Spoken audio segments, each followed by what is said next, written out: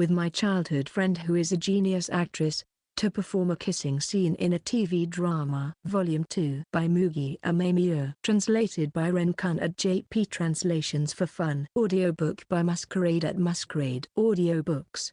Chapter 1 Passionate Fan. I'm sorry to say that you didn't make it in the recent audition. However, the production team said that it was just a matter of not fitting their image, and that your acting was good. So I'm sure you'll do well next time. Let's keep pushing forward. Upon seeing the message from my manager, Yuki-san, I slumped my shoulders in disappointment. I had lost count of how many auditions I had failed. Even though I was affiliated with an agency, I spent every day without any work. The few jobs I managed to secure were insignificant supporting roles, and I was on the verge of losing hope. I really might not have any talent. Years had passed since I became a child actor under Marvel's agency, and now I was in middle school. There seemed to be no sign of success, and despite my efforts, nothing was paying off. I had thought of myself as resilient, but now negative thoughts crossed my mind, suggesting that perhaps I should just quit. To distract myself from these thoughts,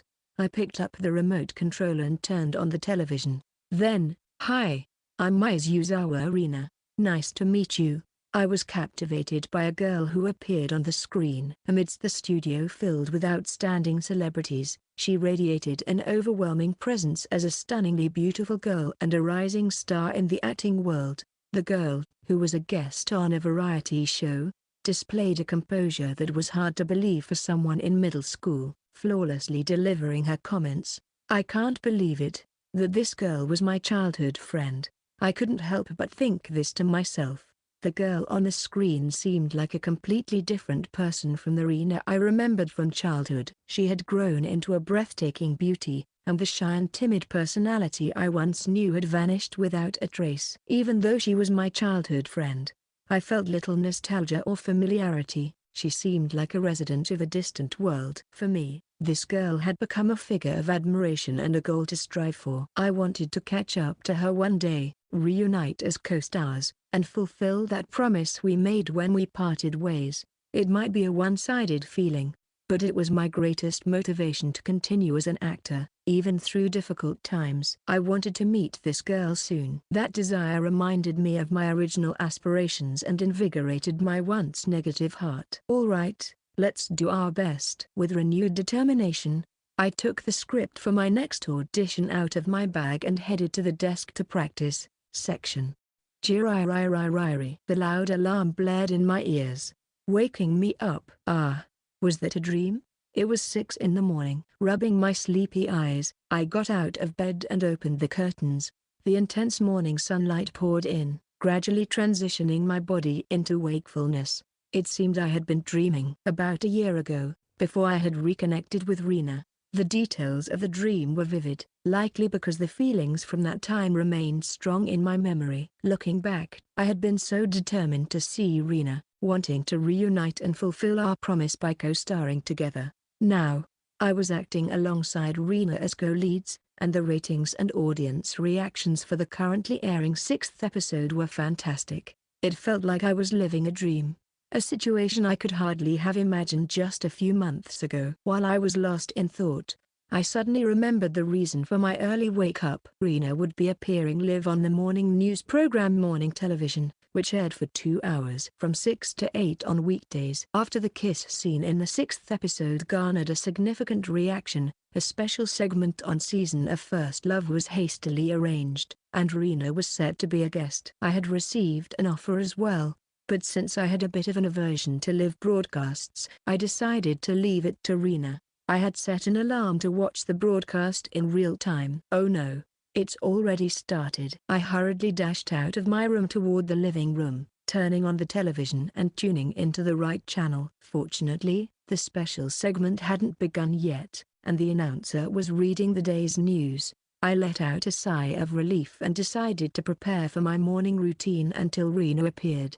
I prepared a simple breakfast and brought it to the sofa just as the commercials ended and the special segment began. Now, we move on to the entertainment segment. Today, we have Mizuzawa Reena-san, who plays Hoshimi Akari, the lead in the popular drama Season of First Love. Yes, Thank you for having me." Reena sat in the center of the studio, wearing a white frilled top and a blue skirt. Her bright, summery outfit radiated a refreshing vibe, and her beaming smile was so captivating that it felt almost unreal through the screen. Even though I had been seeing her nearly every day for months, I found myself unable to look away. Reena. She really is adorable. As I sat on the sofa, I suddenly realized something. I was watching Reena on the television, just as I had seen her in my dream earlier. But my feelings for Reena were entirely different. Before we reunited, she had been a distant figure of admiration, and now she felt incredibly close. I knew Reena's true expressions and recognized that many parts of her hadn't changed since our childhood. Before our reunion, I had simply thought, she's such a beautiful girl whenever I saw her. But I don't think I felt the same kind of excitement I felt now. Just watching Reena and hearing her voice made my heart race. I pondered these thoughts as I continued to watch the broadcast. The special segment began with a brief recap of the story so far, using a digest video, followed by the host asking Reena questions collected from viewers. Now, on to the next question, which we received quite a few of. Viewers want to know more about the behind the scenes of the drama. Can you tell us about the atmosphere on set? The atmosphere on set, you say? Yes. For example, we'd love to hear about your interactions with your co-stars. I felt a jolt of anxiety at the host's question. Reena, what will she say? I was gripped by unease. The reason for my anxiety stemmed from the recent state of my relationship with Reena. Since the filming of the kiss scene in the final moments of the 6th episode, my relationship with Reena had become awkward. On that day, I had decided to improvise with director Morita. While the script called for a brief touch of lips, I returned Reena's kiss with a prolonged one lasting several seconds. Of course, this was a creative decision intended to enhance the scene, and it had worked well. However, I had taken Reena's lips without prior consultation, and since that day, she had been avoiding me quite deliberately. A few days ago, I had resolved to apologize, but my attempts were met with evasion. I was currently at an impasse, trying to figure out how to restore our relationship to what it had been before. Given these circumstances, I was fearful of what Reena might say about me. While I was sure she wouldn't say anything negative in public, she might stumble over her words or unconsciously grimace. I waited anxiously for Reena's response, but then, well, everyone is really nice. So the atmosphere on set is wonderful. Among them, the person I interact with the most is Amano-kun. We often eat together during breaks and discuss our acting. Oh, I see. You two are childhood friends, right? What's your impression of Amano-san? My impression of Amano-kun? He's a really reliable co-star. He's incredibly skilled at acting, and he's handsome and kind, and it's just so much fun being around him. When asked about her impression of me, Reena began to speak eloquently. In her genius actress mode, Reena always appeared cool and composed, but while she was talking about me, she wore a sparkling, innocent smile, revealing a more open side of herself. The studio members seemed taken aback by this side of Reena. At one point, she noticed the strange atmosphere around her and hurriedly cleared her throat. "Oh, I'm sorry. I didn't mean to talk so much." "Oh, no, not at all.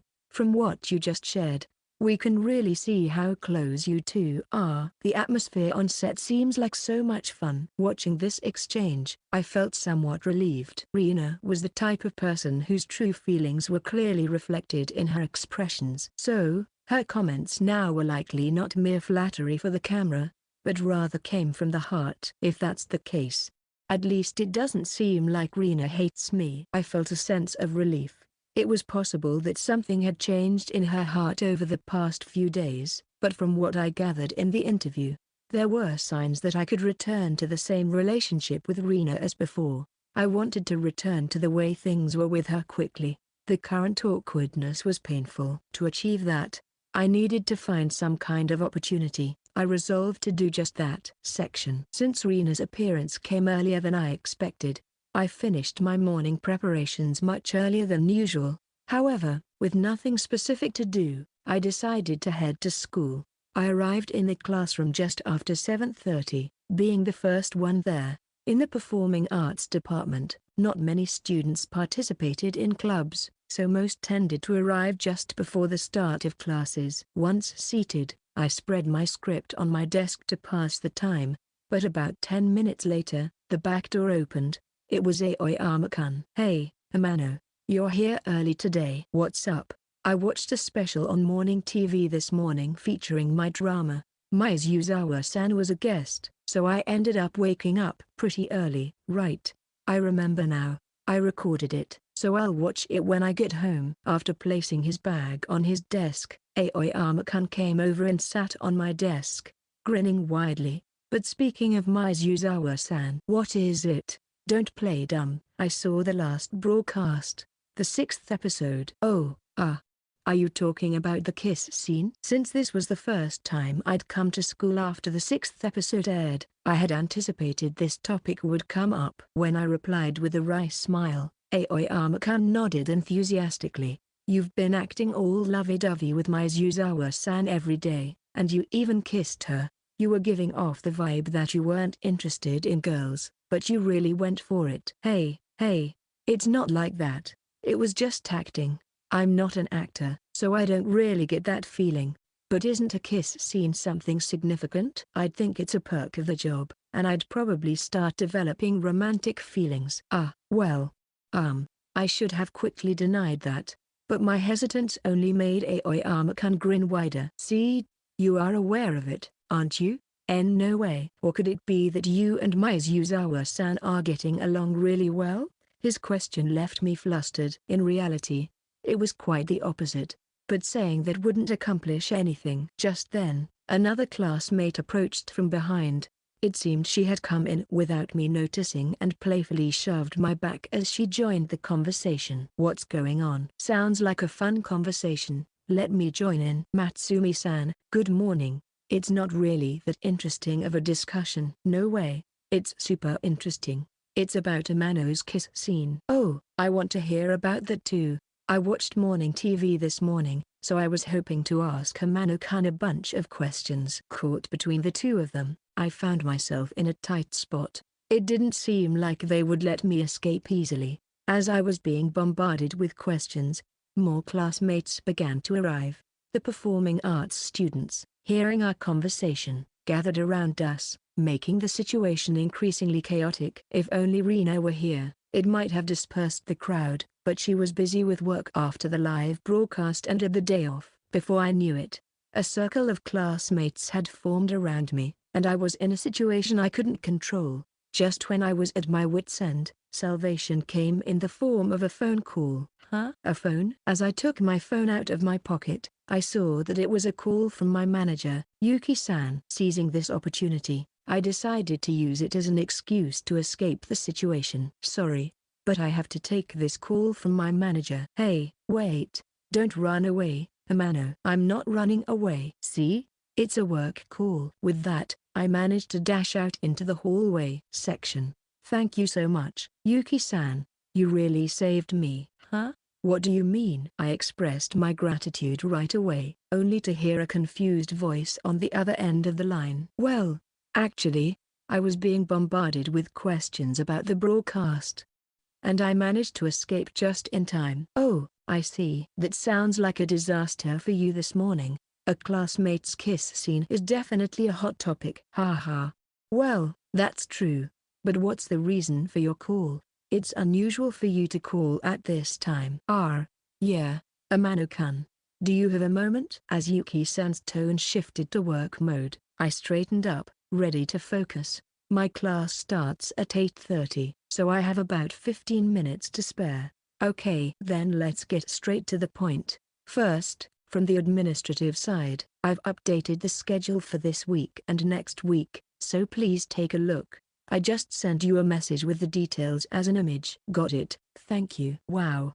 This is quite the packed schedule." "Yeah. Since the main cast of season of First Love are students, we've tried to avoid scheduling shoots during school hours as much as possible. Lately, it's become stricter. Of course, there have been times we had to take days off school due to location issues and other circumstances." "So now you're trying to catch up on the filming schedule that fell behind?" "Well, That's the idea. When I opened the image she sent, I saw a full schedule from morning until night. There were no breaks on weekdays or weekends.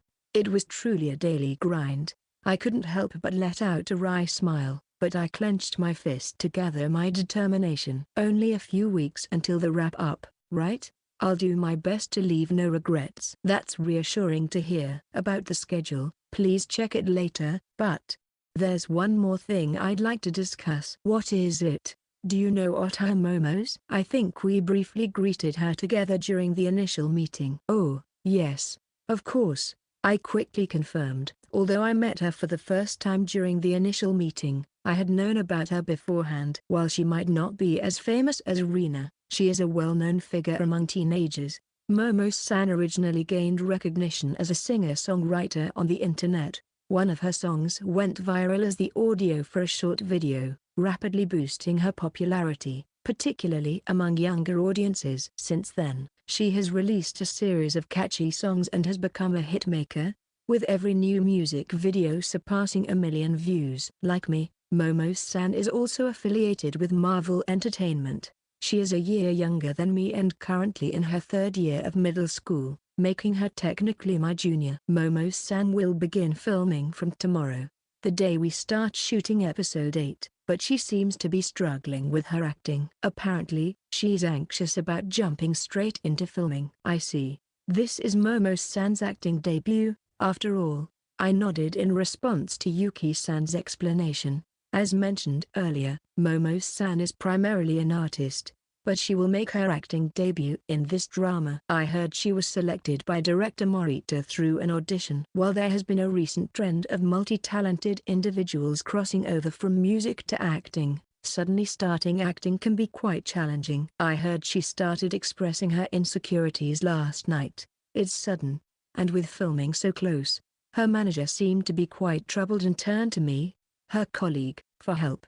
That is indeed sudden. I've thought about it a lot, and if you're willing, I'd like to ask for your help, Amano-kun. After all, the person who understands acting best is an actor, and you probably know director Morita's ideas and acting style too. Yuki-san said this hesitantly. Me? Oh, sorry. This isn't an official request, so you can completely refuse if you want. I'm sure you have your own schedule to consider. No, I'm fine with helping. But what specifically do you need me to do? I'd like you to meet up with her and help her with acting advice. Aren't you interested, Amano-kun? Well, since it's practically a first meeting, I'm a bit nervous about it. While I'm not as socially awkward as Reena, I also don't excel at interacting with people. Honestly, being asked to provide acting guidance to a girl I've hardly spoken to makes me feel uneasy. However, Yuki-san quickly proposed a solution. It would be pretty awkward with just the two of you, so I'll join you as well. How does that sound? I see. In that case, I'll do it. Thank you. We can use an empty conference room at the office, so could you come to the agency after school? I'll send you the specific time and details later. Understood. I'm really sorry for asking you to do this on your day off. No, it's fine. I'm happy to help with anything that contributes to making a better production. I meant that sincerely, not just to reassure Yuki-san. The promise I made with Reena 8 years ago, which we reaffirmed upon our reunion, to make Season of First Love the best it can be, still motivates me. Providing acting guidance to my co-stars would undoubtedly enhance the quality of the production if I can do it well. But Momo-san's acting, honestly, I couldn't picture it. I think Momo-san's songs are fantastic. One of them is even on my go-to playlist. So, while I know her as an artist, I can't visualize her acting at all. Since director Morita chose her, I believe she must have some spark to her talent. The acting derived from her unique artistic sensibilities might turn out to be intriguing. The thought of witnessing Momo-san's performance was starting to excite me. The time Yuki-san had specified was quite early, just enough for me to leave school right after classes and arrive on time. As soon as the end-of-term ceremony concluded and we were dismissed, I rushed out of school and headed to the Marvel Talent Agency. Thanks for your hard work. Oh, Yuki-san, thanks for your hard work too. When I opened the door to the agency, Yuki-san was standing right there, Has Momo-san already arrived? Yeah, just a little while ago. She's waiting for you in the conference room. Is it okay to take you there right away? Yes, please. We walked down the hallway of the agency, passing by several small conference rooms. Yuki-san stopped in front of the middle room, lightly knocked, and slowly opened the door. Momo-san, thank you for your hard work. I've brought a mannequin with me. As I followed Yuki-san into the room, I saw a girl sitting there. She had short, neatly arranged black hair, bright eyes, and a gentle aura about her. Her face was well-defined but still bore a hint of youthfulness. Although she was also a beautiful girl, she was a completely different type from Reena. While Reena could be described as beautiful, this girl was more fittingly described as cute. The way she perched on the chair was reminiscent of a small animal. Hello, Amano-senpai. I'm sorry to take up your time today. No, not at all. I'm not sure how helpful I'll be, but I'm looking forward to today. Yes, thank you very much. Momo-san bowed energetically. She looked just like the person I knew from the media. Although Momo-san was an artist, she actively appeared on variety shows and YouTube channels, portraying a bright and lively girl with a dazzling smile. The contrast between her serious expression when standing in front of a microphone and her usual cheerful demeanor is often said to be cute, and that was certainly true. I took a seat across from Momo-san, and Yuki-san sat next to me. Since Yuki-san was merely accompanying me, it fell to me to initiate the conversation. Momo-san, you wanted to discuss some acting concerns with me today, right? Yes, that's correct. To start, could you tell me what's been troubling you? Well, suddenly, Momo-san, who had been so full of energy just moments ago, looked down with a troubled expression. I was caught off guard by her unexpected reaction. Was it something difficult to say? No, it's not that. Of course, I won't force you, but I'd appreciate it if you could share your thoughts openly. That way, I can provide advice that suits you best. Right, I understand. I'll do my best. Momo-san seemed to be grappling with some inner conflict, but she clenched her fists and nodded as if she had made up her mind. Then, placing a hand over her heart, she slowly began to share her concerns. However, what she revealed was quite surprising. I'm scared of being seen acting by Mizuzawa-san. I thought I had practiced a lot in my own way, but when it came down to it, I got scared after all.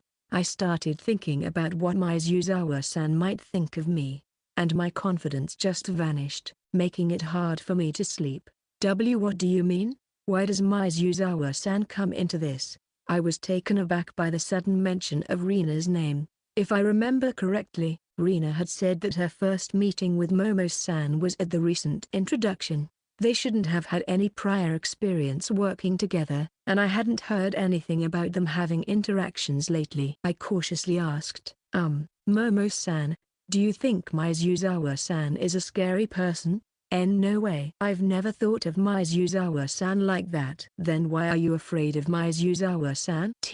That's. Once again, Momo-san fell silent, struggling to express herself. I was at a loss with her response, but then I happened to glance at Momo-san's bag on the desk and noticed a familiar strap attached to it. Is that perhaps? Though I had never seen it in person, it resembled what I had seen in photos. I couldn't help but ask about it. Momo-san, where did you get that strap? You know, the one attached to your bag. If my memory serves me right, I think it's a limited edition item from the drama that you could only get through a lottery. That seemed to be the trigger for Momo-san. Her face lit up, and she leaned forward energetically from her chair. Exactly. This is from the viewer giveaway for Mystery Academy, and I got it through a lottery that was only open to those who purchased the Blu-ray. Look. It's small, but it has Mizuzawa-san's signature right here. Wow. That's amazing. I wanted the merchandise too, so I bought a Blu-ray, but I didn't win anything. Foo. That's naive. Amano-senpai. Otaha bought 10 Blu-rays. T10? There's practicality in it. I divided them into categories, one for viewing, one for promotion, one for preservation, and one to carry around for comfort. So it's only reasonable to have that many. Impressive for a popular star. That's some serious spending. That's not all. Look, I even have Mizuzawa-san as my phone wallpaper, and this outfit is the same one she wore in the drama. Ota has so many more goods in her room. Here, take a look at this photo. Oh.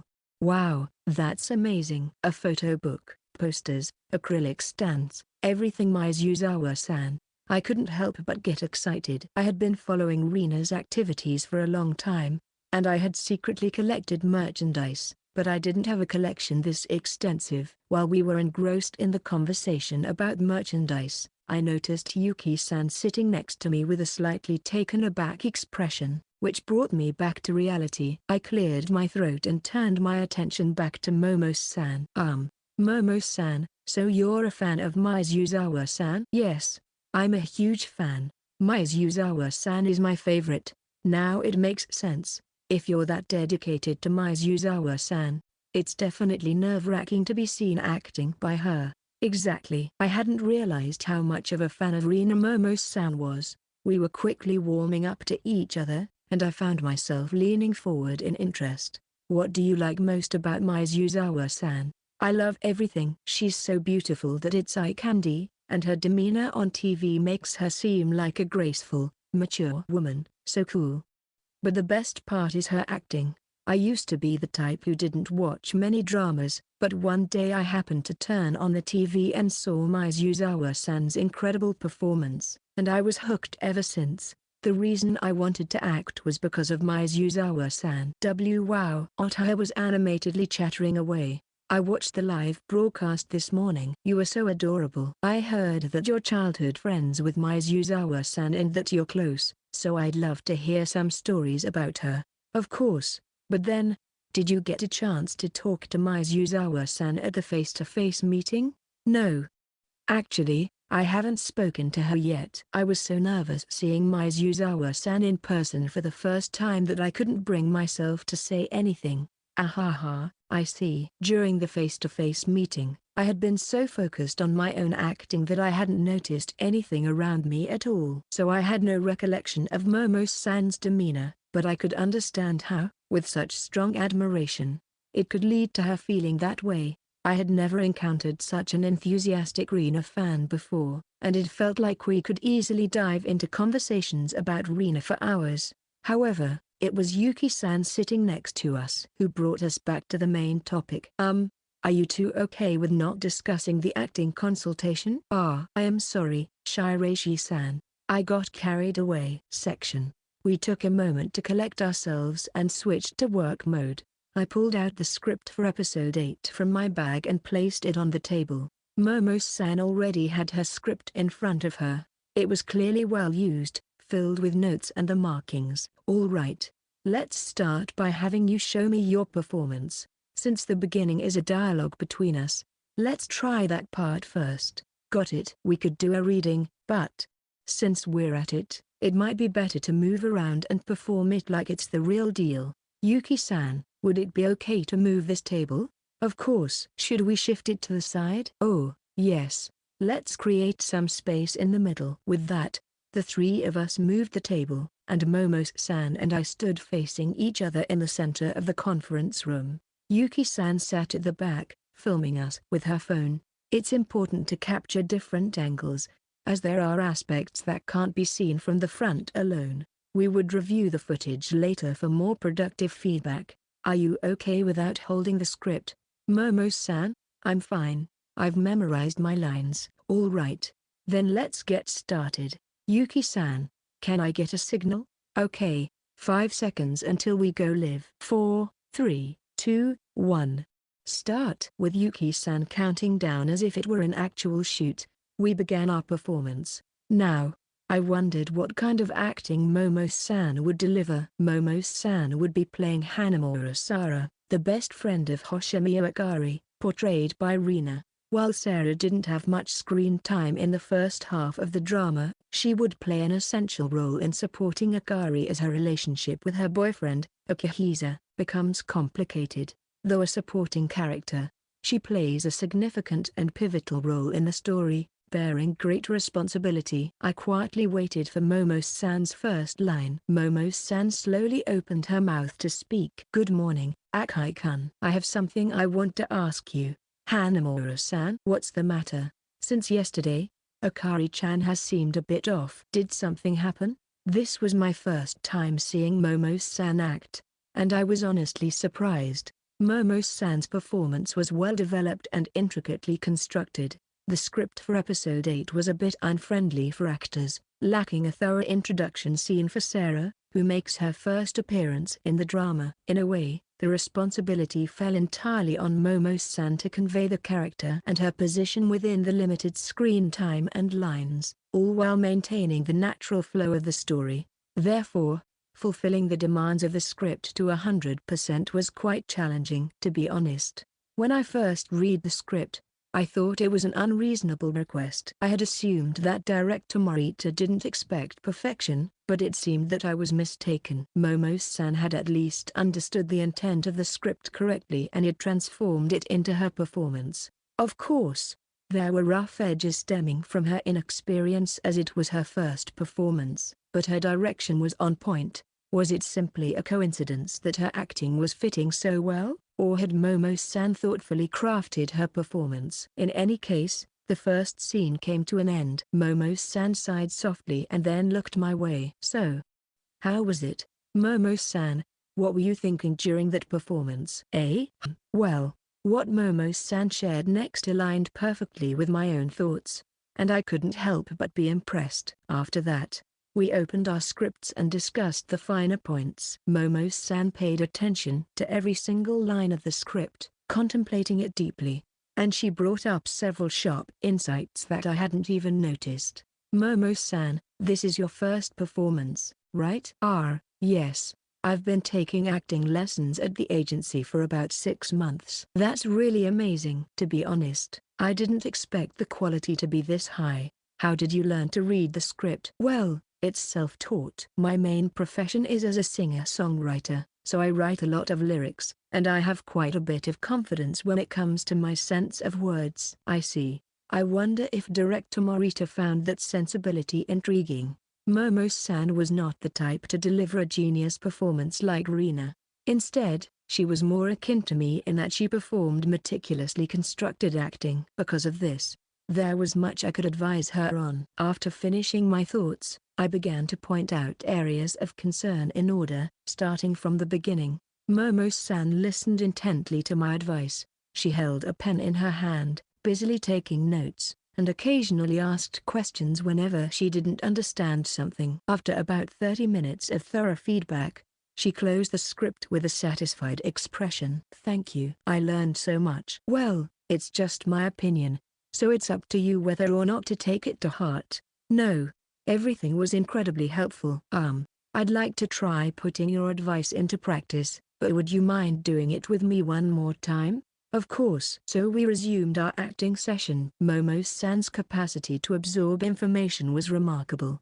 She was able to accurately incorporate the advice I had just given into her performance. The rough spots I had noticed before had significantly improved, and it was visibly better. After the performance ended, I nodded in acknowledgement. It's really improved. If you can perform like this on the actual shoot, there's no problem showing it to Mizuzawa-san. In fact, I think it would surprise her. Really? Yeah. I'll vouch for you. Momo-san smiled happily. It's thanks to you, Amano-senpai. I really appreciate you taking the time to help me. Not at all. I enjoyed it too.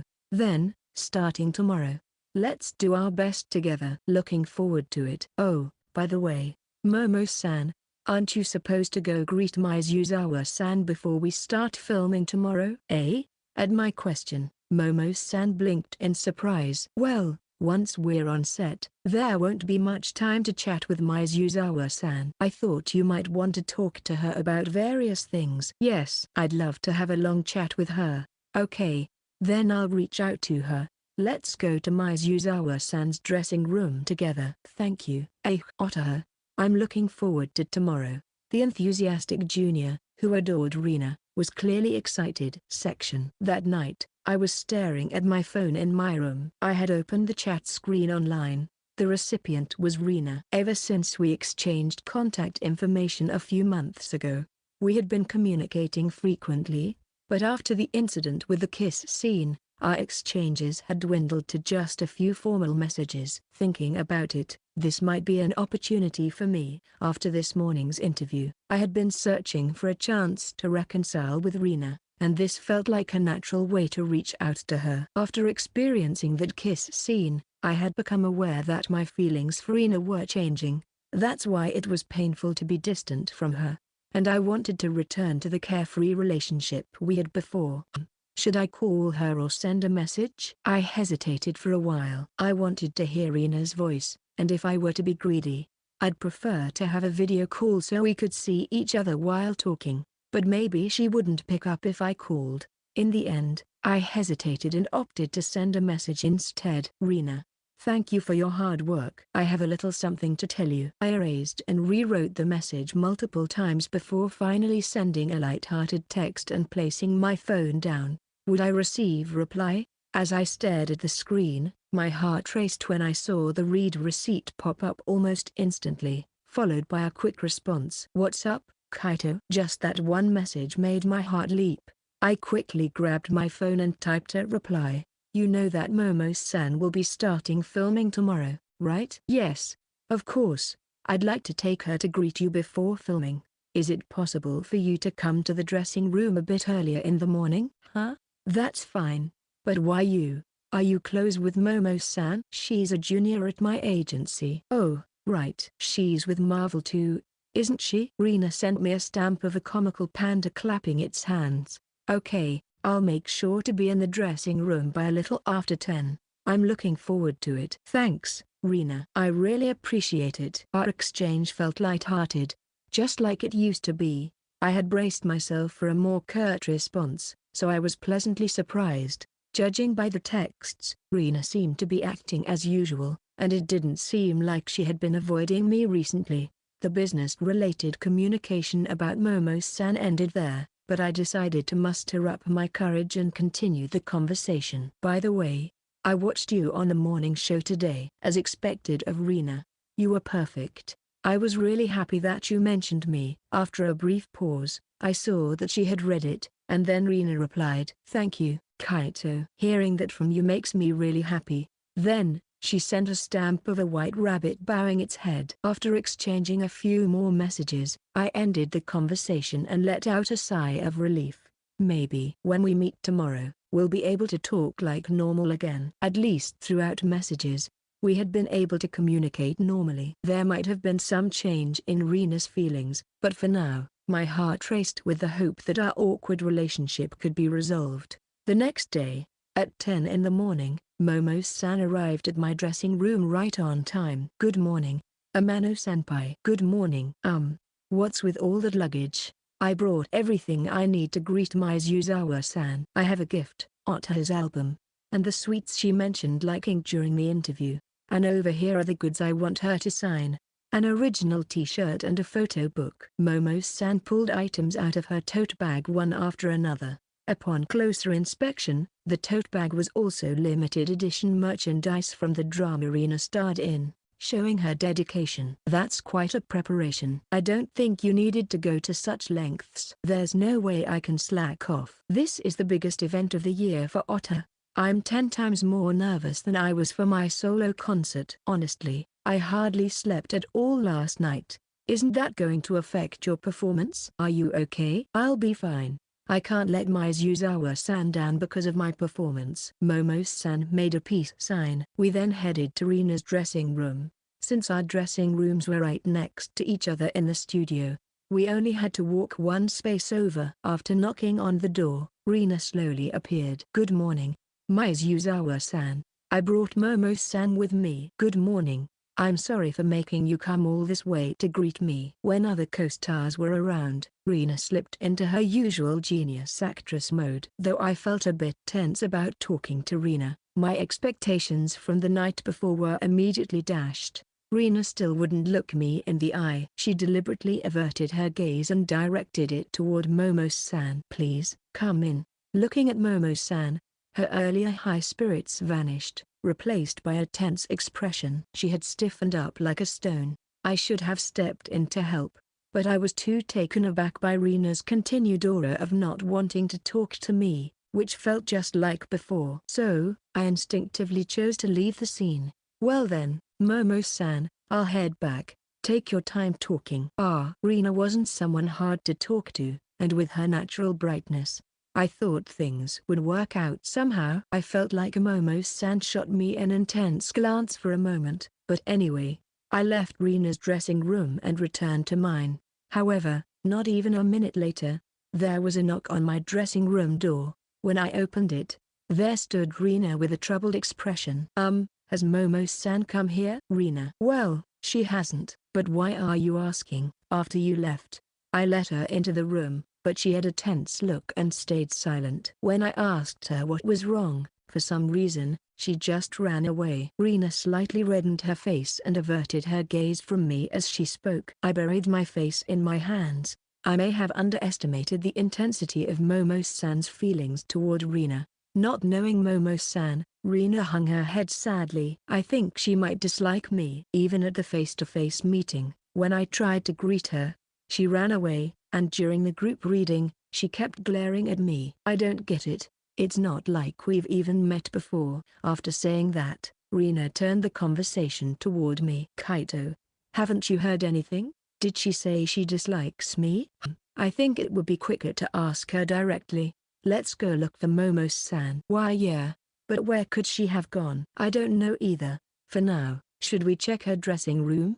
That does seem like the most likely option. Though we were managing to hold a conversation, I still felt a sense of awkwardness. We both ended up turning our heads away from each other as we spoke. Afterward, we walked down the hallway to look for Momo-san's dressing room. Her dressing room was a bit farther from both Reena's and mine. When we knocked softly on the door, Momo-san appeared, looking quite apprehensive.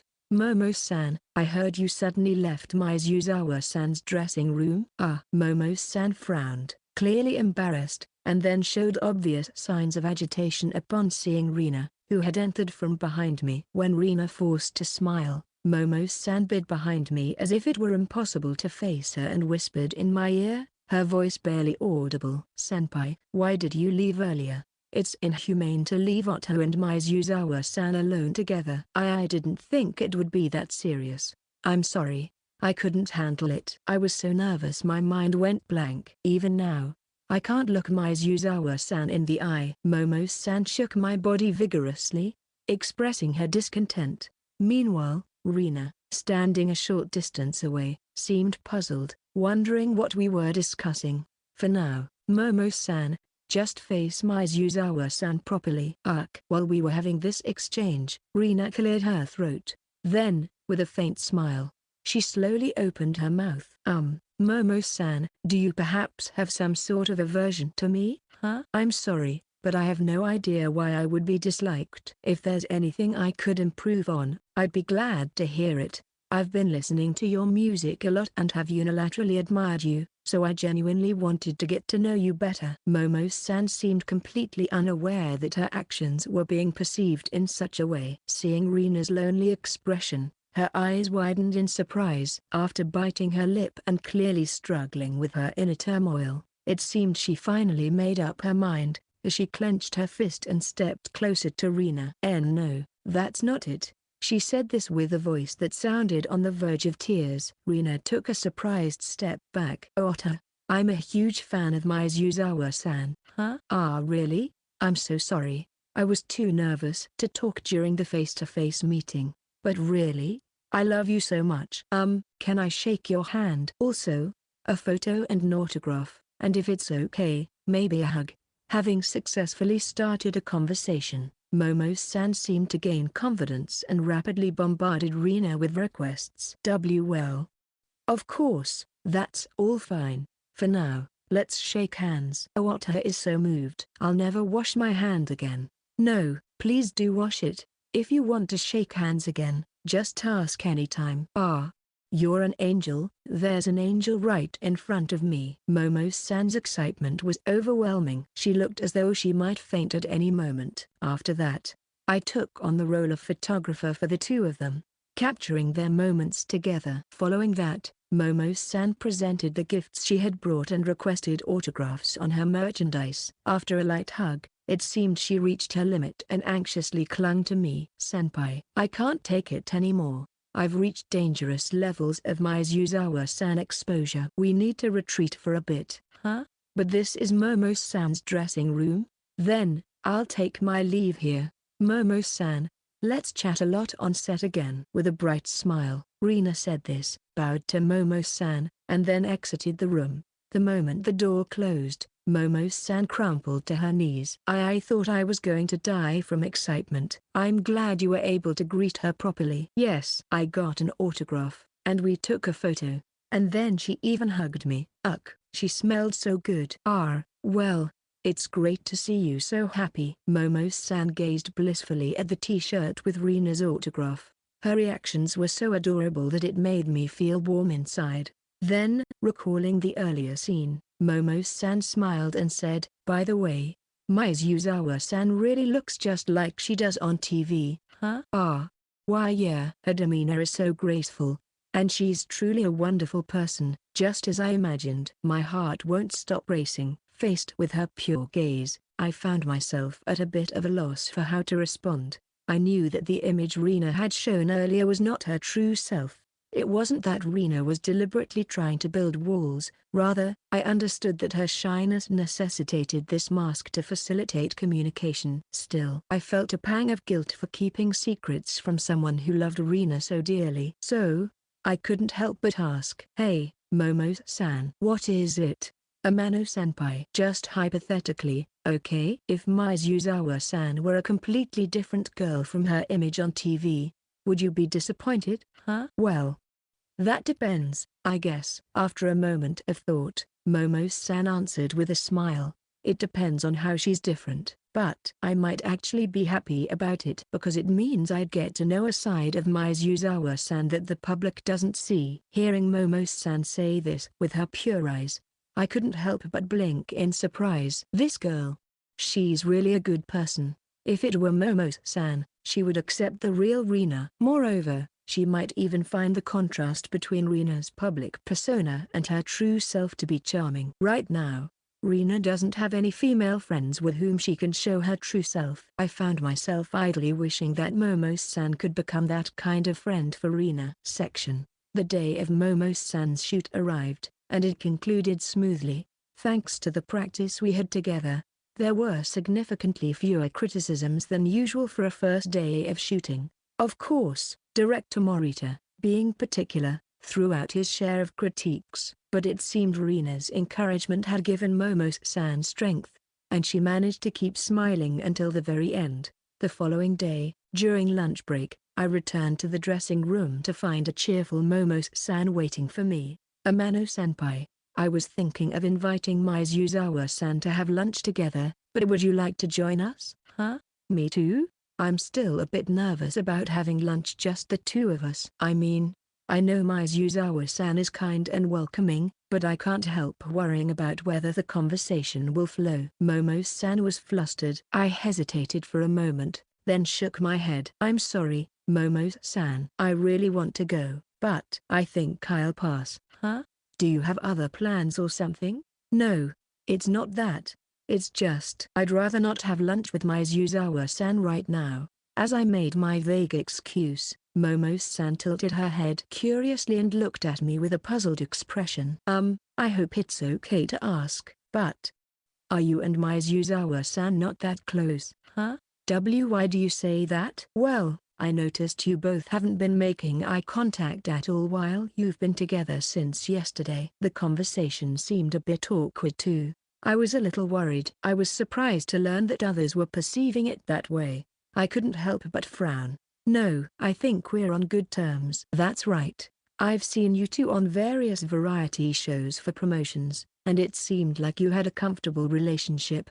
But then, are you two maybe in a fight? I don't think we're fighting. Then what's going on? Well, let's just say, for certain reasons, I've decided to keep my distance from Mizuzawa-san for now. Huh? Keeping your distance? On TV during interviews, Reena had talked about me with a sparkling smile, and she had always communicated with me normally through messages. Yet, when it came to face-to-face conversations, she avoided my gaze, leading to awkward exchanges. I thought about it in my own way, and I didn't believe that Reena disliked me. She must understand that the improvisation was necessary to make this project better. However, on the other hand, a girl's first kiss is a very important thing, and while I can understand it from an actor's perspective, the fact that I added such an improvised scene without consulting her is something that might be hard for her to accept as a girl. I believe that's how she feels. If my speculation is correct, then time is needed to resolve this issue. To shorten that time,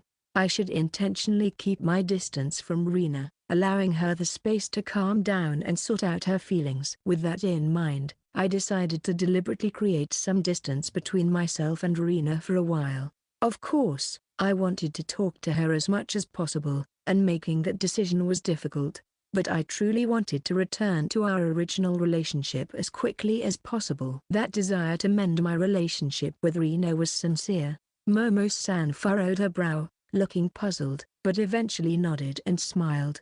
I don't quite understand, but I get it. In that case, I'll invite her on my own today. Yeah. Have fun. Yes. I'm nervous, but I'll do my best to keep the conversation going. After saying that, Momo-san left my dressing room. Once I was alone, I decided to eat my lunch while going over the script for the afternoon scenes section. Then, in the afternoon after the break, I sensed something unusual. It felt like Reena was stealing glances at me every now and then. We still hadn't talked at all during the breaks, but whenever I occasionally looked her way, I would often find her staring intently at me. This happened several times, and each time our eyes met, she would quickly look away, which started to make me suspicious. What's going on? Is something following me? When my makeup artist came to touch up my look, I couldn't help but ask if there was something off about me, but she assured me that there was nothing unusual, which left me even more puzzled. Nevertheless, I couldn't ask Reena directly, so I remained slightly unsettled until the next break. The next resumption time is at 2:20. Thank you for your cooperation, everyone. I checked the clock. It was exactly 2 o'clock. 20 minutes was quite a long break. I hesitated about what to do, but I decided to step outside for a brief walk. Since we were filming in the usual main studio today, stepping out of the building revealed the expansive grounds of the TV station. With ponds and forests, it was more than adequate for casual outdoor shoots, making it a perfect spot for a stroll. Although I started walking aimlessly, I felt strangely uneasy. Maybe it was just my imagination, but I couldn't shake the feeling that someone was following me. Since it was the TV station grounds, I didn't expect any weird stalkers to be around, but I still sensed a presence. Should I turn around and check? After a moment of hesitation, I decided to stop and quickly glance behind me. In the shadows, I caught sight of a figure that hurriedly hid behind a tree. It seemed there really was someone there, and they looked rather suspicious. I swallowed hard and steeled myself to approach. I quickened my pace to close the distance and peered around the tree, only to find Reena standing there with an awkward expression, like a child caught in a misdeed. Hey, Reena, what are you doing? Ugh, I'm sorry. Oh, no, I'm not blaming you. I'm just surprised. What on earth happened? I was genuinely confused and asked her in a bewildered tone. Reena, still looking down, spoke in a soft whisper. During this break, I thought I'd talk to Kaito. But Kaito kept walking further away, so I couldn't approach him, and then I ended up following him all the way here. You could have just called out to me. Besides, couldn't it have waited until later? But I really wanted to talk right away. When I glanced at Reena, she looked like she was about to cry. I was taken aback. Reena huddled her shoulders and cautiously asked a question, as if she was afraid of hearing something she didn't want to know. Kaito, have you really started to dislike me? What are you talking about? Reena had a serious expression, but the content of her question was so unexpected that I responded in a dazed manner. Then, with a determined look, Reena stepped closer to me. I heard from Momo-san at lunch. Kaito, you're trying to distance yourself from me. Well, I did say something like that. Why, you really thought I was being unpleasant lately, didn't you? Wait a minute. There's no way I could dislike you, Reena. As I instinctively interrupted her, Reena widened her eyes in surprise before looking down again. But then, why were you trying to keep your distance from me? That's because I thought you were avoiding me instead. I just assumed we needed a cooling off period to make up. What do you mean? I said just the other day that I wasn't angry at all. Yeah, but you still wouldn't look me in the eye after that. That's the same for you, Kaito. You haven't been looking me in the eye lately either. Reena puffed out her cheeks like a balloon, showing her dissatisfaction. Indeed, thinking back on it, I realized I had been avoiding her gaze quite a bit. I felt a twinge of guilt as I recalled the interactions I'd had with Reena over the past 2 weeks. Well, it's kind of hard to say, but I still keep having flashbacks of that kiss scene. So when I look at you, I end up feeling embarrassed. When I said this honestly, Reena clapped her hands in realization. I feel the same way. I've been feeling that way too. Reena too? Yeah. So I've been avoiding you a bit, and when I did talk to you, I felt awkward. But really, it's not that I'm angry or anything. I see. We instinctively looked at each other and ended up laughing. It seemed the awkwardness we had felt over the past 2 weeks was simply because we had both become overly conscious of each other after the kiss scene. That kiss scene had clearly left us both unsettled. I'm relieved to hear that. I thought it was strange to be so conscious of each other for so long. Well, it can't be helped. It was our first time kissing, after all. Reena blushed as she said this. And it's because you kissed me like that. Like it was something a lover would do. Was it really like that?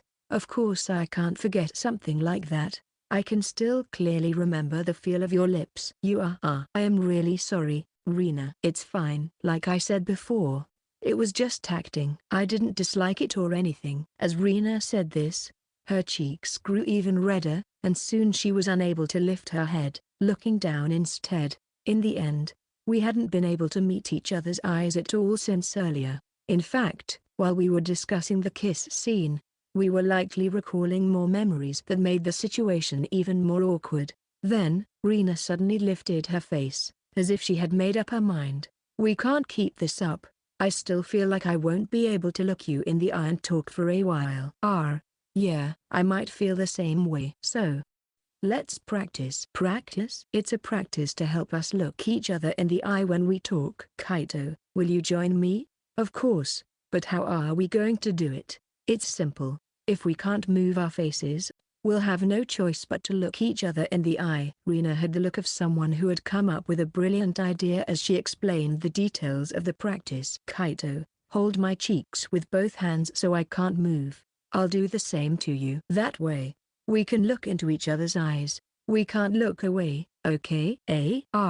Okay, I'll give it a try. As she instructed, I placed both hands on Reena's cheeks. The soft texture of her skin was conveyed to my hands. Then Reena placed her hands on my cheeks as well. A slightly cool sensation enveloped my face.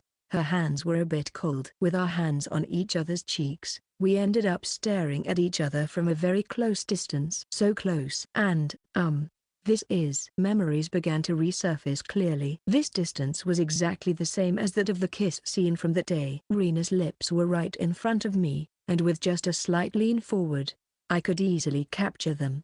The sensation of her lips came flooding back, and my face grew hotter. Whoa. This is not the time for practicing eye contact. It seemed Reena felt the same way, and we quickly pulled our hands away and created some distance between us. Reena's face had turned bright red, even to her ears. Luckily, we were in a secluded area of the forest on the TV station's grounds, with no one around. But I couldn't help but think how many misunderstandings might have arisen had we been in a more public setting. This was a bit too much, Reena said. Why yeah, that's true, I agreed. Rushing things like that is definitely not good. We've cleared up our misunderstandings, so let's work on being able to talk like we usually do, little by little. That sounds good. We exchanged these words, both of our faces flushed. Checking the time, I realized it was just 5 minutes before our break ended, so we walked back together.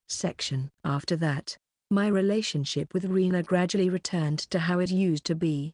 We started to frequently exchange messages again and began having meals together. It became a tradition for the three of us, including Momo-san, to have lively lunches together. However, about a week later, a small incident occurred. "Hey, Momo-san didn't come today," Reena remarked. "Yeah, that's true. I wonder what happened." We were having lunch together in Reena's dressing room when we noticed that Momo-san, who had been bringing her bento almost every day, was absent. Reena, who had quickly grown close to Momo-san, pouted in disappointment. "I read that shoujo manga Momo-san recommended, and I thought we could have a lively discussion about it." "Really? You've been reading it?" "Momo-san has such great taste. All the manga she recommends are interesting. I should ask her about it next time. I wonder if she reads shounen manga too?" "I'm not sure. She mostly talks about shoujo manga when we chat, but she loves manga, so I think she'd be happy to discuss various titles." "Wow, that's cool." We got caught up in talking about Momo-san, who wasn't there, but even after lunch break ended and we returned to the set, Momo-san continued to act somewhat distant. She didn't greet us as cheerfully as usual. It was particularly evident that she was avoiding Reena. From what I observed, she seemed downcast, making it clear that something must have happened. So I waited for the right moment and approached her. "Momo-san, what's wrong?" "Oh, Amano-senpai," she said, startled. Turning around, upon realizing it was me, she let out a sigh of relief. "You've been acting a bit strange lately." "Did something happen?" "Well, actually, I saw something I shouldn't have." "You saw something you shouldn't have?" "I saw you two talking together," Momo-san replied, her face showing signs of loneliness. I felt a jolt of surprise. After a brief pause, Momo-san continued with a downcast expression. "Otaha, I had no idea. I thought I was getting along quite well with Mizuzawa-san. I never imagined she was putting up a wall." Well, Mizuzawa-san usually speaks like that."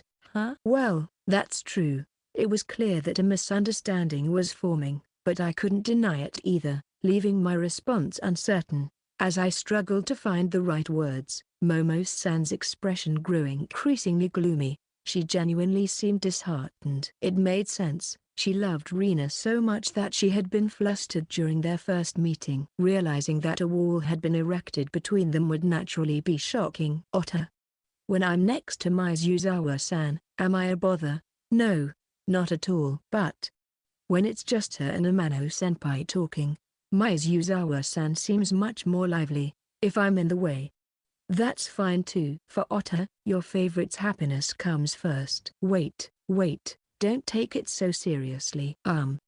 How should I put this?" As I searched for the right words, Momo-san bowed her head slightly. "I'm sorry for being rude. Excuse me, Amano-senpai." Then, she hurriedly walked away. I watched her retreating figure, troubled. What should I do? It would be best if Reena could interact with her in a natural way, but if she could do that, she would have done so from the beginning. Even if I explained the situation, I wasn't sure she would believe me, and it might only reinforce the feeling that a wall existed. Still, I didn't want the two of them to become distant. Over the past week, Reena had seemed incredibly happy. Though she was in her usual genius actress mode, it was clear she had opened her heart to Momo-san, and she had just expressed great disappointment at Momo-san's absence. If Momo-san stopped coming to the dressing room like this, Reena would surely be sad. Was there anything I could do for both Momo-san and Reena? In the end, I went to bed without having any concrete thoughts,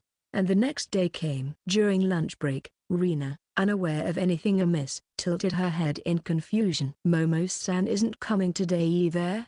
I watched Reena as I decided to speak up. "Reena, actually about that." "Oh, does Kaito know something?" "Yeah." Momo-san saw the two of us talking like this, and it seems she was a bit shocked by it. Reena's expression froze. She stopped reaching for her lunch and placed her chopsticks down. "That's a problem."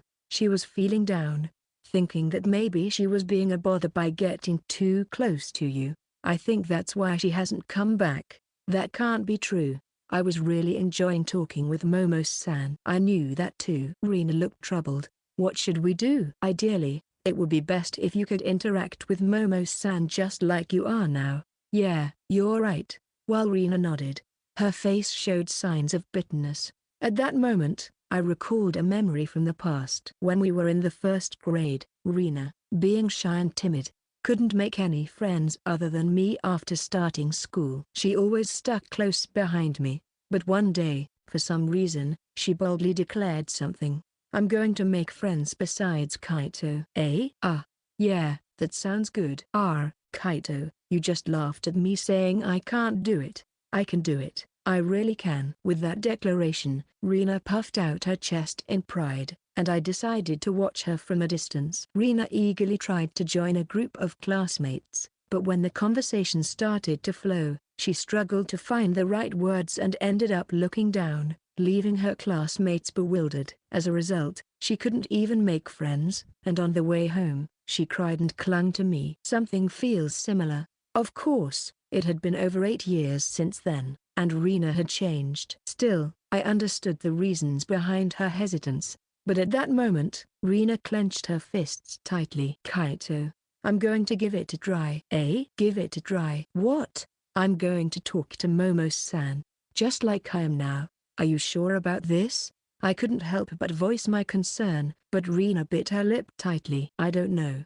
Last year, there was a girl I acted with who I became friends with, and I tried to talk to her naturally, but the words just wouldn't come out, and I ended up falling back on my usual way of speaking. I see. But, Momo-san is really a great person, and I don't want her to be sad about me. Plus, I have you here now. If you're by my side to support me, I feel like I can do it. Got it? So, should we go look for Momo-san right away? Then Reena flailed her arms in front of her in a panic, shaking her head. I need to prepare my mind for it and everything. Oh, can we do it tomorrow instead? Sure, that works.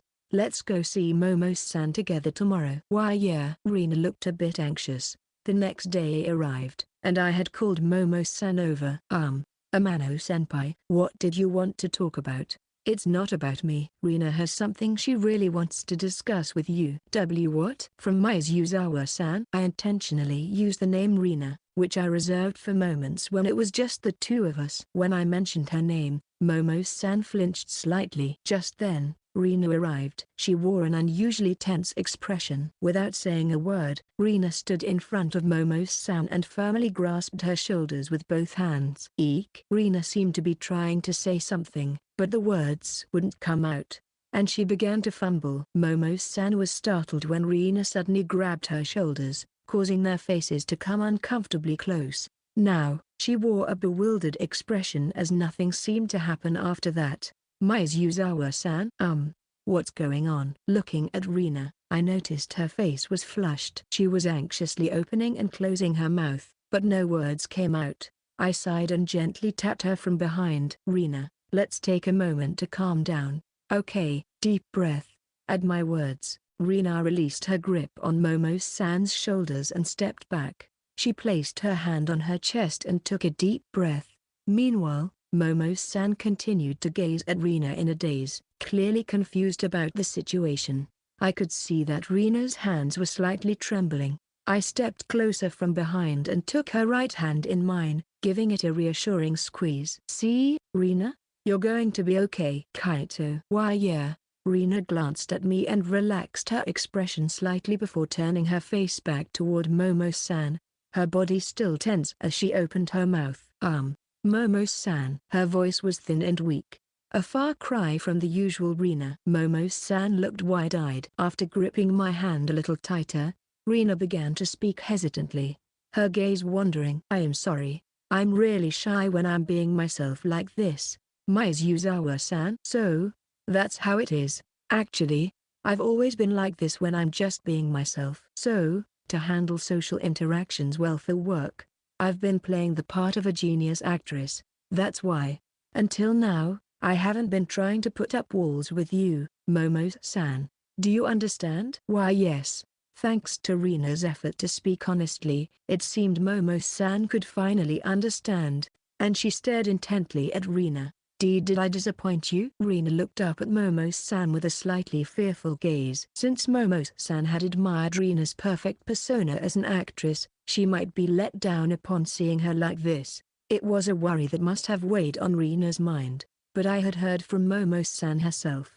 If Reena's true self differed from the public image, she would actually be pleased. So, with a calm heart, I patiently awaited Momo-san's reaction. Momo-san let out a sound that was almost a shriek. She covered her mouth, trembling. And then, in an instant, her emotions exploded. So cutie. Momo-san rushed over to Reena and hugged her tightly. Surprised, Reena let out a startled voice. Momo-san? That's unfair. You're too cute. Oh no. What am I supposed to do? Can I cuddle you? I guess that's fine. But, you're not disappointed in me, are you? There's no way. If anything, I've come to like you even more. From now on, Mizuzawa-san is my #1 favorite. Ah really? Reena sighed in relief but then spoke softly to Momo-san. Well, I have one request. When you call me your favorite, it feels like there's some distance between us, and it makes me a bit uncomfortable. What should I do then? I mean, instead of being your favorite, can we just be friends? Momo-san, looking up at Reena with an eager expression, lit up and tightly gripped Reena's hand, bouncing up and down with excitement. Why yes, of course, we can be friends. Then she hesitantly asked Reena, then can I call you Reena-san as a sign of our friendship? Oh of course.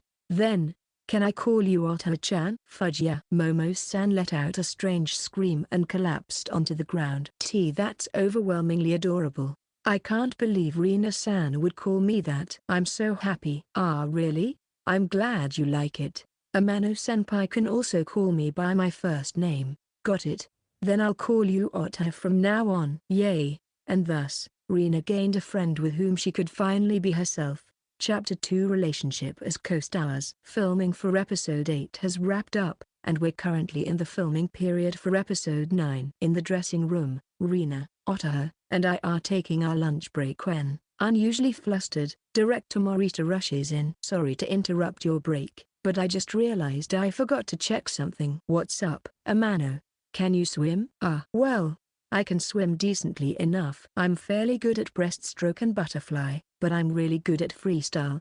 I used to incorporate swimming into my training and swam about 1 kilometer each time. Caught off guard by the sudden question, I respond as best I can, and Morita's expression shifts to one of relief. I see, that's great. For episodes 10 and 11, we'll be shooting on an island, right?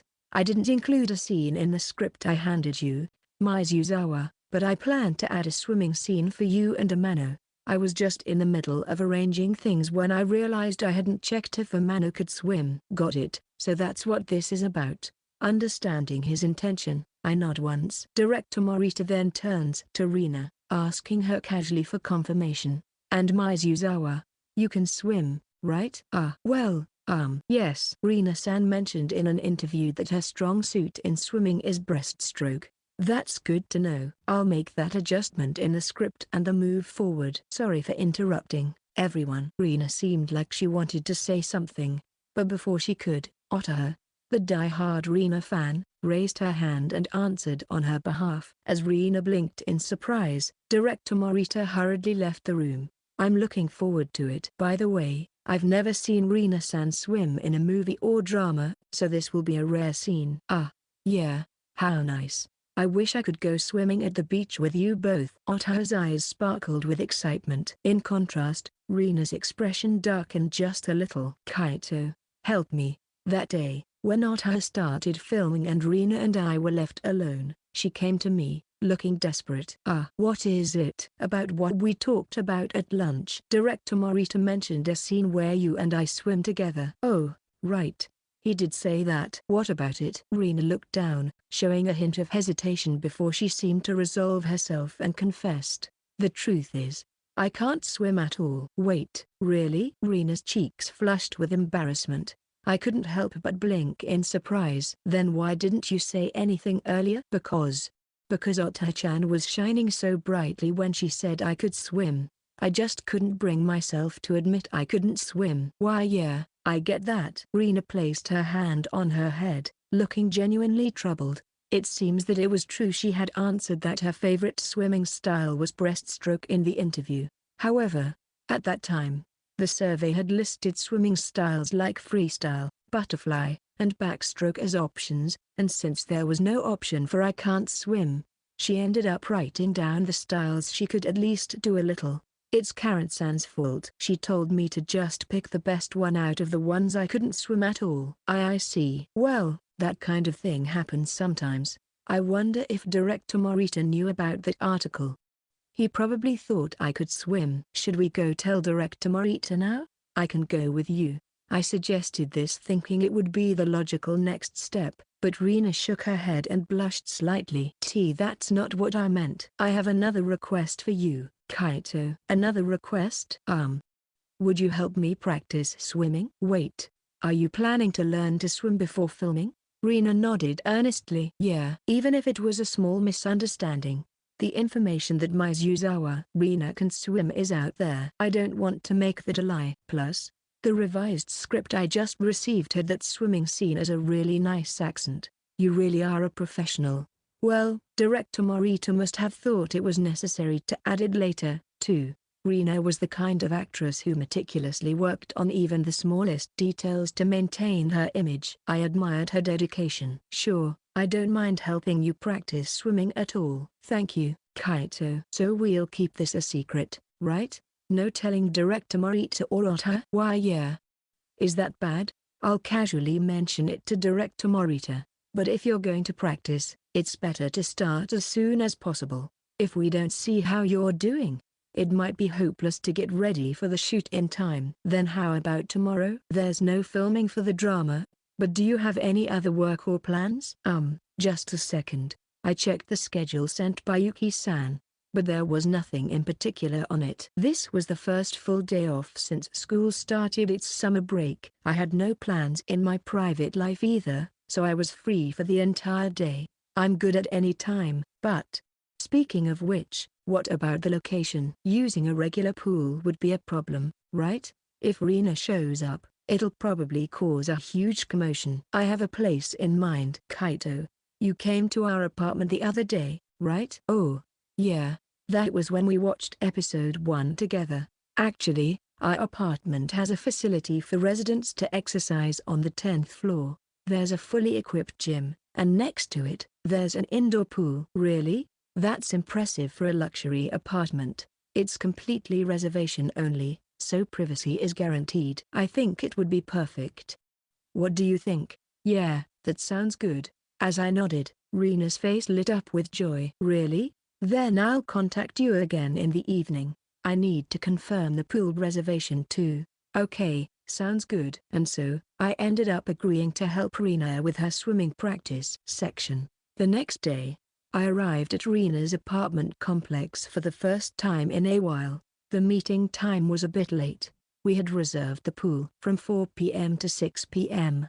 This allowed me to get a solid amount of sleep in the morning and recover from the fatigue of consecutive workdays. After getting ready and leaving my house, I reached the entrance of the apartment complex at 3:45 p.m. Reena was already waiting and seemed a bit restless, fidgeting with her phone. Sorry to keep you waiting, Reena. Oh, Kaito. No, I wasn't waiting at all. As I called out to her, Reena walked over with a bright smile. We headed to the elevator together and went straight up to the 10th floor. At the end of the hall, there was indeed a magnificent pool. It appeared to be shorter than 25 meters, but it was a sufficiently long indoor pool. Best of all, no one else was using it. Wow, is this private? Yeah, they have time slots, and it seems you can use the reserved slot privately. There's a limit on how many times you can reserve it, though. I see. The changing room for men is over there. Let's meet back here after we change. Got it. The changing room was shared with the gym, and there was a muscular guy changing clothes inside. I placed my things in a convenient spot and started to change into my swimsuit, but I could feel my heart racing during the process. Am I nervous? I had casually agreed to this since it was for the drama, But now it was just the two of us in the private pool. Though a lifeguard was apparently watching from a room at the back, it was just the two of us in sight. Being alone with a girl I liked in a swimsuit made me feel tense no matter what. I wonder what kind of swimsuit Reena will wear. Since last night, I had secretly looked forward to it, feeling a slight sense of guilt. Reena was serious about this. She was just practicing swimming, so she probably wouldn't be wearing a fashionable swimsuit like one you'd wear to the beach or a public pool. It might just be a standard school swimsuit. Still, I felt a bit excited about that, too. After quickly changing into my swimsuit, I locked my locker and returned to the previous spot. Reena still hadn't arrived. As I waited, I caught sight of Reena peeking out from the women's changing room, her face slightly flushed. Seeing her, I was taken aback. Reena's swimsuit was unexpectedly bold. It was a stylish light blue bikini with patterns, but it clearly had less fabric than the typical ones. As a result, there was a lot of exposed skin, making my heart race. Not knowing where to look, I hurriedly glanced down. What's wrong, Kaito? Is something off? It's not that it's off, but, yeah, I think it looks good. But, what do you mean? I mean, it's a bold swimsuit. Is that the kind of design you like? Eh? Reena let out a spaced-out voice and blinked several times. Gradually, her face turned red. Isn't this the normal kind of swimsuit? I'm not sure. It seems pretty flashy, or rather, quite revealing. Is it really? Seriously? From her flustered reaction, it seemed Reena wasn't aware that the swimsuit she was wearing was quite daring. I had panicked, thinking she had intentionally chosen this swimsuit for our private setting, but I realized my misunderstanding and regained my composure. Don't look at me too much. I won't. Ota-chan, she said this kind of thing is standard for high school girls. Never mind. Forget I said anything. Reena accidentally let slip a hint of resentment. It seemed that Ota had told her something strange. Since the atmosphere had turned awkward, we decided to calm down by doing some warm-up exercises together. Although we were both silently stretching in our own ways, I noticed Reena glancing over at me while I was rotating my wrists and ankles. What's up, Reena? Nothing. I definitely felt your gaze. Is there something wrong with my warm-up? It's not that. It's just... Reena averted her gaze, looking uncomfortable, then quietly muttered, I was just thinking that Kaito seems really fit. Me? Why yeah, you're thin, but you have really well-defined muscles. I'm sorry. I didn't mean to stare, it just caught my eye. I get it. I couldn't help but look either. It's mutual. Why yeah, right. So we should get back to our warm-ups. With that, Reena hurriedly averted her gaze from me and began to awkwardly move her body. I took pride in my relatively toned physique, having made training part of my daily routine to build the basic physical strength required for acting. However, I was surprised to hear such a compliment directly from Reena. After sufficiently warming up, we slowly entered the pool. It was a small pool, but surprisingly deep. At its deepest point, it was deep enough for me to barely touch the bottom. The structure was shallow at the edges and deepened toward the center. All right, let's try swimming right away. I brought a kickboard, but, for now, I'd like to see your skills. Reena, can you swim anything, just to show me? Yeah, I'll give it a shot. Putting on her cap and goggles, Reena took a deep breath. Then, she kicked off the wall with enthusiasm, stretching her body straight. At first, she seemed to be doing well. Though she had said she couldn't swim, it seemed she could manage it to some extent. I was hopeful about her performance, but, oh dear, my expectations lasted only a moment. Just a few meters in, Reena began to thrash about, struggling. Her movements were worse than dog paddling. It was more accurate to say she was floundering than swimming. I hurried over to her with a freestyle stroke and firmly grabbed her arms. It's okay. It's really shallow here. You can stand. Oh, you're right. Once Reena confirmed that her feet could touch the bottom, she finally calmed down. She stood up, removed her goggles, and blushed. That was probably my best performance. I see, I've got a good sense of your abilities now. Let's start with using the kickboard and practice kicking first. Let's walk to the edge and back. Got it?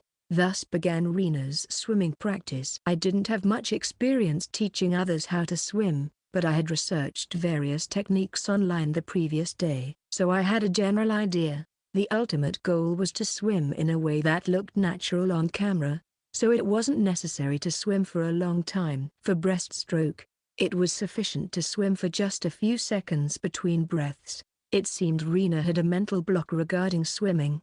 At first, she struggled, feeling scared and tense, but after about an hour, she began to pick up some tricks. She wasn't particularly lacking in athletic ability. All right.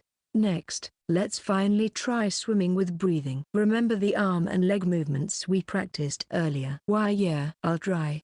Reena clenched her fists tightly and nodded. Then she kicked off the wall and started swimming. Though her movements were awkward and hesitant, Reena was indeed making progress. I was watching her from behind, but when I noticed that she had moved farther than I expected, I hurriedly called out to her. Hey, you're okay now, right? It's only about 5 meters. However, Reena seemed too focused on swimming to hear me. After she had gone a little over 10 meters, Reena failed to breathe properly. It looked like she had accidentally swallowed a mouthful of water, and as she tried to lift her face above the surface again, she lost her balance. As a result, Reena began to thrash about. I can't touch the bottom. Unlike when she first swam, the area where Reena was now was deep. At her height, she couldn't reach the bottom. Not realizing this, Reena flailed in panic, trying to stand. I'm coming. You're okay. I swam at full speed to reach her, though I could touch the bottom. The water came up to my mouth, forcing me to stretch a bit as I called out to Reena. Grab onto me. As I extended my hand, Reena, in her panic, didn't grab my hand. Instead, she clung to me tightly, wrapping her arms around my back. She squeezed against me. This resulted in our bodies pressing together. We were in swimsuits, almost bare as we embraced, and I felt a rush of embarrassment. As Reena held onto me tightly, I gently patted her back and spoke into her ear. Reena, calm down. Ape. It seemed that her goggles had come off while she was struggling, and Reena opened her eyes cautiously. Once she realized the situation, she quickly pulled away from me. I am so sorry, Kaito. Hey, it's all right. Just calm down. Grab my hand. It's still deep here, so let's move over there. Oh, okay. Once we moved to where she could stand, Reena, her face still bright red, looked at me with an apologetic expression. I'm really sorry, Kaito. That wasn't intentional or anything. I know. I understand. I'm the one who should apologize for not staying right next to you. I got a bit careless. Next time, I'll bring the kickboard and swim alongside you. That sounds reassuring. I tried to maintain a calm demeanor as I spoke, but inside, my heart was racing. After all, I was embracing Reena in this state. I could feel her body temperature directly against mine, and I could distinctly sense the slight curve of her chest. The memory of that moment flashed back in my mind, making it difficult to look her in the eye. Well, I think you must be tired after that, so let's take a break. We only have about 20 minutes left, so let's swim a few more times and try to get the hang of it. Why yeah. After a short break, Reena's swimming improved significantly over the next few attempts. She still couldn't swim from one end of the pool to the other, but considering she only needed to swim a few seconds for the cuts, she was doing well enough to make it work. All right, let's call it a day. Let's get out, Reena. Okay. I think I finally got the hang of it. We got out of the pool and headed to the changing rooms. There was a towel rental service for pool users, and an attendant brought us fluffy bath towels from a back room. We took the towels and went to take showers. The shower room had shampoo and body wash available, so I thoroughly washed up and took my time drying my hair before leaving the changing room. As we exited the pool area, there was a sofa in front of the elevator. Next to it was a vending machine, so I took out my wallet and bought a bottle of tea. After quenching my thirst, I pulled out my phone to reply to a work message I had received from Yuki-san. As I was in the middle of the exchange, Reena came out just as I finished. I'm sorry to keep you waiting. No, it's fine. I was just talking to Yuki-san about work a moment ago. I'm glad to hear that. Thank you so much for today. Kaito. I appreciate you spending your day off with me. Of course, if it's something like this, I'm always up for it. After all, I said I'd support you in anything for the sake of making a better project. In fact, we had been helping each other out in various ways. Reena always practiced with me for acting, and there were times we went to the amusement park together for my role preparation. So, Reena seemed to want to say something but fell silent midway. I glanced at my phone to check the time. It was 6:30. Since we had just been exercising, I was also feeling hungry, and it was the perfect time for dinner. I had been secretly thinking about this ever since I heard about the pool schedule yesterday. This apartment was conveniently located just a minute's walk from the station, and there were plenty of restaurants nearby. Typically, when filming ends, we have already taken a dinner break, so I hadn't had the chance to invite her out. This moment on our day off was the perfect opportunity, but when I tried to say the invitation, I suddenly hesitated. How am I supposed to invite her in this situation? I thought back to how I had invited her before. As I reflected on the memories I had shared with Reena over the past few months, I realized something. Now that I thought about it, I'd never invited Reena to anything in a private capacity. To put it another way, I hadn't had any private interactions with her outside of the drama. Since reuniting with Reena a few months ago, I had been with her almost daily, and I thought we had created many memories together. But going to the Mizuzawa Inn, visiting her home, going to the amusement park, practicing together during lunch, and talking on the phone at night, they were all for the sake of the drama. There hadn't been any personal interactions. Then what is our relationship? Thinking about this made me increasingly anxious. I had assumed we had grown very close over the past few months, but without the context of the drama, we had never had dinner together or gone out to have fun. Just then, I felt a gentle tap on my shoulder. Kaito, what's wrong? Oh, sorry. I was just lost in thought for a moment. You surprised me when you suddenly went quiet like that. Reena puffed her cheeks a bit, but I was too preoccupied to notice. Ultimately, I couldn't find the words to say and let out a sigh. Well then, shall we call it a day? Yeah, that sounds good. I had hoped that Reena might invite me to do something, but she simply nodded in response to my words. I'll walk you down. I need to do some grocery shopping anyway. Thanks. I'll take you up on that. After parting ways with Reena at the bottom of the apartment, I found myself lost in thought again on the way home. I reflected on the memories I had shared with Reena over the past few months and our relationship.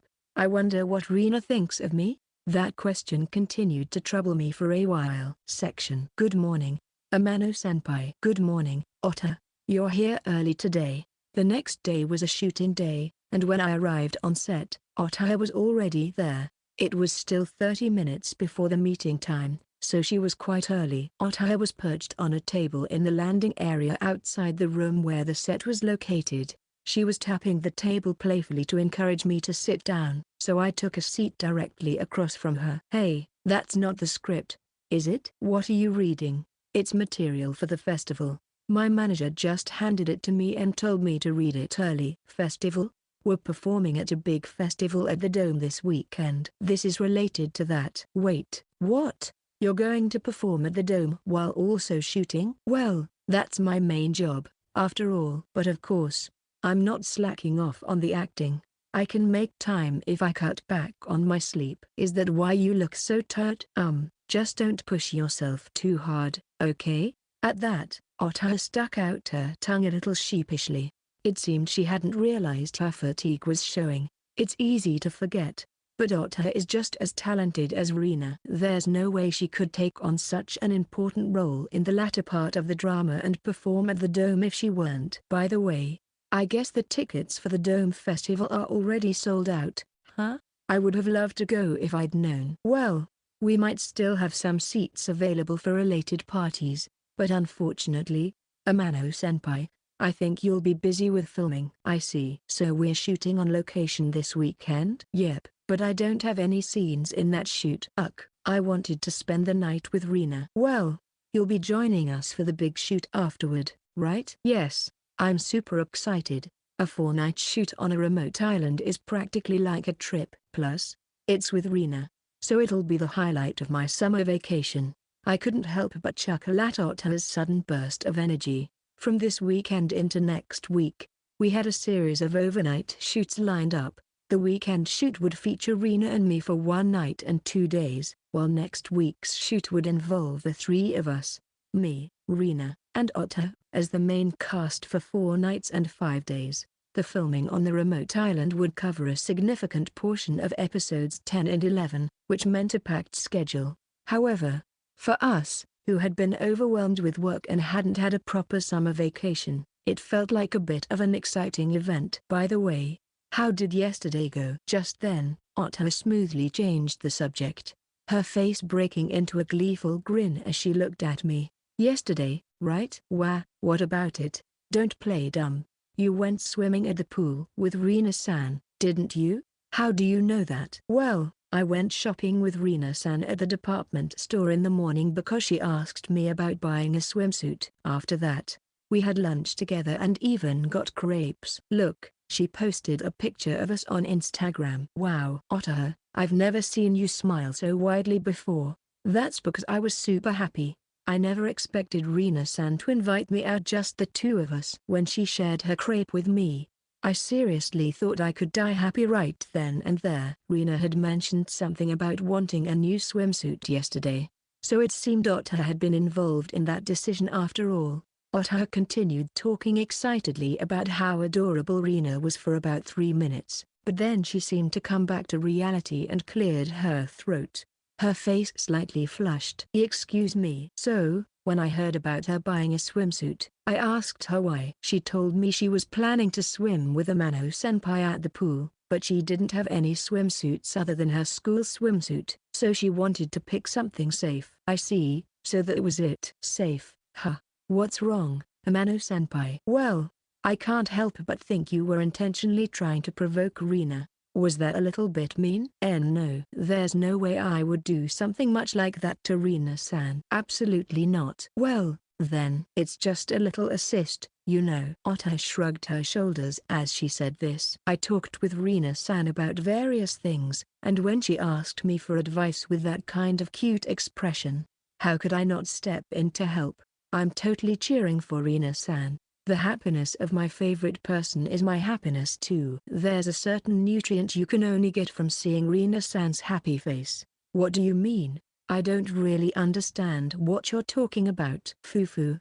That's a secret from Amano-senpai. Otta wore a mischievous smile, putting her index finger to her lips. I still didn't quite get it, but since it seemed like she wasn't going to elaborate any further, I decided to drop the subject. The filming that day went incredibly smoothly. Reena's performance was sharper than ever, and we got 3 consecutive perfect takes in a row. Just as the atmosphere on set was great, we broke for a break, and I was called over by director Morita. Hey, Amano, come to my room now. Yes.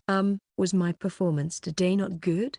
No, it has nothing to do with today's performance. Just come, and you'll understand. Director Morita's office was located further back than our dressing room. I felt a surge of nervousness as I silently followed him. Once inside, I was prompted to take a seat, and I sat down on a folding chair. He then handed me a script labeled Episode 12. What's this? Is it the script for the final episode? Yeah. It's just a draft, though. Recently, many dramas are adapted from novels or manga, but Season of First Love is a rare original work for a romance series. Because of this, the script often gets finalized just about 2 weeks before filming, which is why I was unsure of the director's intent when shown an incomplete version like this. Well, for now, just read it without thinking too much. Understood. Since it was break time, I figured I wouldn't have much time, so I read quickly to grasp the story's flow. Within a few minutes, I reached the last page and let out a sigh without realizing it. I see. So this is how it all leads to the ending.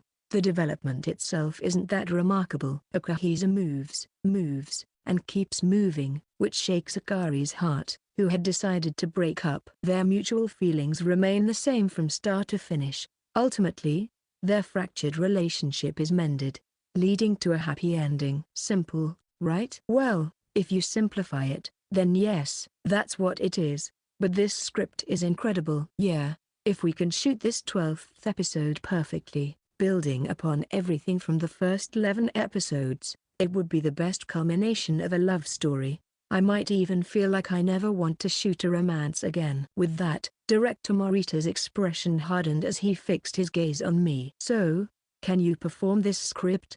That was the same question I had asked myself after reading the final episode's script. I understood what the director wanted to convey. The core of the final episode is Akahisa's emotional explosion. Although there are countless rational reasons that come to mind for giving up on Akari, leading to the conclusion of surrendering, it's that emotional outburst that breaks all those chains. Akahisa, who has generally been cool and hasn't shown much emotion until now, throws away all shame and hesitation. And it's love that drives him to act with all his might. From there, the developments continue in a whirlwind, racing toward the final scene without allowing a moment to breathe.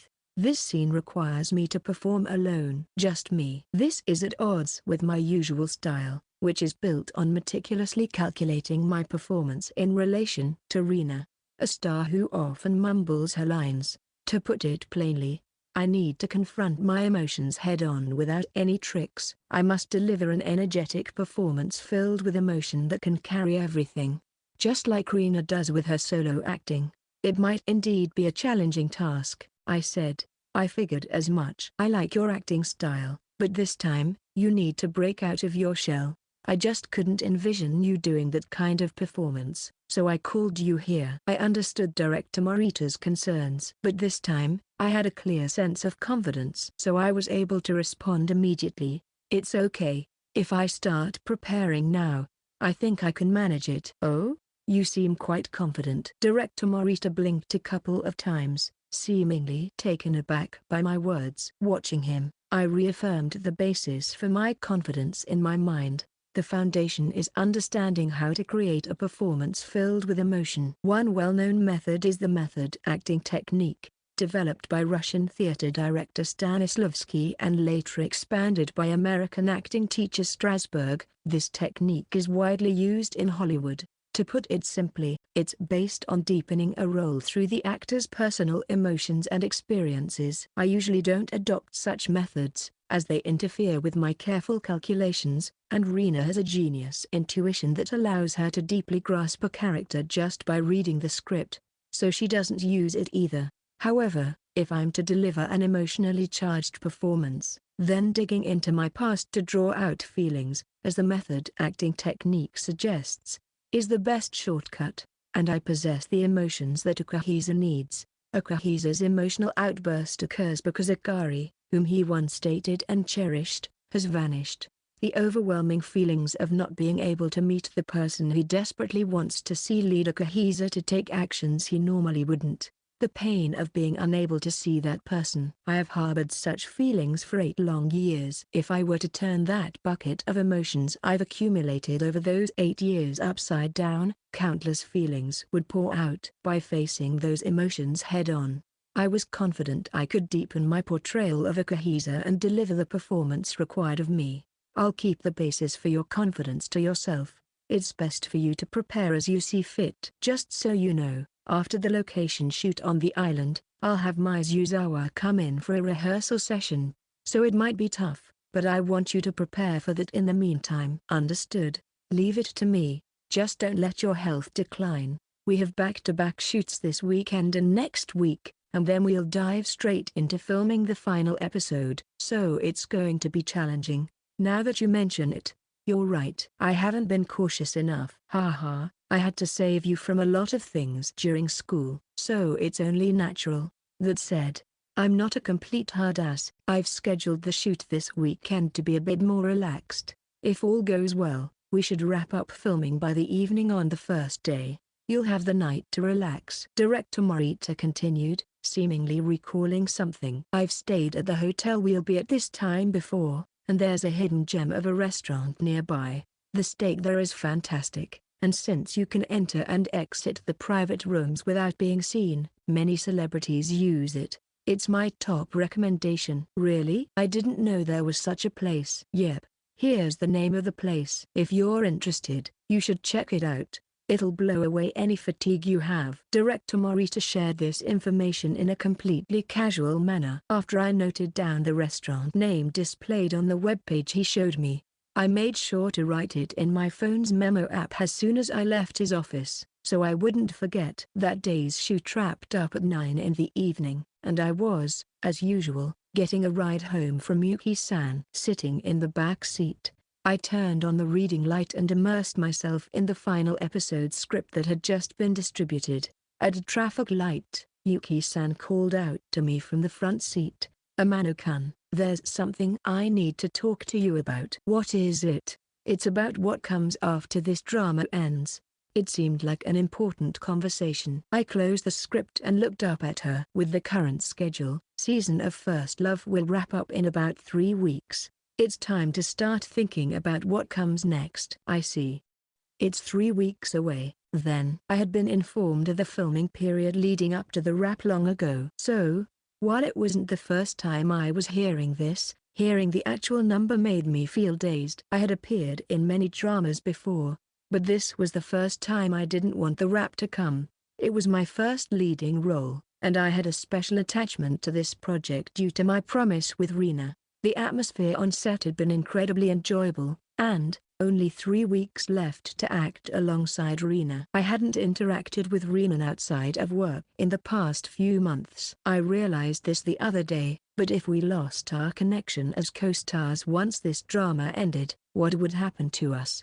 "Amano-kun, I know you want to focus on season of First Love right now, but can we talk a bit about the future?" "Oh, yes, of course.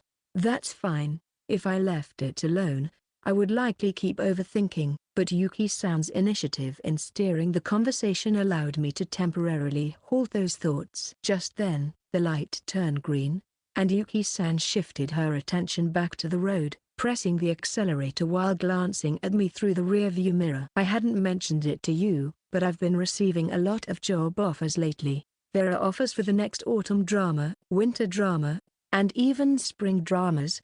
Dozens of them." "Really? Is that so? It seems that your performance in season of First Love has been highly praised. I guess I'll have to work hard again. I need to practice for auditions." "Auditions? Haha, what are you talking about? Amano-kun, all the offers are without auditions. If you accept, you'll get the jobs directly." "Ah, really? There are that many offers like that?" "Of course, you have leading experience, so you need to be aware of that." Yuki-san laughed, finding it amusing, but I was genuinely taken aback. I was aware that in early casting for dramas and films, important roles like leading or supporting parts rarely went through auditions. Typically, offers were made to actors whose names were already proposed during the planning stage.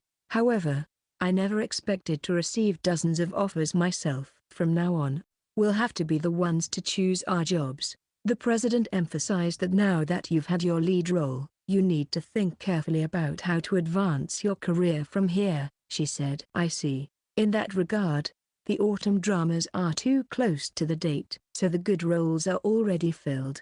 The offers we're getting now are mostly supporting roles with a decent amount of screen time. I think it might be better for me to pass on those and aim for lead or supporting roles in the winter and spring dramas instead." After saying that, Yuki-san broke into a smile. "But ultimately, it's up to you, Amano-kun, so think about it. What kind of career path do you want to pursue as an actor?" "Understood.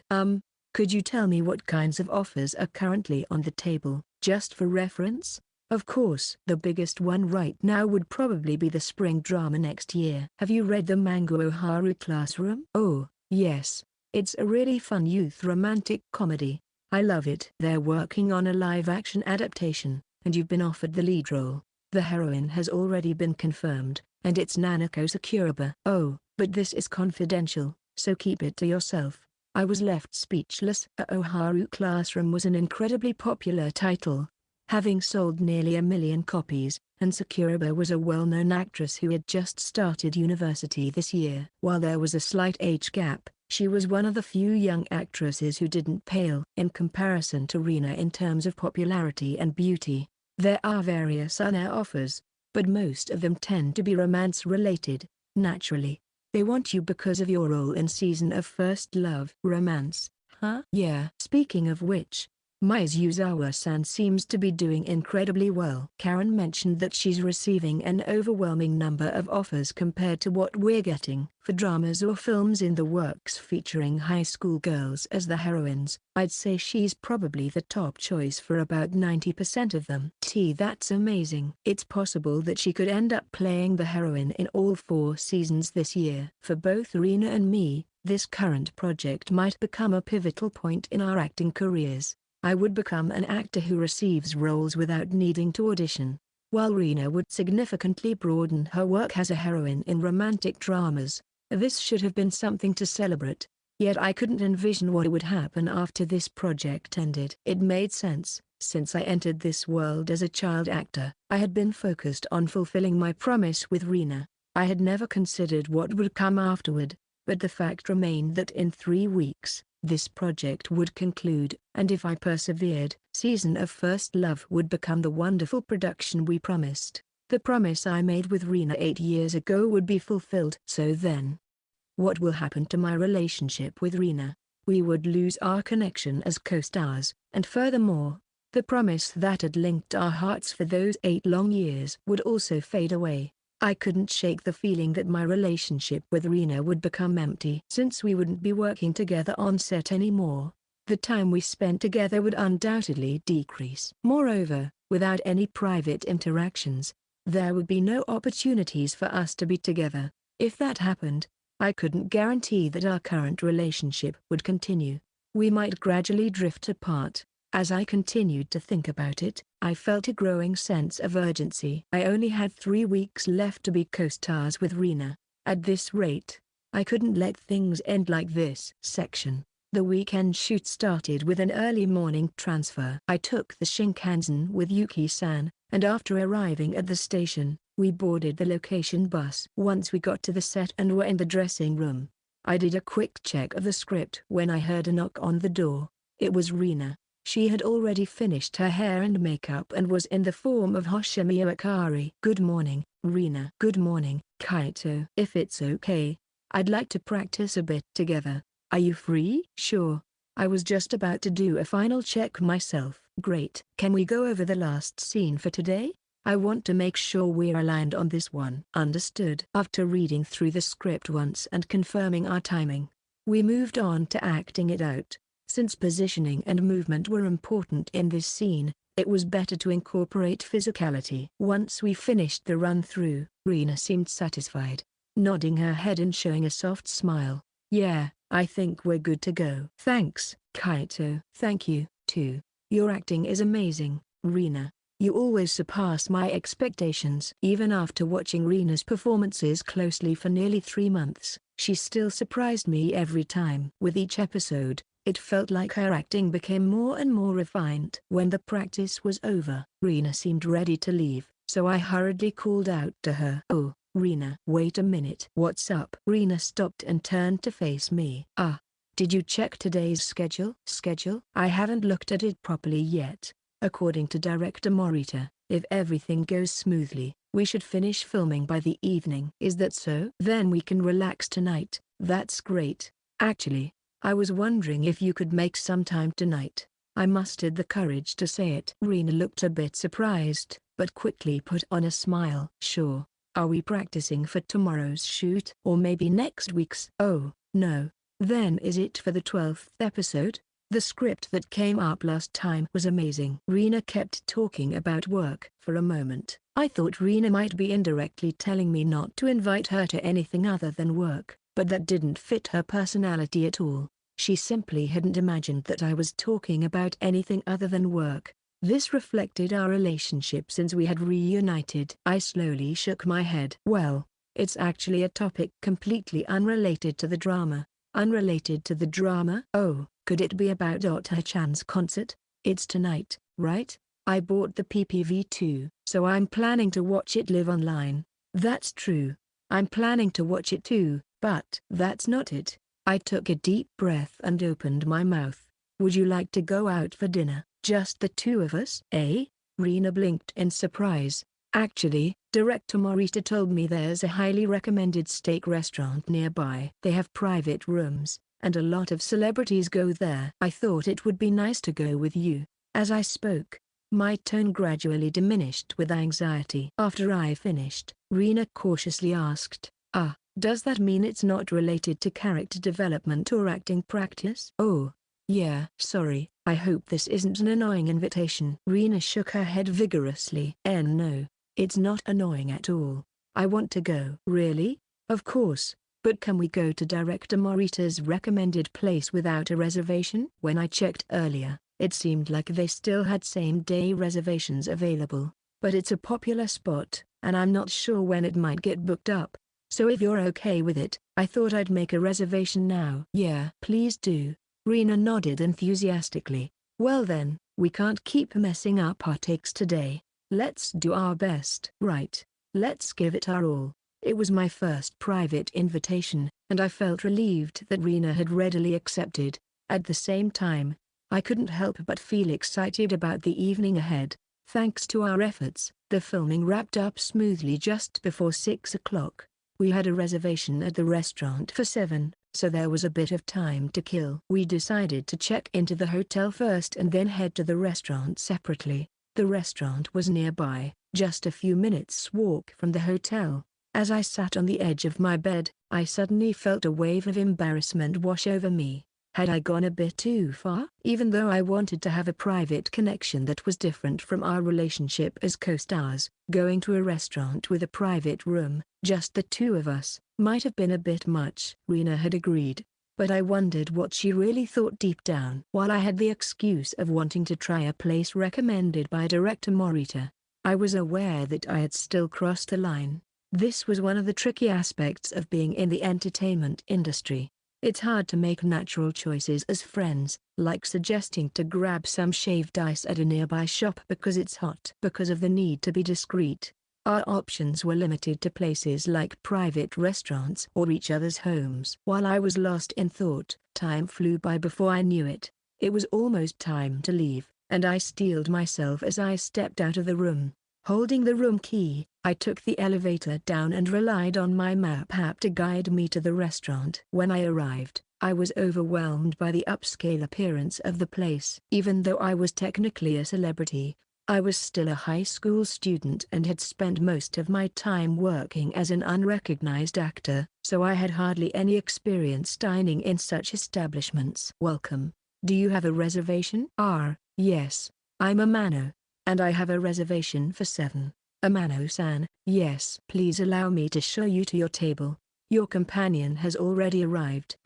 Thank you." Feeling a bit flustered, I followed the staff member up the stairs and into a completely private room. Once inside, I saw Reena sitting there, looking rather small and shy. "Sorry to keep you waiting, Reena." Yeah. Welcome back, Kaito." For some reason, her face was unusually red. She was hunching over, looking quite uncomfortable. "Please press this button when you're ready to order." "I'll leave you to it," the staff member said before closing the door behind them, leaving just the two of us alone. I sat across from Reena and fell silent for a moment, but it became unbearable, so I decided to ask. "Reena, are you okay? Do you feel unwell or something?" "Why do you ask?" "Well, your face is red, and something seems off." "Let me check your temperature." Eek. I placed my hand on Reena's forehead, and she flinched at the sudden contact. Her reaction startled me, too. After a brief silence, Reena took a deep breath and spoke. "It's not that. I'm not feeling unwell." "Is that so?" "Yeah, it's just I'm kind of nervous." Reena raised both hands to her face, her eyes darting around in a panic. "Thinking about it, we've never really gone anywhere together like this outside of work. Ever since we reunited in April, it's been all about the drama." "Yeah, that's true, and since this is such a nice restaurant, it kind of feels like a date." The last part came out in a barely audible whisper, but I heard it clearly. The word date coming from Reena made my cheeks flush. Although we often found ourselves alone in places like the dressing room or the school rooftop, the absence of work made me acutely aware of just being the two of us. Despite being co-stars and childhood friends who should feel comfortable chatting, we now felt as awkward as two strangers on the first date. Well, Let's go ahead and order some food. I heard some recommendations from director Morita. Alright. Let's look at the menu. We exchanged awkward conversation while browsing the menu and selected our dishes. Once we called the server and placed our order, another silence fell between us. Suddenly, the silence was broken by my phone ringing in my pocket. I had forgotten to put it on silent mode, so the sound rang out normally. I pulled out my phone and looked at the screen, surprised to see the name of an unexpected caller. Huh? Otter, my junior from the Dome Festival. She had mentioned her performance was scheduled for 9 o'clock, but since the festival had already started, she should be at the venue. Is that a call from Otter-chan? Yeah. I wonder what's going on. She's never called me before. I pressed the answer button, and it seemed to be set for a video call, displaying the cheerful face of my junior. Hey there, Amano-senpai. Hey, what's up, Otter? I didn't expect a call from you. The background was unfamiliar, but it looked like it was from the performer's waiting room.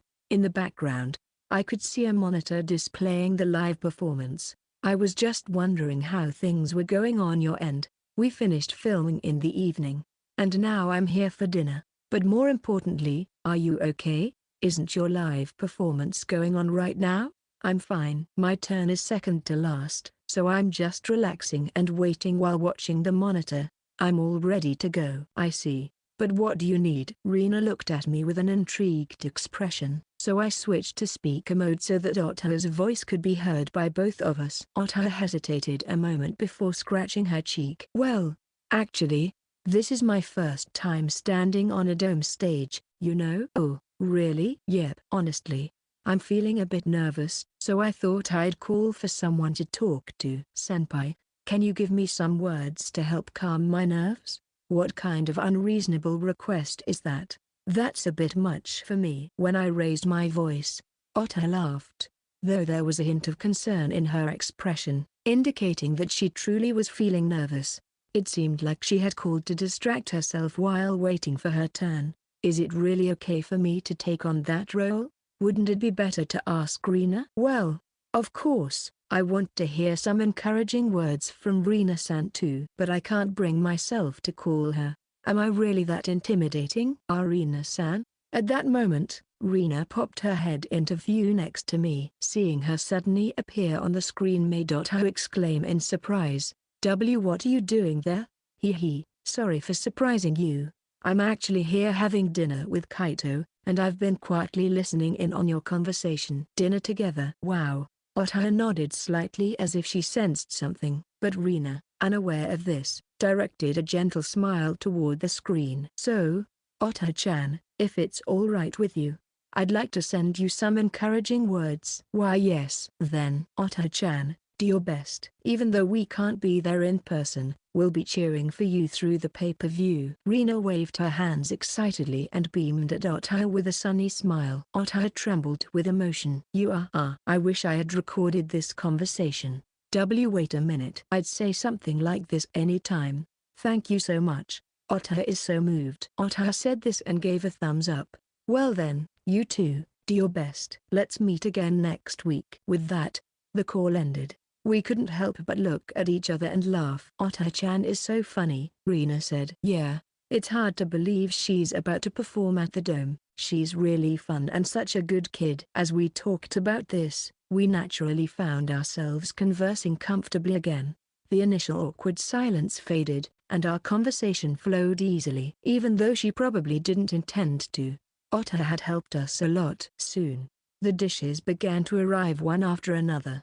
The Caesar salad that came first and the cream soup that followed were both of very high quality and incredibly satisfying. But the star of the show was undoubtedly the steak that arrived afterward. As soon as we saw the waiter bringing the plate, our eyes lit up. Wow, amazing. It looks delicious. It smells incredible. The freshly grilled aged meat sizzled, and the tantalizing aroma of the meat juices mixed with the sauce stimulated our senses and heightened our appetite. Here you go. This is our signature sirloin steak. It's cooked to medium rare. We've grilled it directly on the plate in the oven, which is why you can see the lovely char on the plate. After the waiter left, we quickly served the steak onto our small plates. It was presented on a large plate meant for two, and it looked so substantial that I worried about whether we could finish it, but looking at the beautifully seared steak made me feel like I could eat it all. Let's eat. Reena put her hands together and then took her first bite with a fork.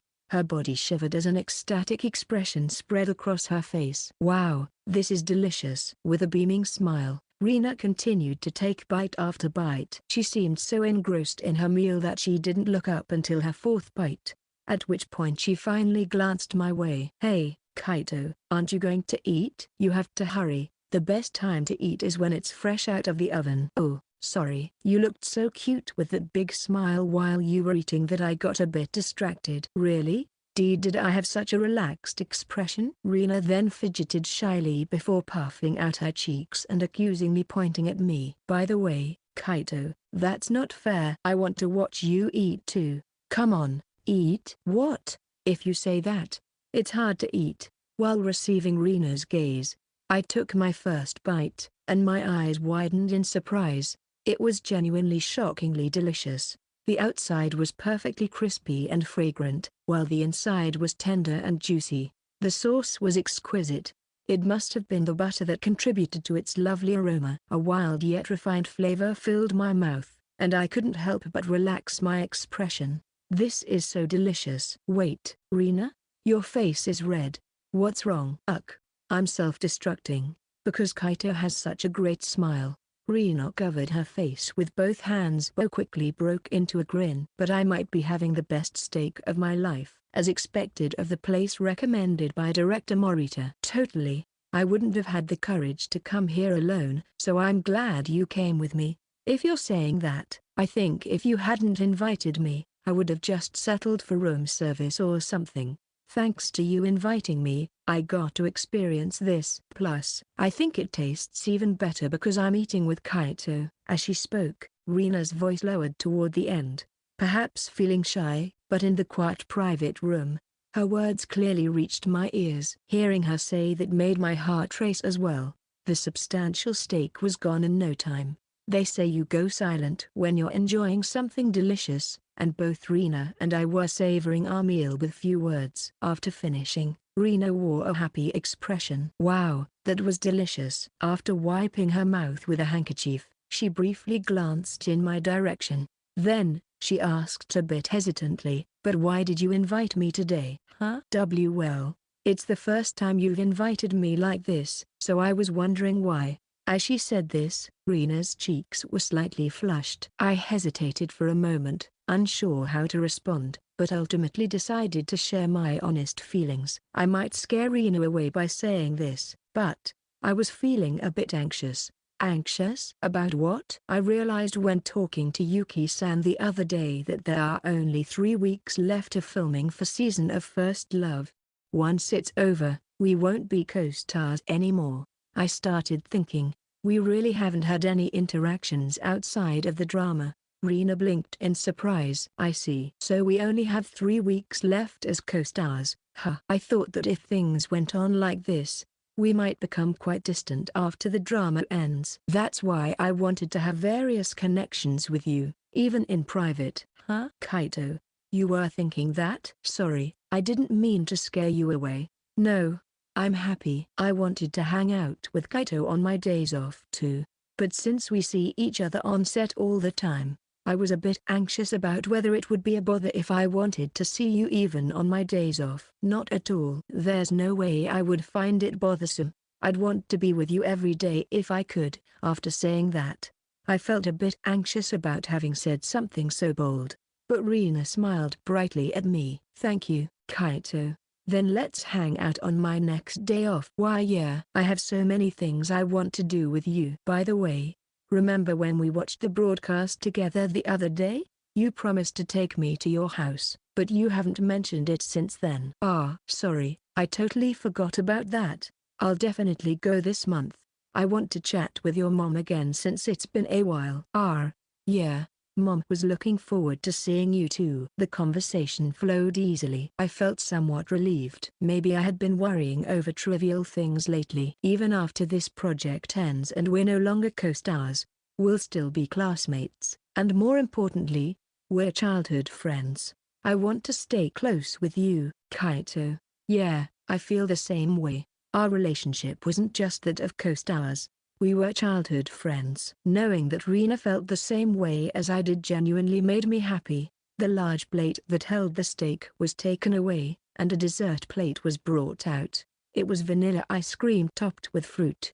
As we enjoyed the refreshing sweetness, we were keeping an eye on Ota's performance time. It's almost time, maybe about 5 minutes left. Shall we get the PPV ready? Is it okay if I connect it through my phone? Yeah, I'll move over there then. Both of us had purchased the PPV tickets, but since we were together, it didn't make sense to watch separately. I propped my phone up on the table, and Reena stood up to sit next to me. Hey, is it okay if we get a little closer? Closer? That's not what I meant. I just meant that it's hard to see, so can we get a bit closer?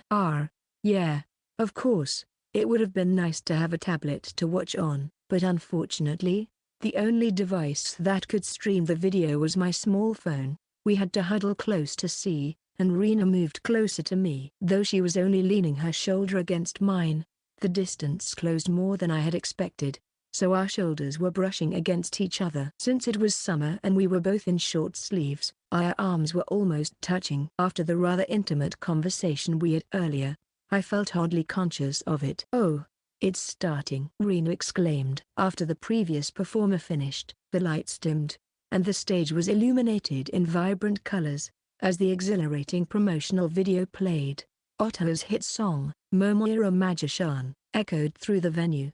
A huge cheer rose from the audience. When the camera switched to the crowd, thousands of fans waved their pen lights in rhythm, and the intense energy came through even on the screen. Then, emerging from the smoke, Ota appeared. Good evening. I'm Ota Momos.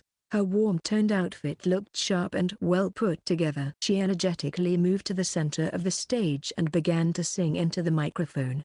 I couldn't help but be captivated by her stunning performance. I had listened to the audio multiple times, but it was my first time seeing the live footage. Her beautiful voice was just as good as the recordings, and her serious expression was completely different from her usual playful demeanor. The visuals were also incredibly powerful. When I glanced at Reena, she was tapping her feet to the rhythm, fully getting into it. After the first song ended, Ota transitioned into her microphone performance. She showed no signs of nervousness, her voice bright and lively. How's everyone doing? You might be tired from the long concert, but let's keep the excitement going. I had heard that Ota would be performing 4 songs. The second song ended with great enthusiasm, and during the interval before the third, Ota chatted away with a bright smile. By the way, Ota is currently making her acting debut in the drama season of First Love. My co-star, Mizuzawa Reena, is a huge fan of mine, and I heard that Reena is watching the PPV today right after finishing her location shoot, so I'm extra motivated. Reena-san, are you watching? Ota then moved closer to the camera for the PPV stream, waving her hands with a big grin. Wow. Ota-chan mentioned my name. I'm so happy. Reena was in high spirits, and without realizing it, she grabbed my hand tightly with both of hers and shook it excitedly. She moved even closer, making my heart race, but I didn't want to interrupt her enthusiasm for the live performance, so I just went along with it. Ota continued to energize the audience, and I could feel the venue's excitement rising with each song. When the last song ended, Ota waved goodbye as she left the stage. Everyone, let's meet again. Bye-bye. Though her performance lasted just over 20 minutes, it felt like it passed in an instant. I genuinely hope to see a live show in person next time. If I was this exhilarated just from the video, experiencing it live would surely be even more fun. Reena seemed to still be riding high, her eyes sparkling with excitement. That was amazing. Ota-chan was so cool. Why yeah, it was. Since she was speaking so closely, I instinctively looked away. Throughout the live show, Reena had been holding my hand, which kept my heart racing the entire time.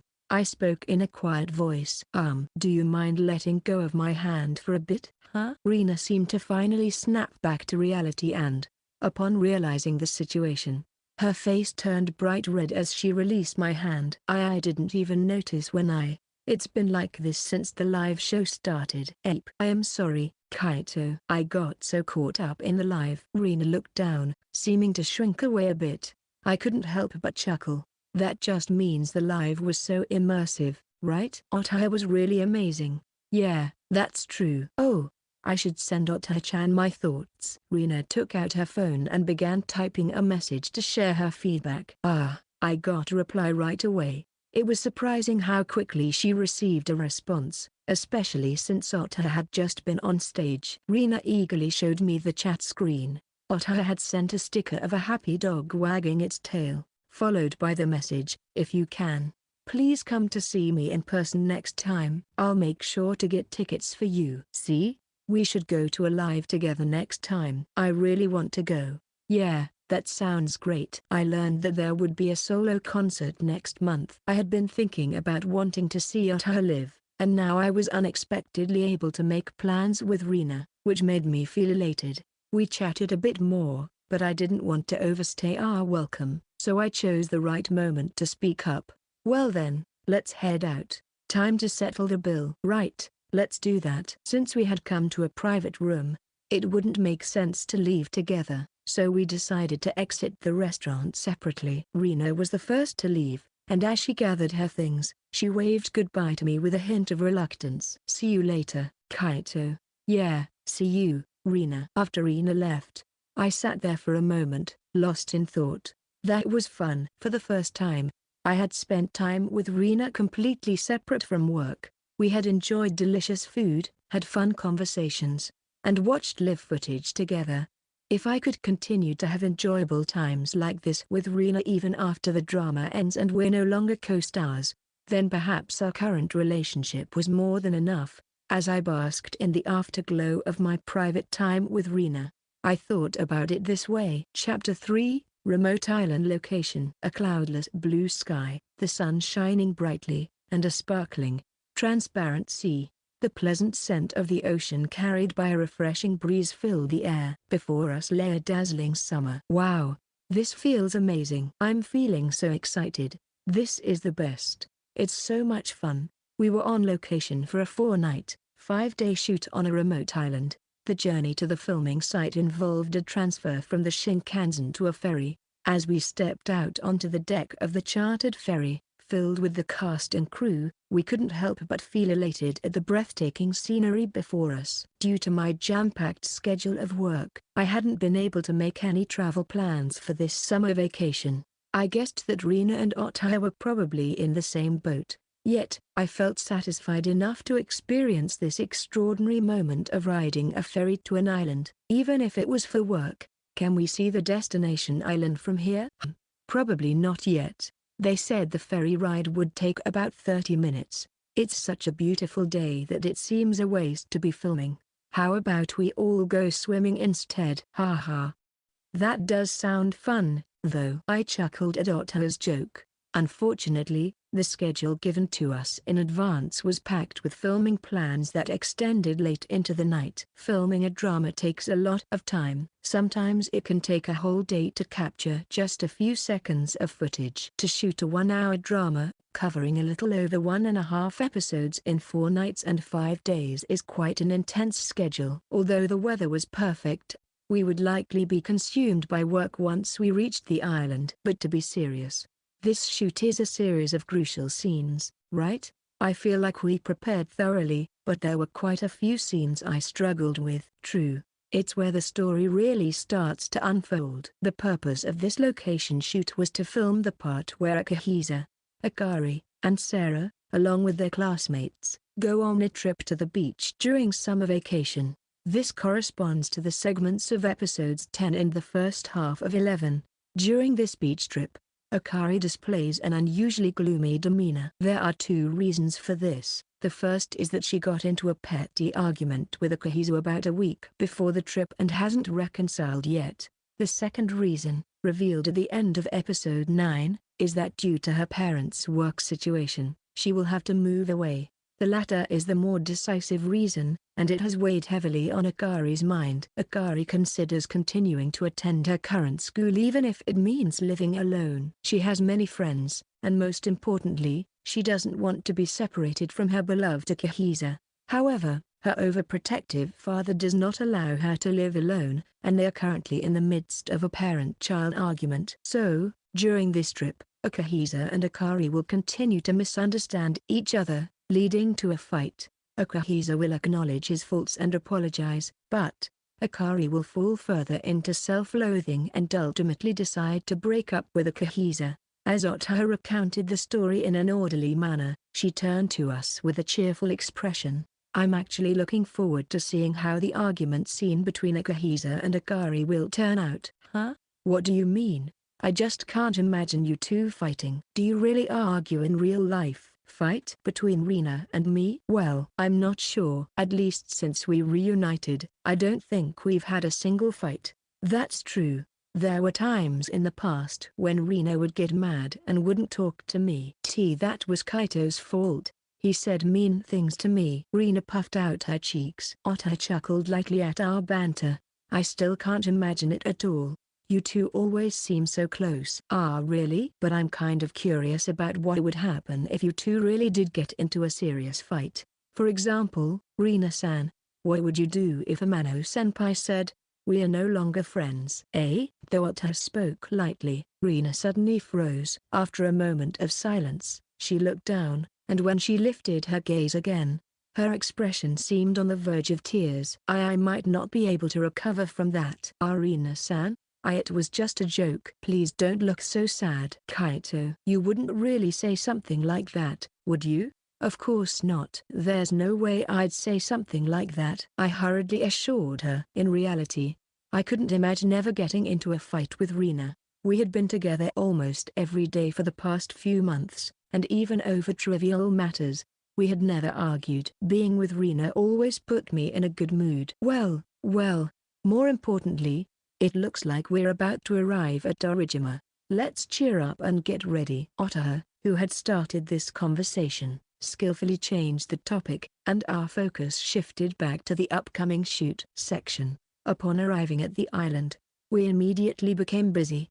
First, we headed to our lodging to receive the keys to our rooms and drop off our luggage. Since there were no buildings near the filming location, basic costume and makeup preparations were done inside the lodge, and the staff responsible for me came over. Once everything was ready, we gathered outside and moved to the first filming location. During the move, we did a final check of the script, and upon arrival, we quickly began rehearsals. Due to the travel schedule, filming time on the first day was limited, making it a grueling schedule where every minute counted. As night fell, the outdoor shooting wrapped up, and we took a break for dinner before moving indoors for the next round of filming. In the end, all filming was completed just after 8 p.m. Wow, I'm exhausted, combined with the fatigue from traveling. I was completely worn out. I slumped down and sat in a chair in the lobby on the first floor of the lodge. We were really busy, weren't we? Otter only had a few scenes, but it seemed really tough for the senpai and Reena-san, who were filming constantly. Yeah, I'm completely wiped out. By the way, where did Reena-san go? Huh? Now that you mention it, she hasn't shown up. Is she still changing? Standing in front of the vending machine, Otter bought 2 bottles of water and plopped down next to me, handing one over. It was a 500 milliliter bottle of natural spring water. Here you go, senpai. It's on me. Are you sure? Thanks. I was just feeling thirsty. Since Reena-san isn't here, I wanted to ask you something while it's just the two of us. What is it? As I involuntarily asked back, Otter wore a mischievous grin and fixed her gaze on me. It's about the other day. I can't pretend I didn't see it. Oh, you mean during the shoot? That's right. Senpai, you did well. Who asked whom out? I did. Wow, I'm impressed that you actually invited a girl to dinner. I feel like you just said something naturally rude. As I shot her a sidelong glance, Otter stuck out her tongue cutely.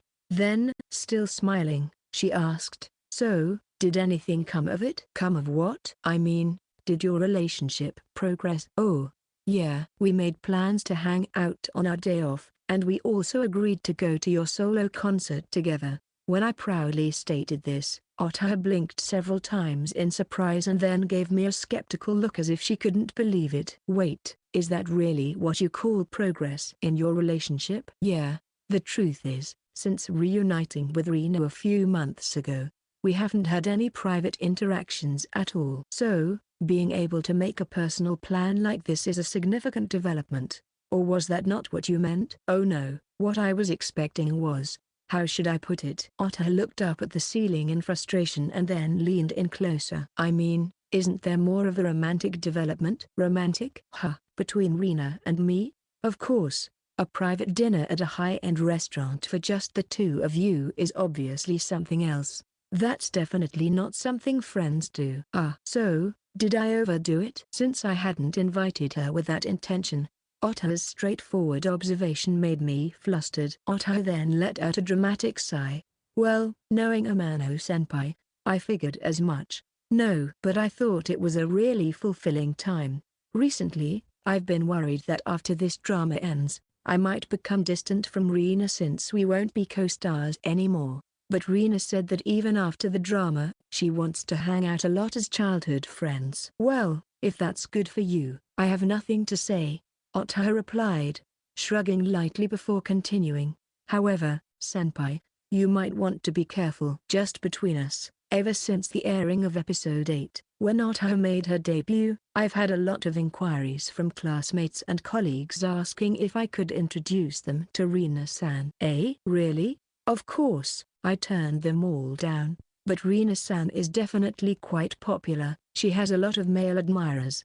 I couldn't help but blink in astonishment. When I thought about it, it made perfect sense. She was an extremely popular actress with outstanding beauty. There would be countless men who wanted to date her. And there was no guarantee that Reena wouldn't be swayed by any advances from other men. At that moment, I recalled a conversation I had with Yuki-san a few days ago. She mentioned how offers for Reena to star in romance dramas were flooding in. It was certain that in the near future, Reena would portray a romantic role with a male co-star other than me. There might even be kiss scenes. I found myself imagining someone else taking my place and getting closer to Reena. Reena had previously said she had never become close with male co-stars, but I thought that was because she couldn't show her true self. If she continued to interact while wearing the mask of a genius actress, it wouldn't be possible to develop a relationship beyond co-stars. However, at least with Otter, she had become able to show her true self, and if Reena could interact with male co-stars as her genuine self. As I thought about this, I felt a sharp pain in my chest. It was an intense emotion I had never felt before. What is this? Even if we were no longer co-stars, I thought it would be fine if we could still get along as childhood friends in private. However, that might have been a mistake. At that moment, one question arose in my mind. Does Reena see me as more than just a friend? To be honest, I had no confidence in my answer. She smiled a lot when we were together, and when I invited her to dinner the other day, she said yes. So I thought she at least had some feelings for me, but whether that meant romantic feelings, I wasn't sure. Reena was very vulnerable when she was with me, and her behavior felt just like it had 8 years ago when we had no awareness of each other as a man and a woman. As I pondered these thoughts, Reena approached, her hands clasped in front of her in an apologetic manner. I'm sorry for being late. Did you wait long? Not at all. Because I had been lost in thought. My face turned red when I saw Reena. She looked at me with a hint of curiosity as I awkwardly averted my gaze. To hide my suspicious behavior, I cleared my throat and turned to Otter. Well, now that we're all here. Otter, what exactly is this gathering for? I still haven't heard anything. Then let me show you.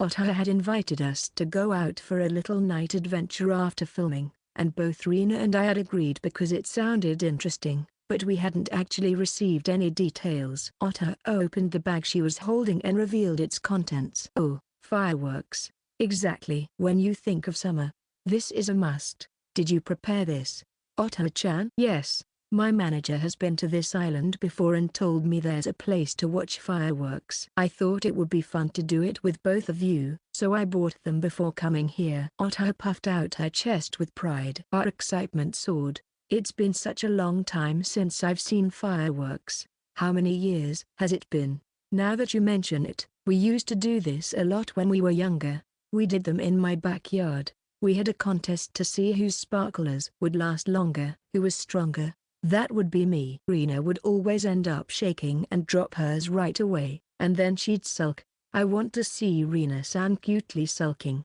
Let's do it today. 2 sparklers are included in the set. Otter-chan, I'm not a little kid. I won't sulk just because I lost. Anyway, with that, we decided to head out for fireworks. I borrowed a bucket from the inn and filled it with water to carry back. After just a few minutes of walking from the inn, we arrived at a dimly lit square. There wasn't a soul around, just a single faint street lamp standing alone. All right, I'll light the candles now. Otter lit the candles with a lighter, and they flickered to life. We opened the fireworks that Otter had brought and each picked up what caught our eye. As we lit the fireworks, colorful sparks erupted vigorously from the tips. Wow, beautiful. Handheld fireworks are great, but so are the aerial ones. Absolutely. They have a certain charm to them. Oh, it's finished already. Well then, senpai, can I borrow the flame from you? I'll borrow it too. Kaito, can I have the fire? Wait. You both have candles, just use those. We were thoroughly enjoying the fireworks. One after another, we pulled out fireworks and lit them. However, the fun time flew by, and before we knew it, what had once been a large set of fireworks was reduced to just sparklers. Is it already over? Well then, shall we have a sparkler competition? Sounds good. Let's do it. Since we're at it, how about we come up with a penalty game? A penalty game? Yes. When you think of summer nights like this, what's a classic? It's love stories. So how about the first person to drop their sparkler has to confess to their crush? What?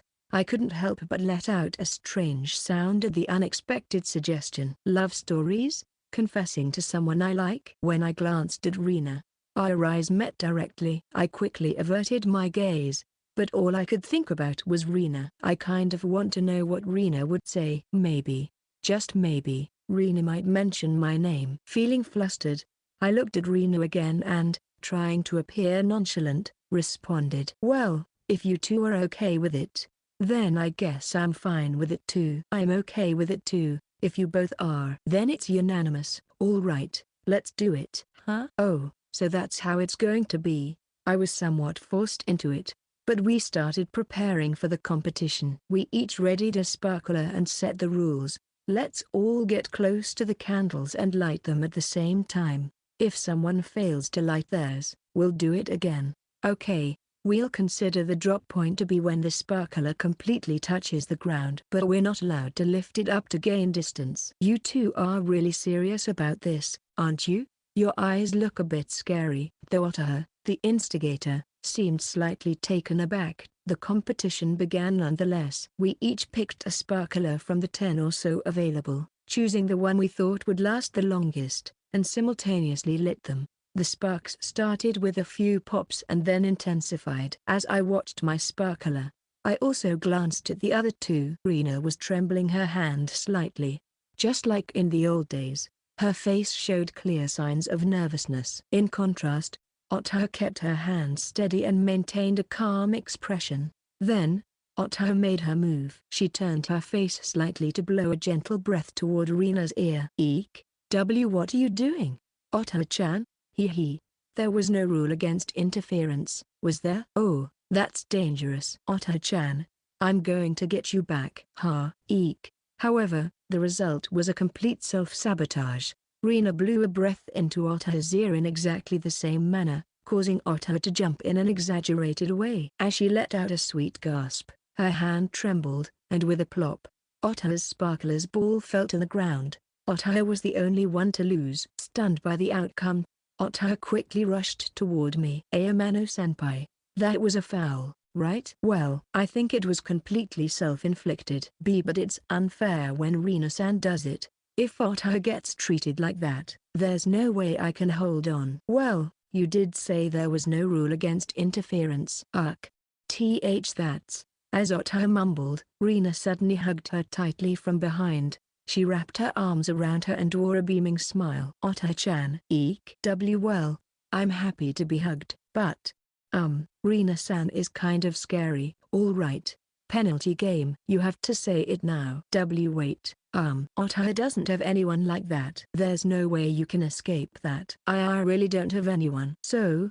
I pick Reena-san. Otter loves Reena-san. Didn't you set the condition that it had to be someone you're interested in? Whoa. I'm being bullied by older girl. Though Otter appeared completely worn out, she didn't seem to be hiding anything in her words.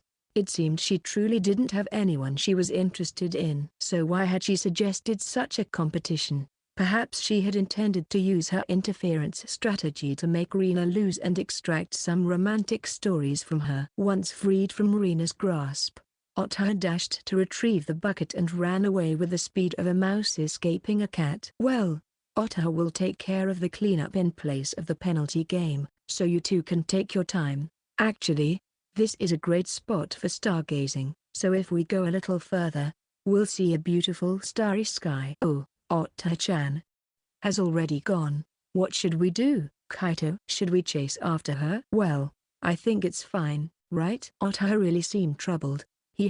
That's true. Then let's take our time returning. After saying that, Reena looked up at the sky and gasped in awe. Wow, it really is beautiful. If we go to a place where the light from that small street lamp doesn't reach, I bet it'll look even better. Should we go take a look? Yeah. I'll message Otter-chan to let her know we're stargazing. So if she wants to see it too, she can come back. I don't think she'll come back, though. She's definitely still on guard. As we talked, I felt a strange tension. I was acutely aware of the situation of being alone with Reena. Regardless, we walked a little further away. Climbing up the hill, it became even darker, and we reached a spot where the sky appeared vivid. Wow. It's beautiful. It really is. Hey, Kaito, why don't we lie down for a bit? The grass is soft here. Sure. Let's try it. We lay down side by side and looked up at the sky. Before us stretched an incredibly beautiful starry sky. There were no artificial lights around at all, and we had walked here with only the light from our phones, so nothing hindered the stars' glow. There were no clouds, and countless stars sparkled across the sky. It's so romantic. I can understand why people in the past tried to come up with constellations while looking at this. That's such a Reena-like thought. Look, that's the summer triangle, right? Deneb, Altair, and Vega. The two below are Orihime and Hikoboshi.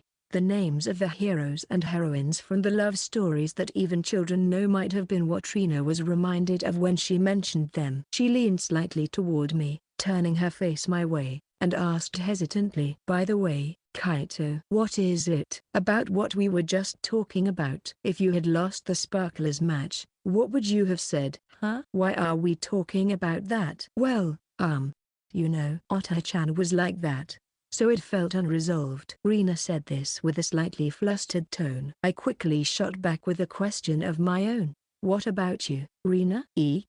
Well, if you answer, then I'll answer too. Kaito, you're so mean. Reena poked me playfully. I turned my face to the side casually, but when I did, I was surprised to find Reena's face much closer than I had expected, causing me to quickly look away again. The proximity allowed me to catch a whiff of her sweet scent. At that moment, a thought crossed my mind. What would happen if I told her the truth right here? If I said that the person I was interested in was Reena, how would she react? Just the two of us, alone in a dark place with no one else around. As I pondered this, my heart began to race. I might be getting swept up in this atmosphere. I might be about to do something incredibly reckless without thinking of the consequences. While I thought this, I slowly turned to face her again. Then, wait, is Reena sleeping? What I saw was unexpected. While I had been lost in thought, it seemed Reena had drifted off. She was softly breathing, her face exposed and unguarded. Hey, Reena, you can't just sleep here. If you're tired, let's go back to the inn, Munya. Let me use Kaito's lap. Wait a minute. I sat up and shook Reena gently. She opened her eyes briefly but was still half asleep, curling up and leaning against me. Reena laid her body over my outstretched legs, positioning her face near my knees, and once again closed her eyes, appearing quite comfortable. What should I do? After thinking for a moment, It seemed I had no choice but to accept this situation. Reena's body warmth was undeniably close, and I found myself feeling strange about it. Nevertheless, I decided to wait idly while gazing at Reena's peaceful sleeping face. Reena finally woke up about 5 minutes later. Huh.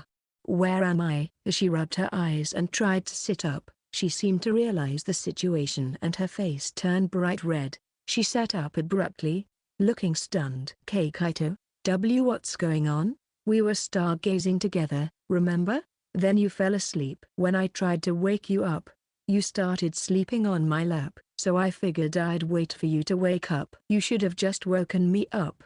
So, you've been staring at my sleeping face from that close distance? No. I'm sorry. I didn't mean anything by it. I know that. It's just embarrassing. With her face still flushed, Reena playfully hit my stomach. Kaito, that's really unfair. I feel like I'm always the one whose sleeping face you see. Sometimes the roles need to be reversed. What do you mean? Come on. Let's do it now. I'll lend you my lap, so you can sleep here. You need to experience the same embarrassment. Wait. Is that really okay with you, Reena? Now that you mention it, that might make me even more embarrassed. Reena pouted her lips. I let out a small laugh, then took a deep breath and spoke in a more serious tone than before. Reena, aren't you tired? At my words, Reena flinched slightly. It seemed I had hit the nail on the head. I sighed once, then continued. I'm sorry for not noticing at all. You've been so high energy and having fun today that I completely overlooked it.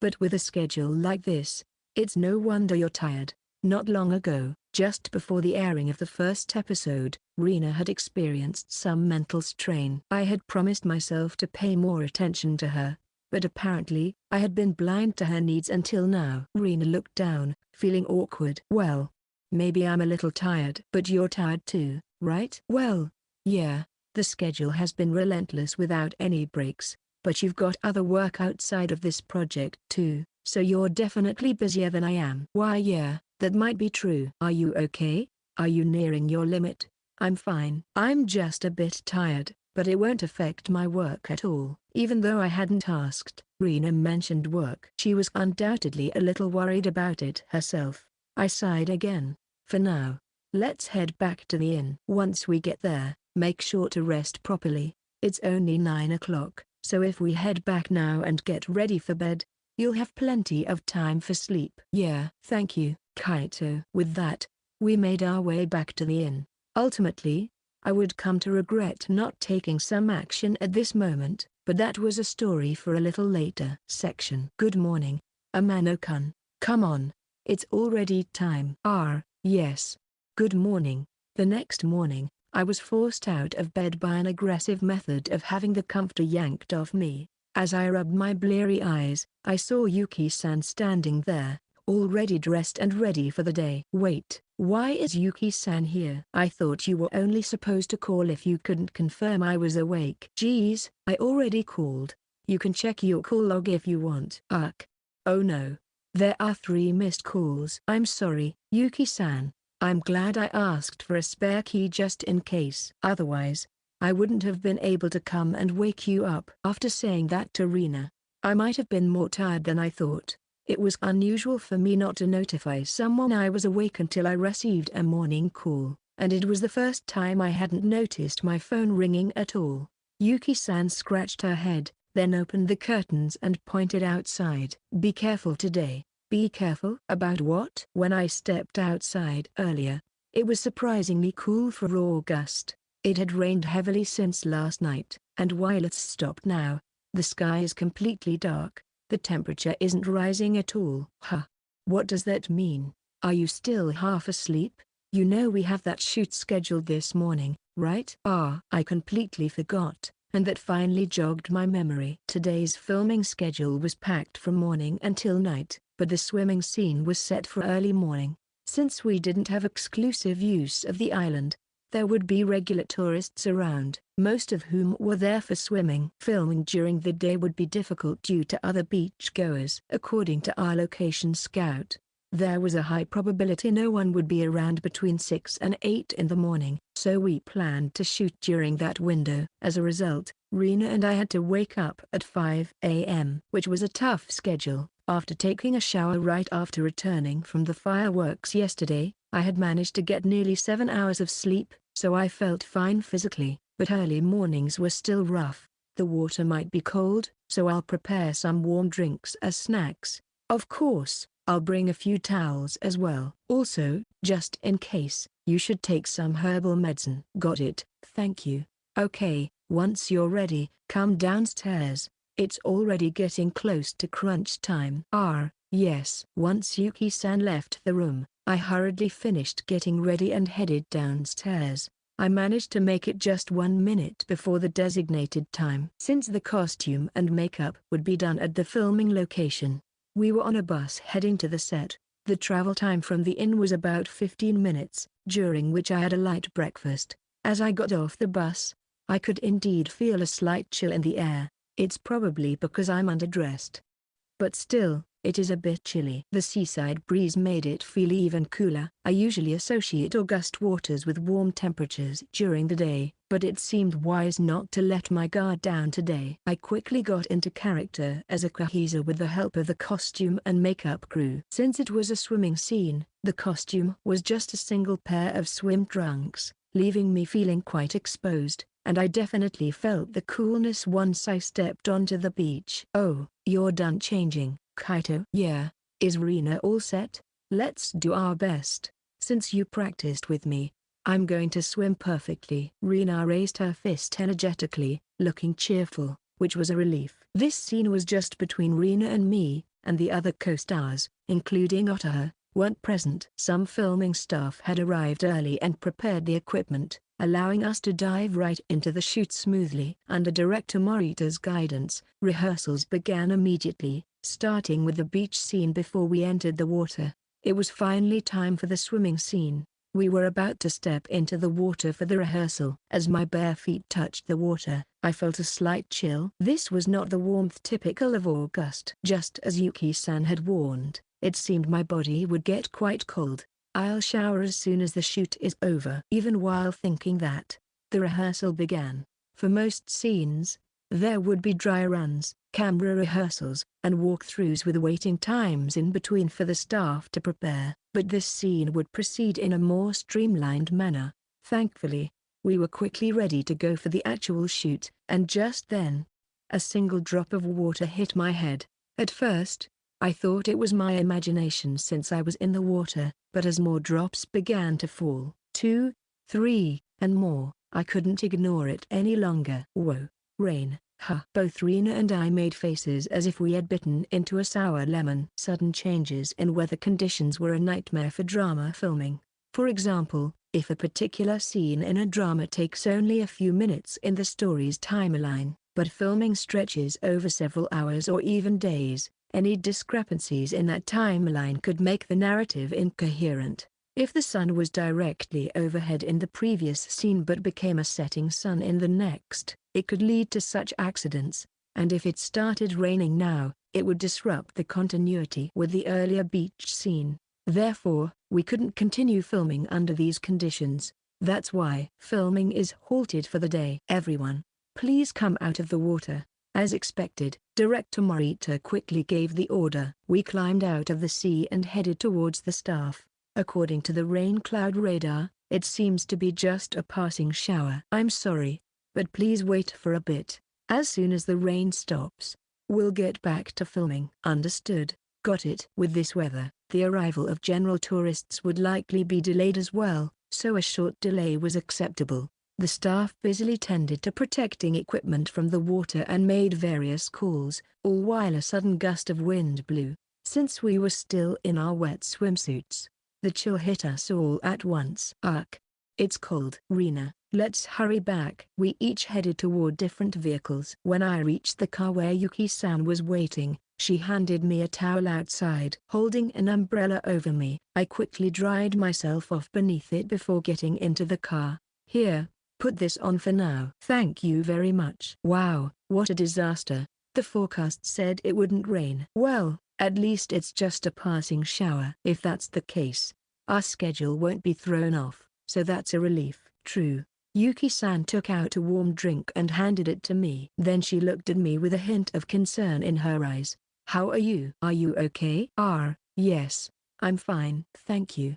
Then just take it easy. According to my rain cloud radar, it looks like this rain will continue for another 30 minutes or so. Got it. I'll check the script in the meantime. There are some parts in the afternoon scenes I want to go over. Amano-kun. You really don't waver, do you? As I received Yuki-san's wry smile and spent a meaningful time practicing for the afternoon scenes, filming resumed about 30 minutes later, just as I had heard. After a brief rehearsal, we moved into the main shoot.